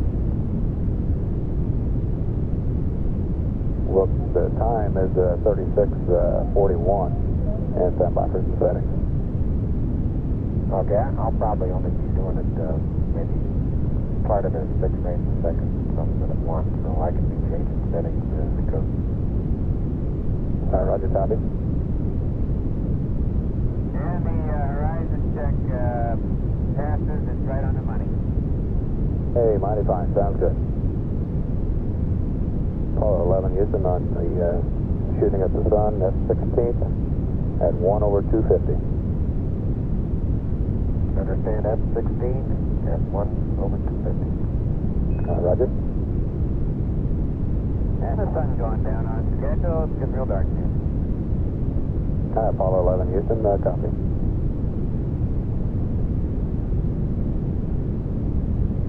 And we're about 10 minutes away from the scheduled separation time now.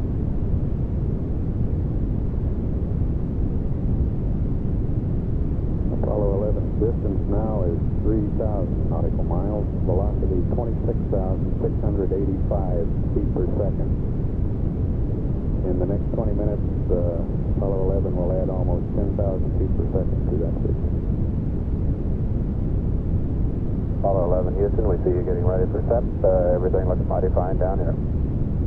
Same here, Ron. Thank you. We're awaiting confirmation of separation. We confirm separation now from on the ground reading telemetry. We confirm separation. Apollo 11 Houston, you're still looking mighty fine here. You're cleared for landing. Yeah, we appreciate that, Ron. Thank you. Roger, gears down and locked. Roger.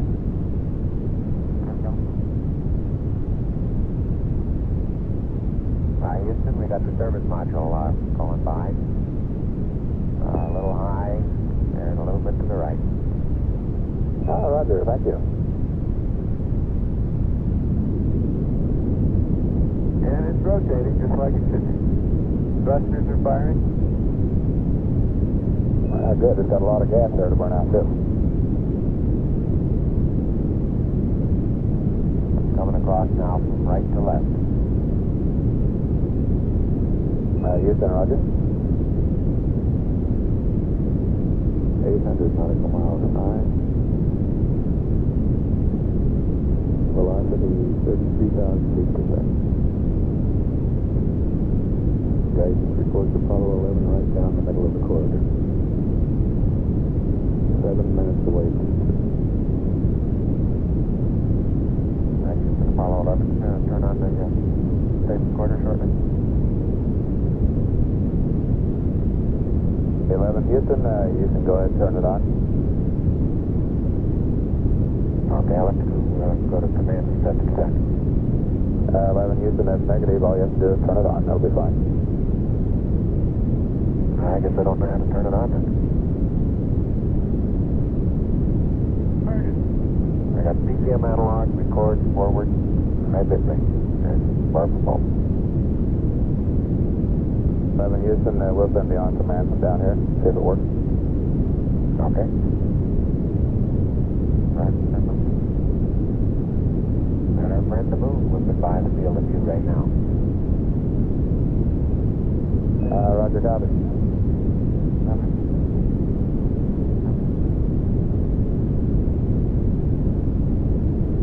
3 minutes later. 11 Houston, we'll have you for about 3 more minutes through Redstone and then pick you up after blackout through Orion. Roger.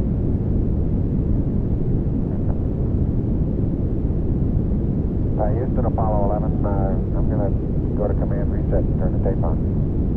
Out.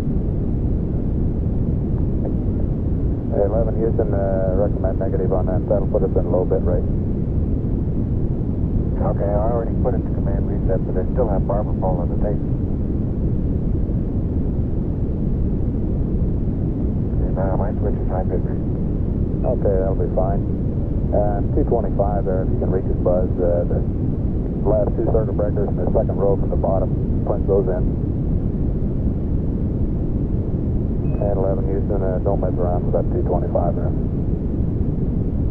Okay. And 11 Houston, you're going over the hill there shortly. You're looking mighty fine to us. See you later.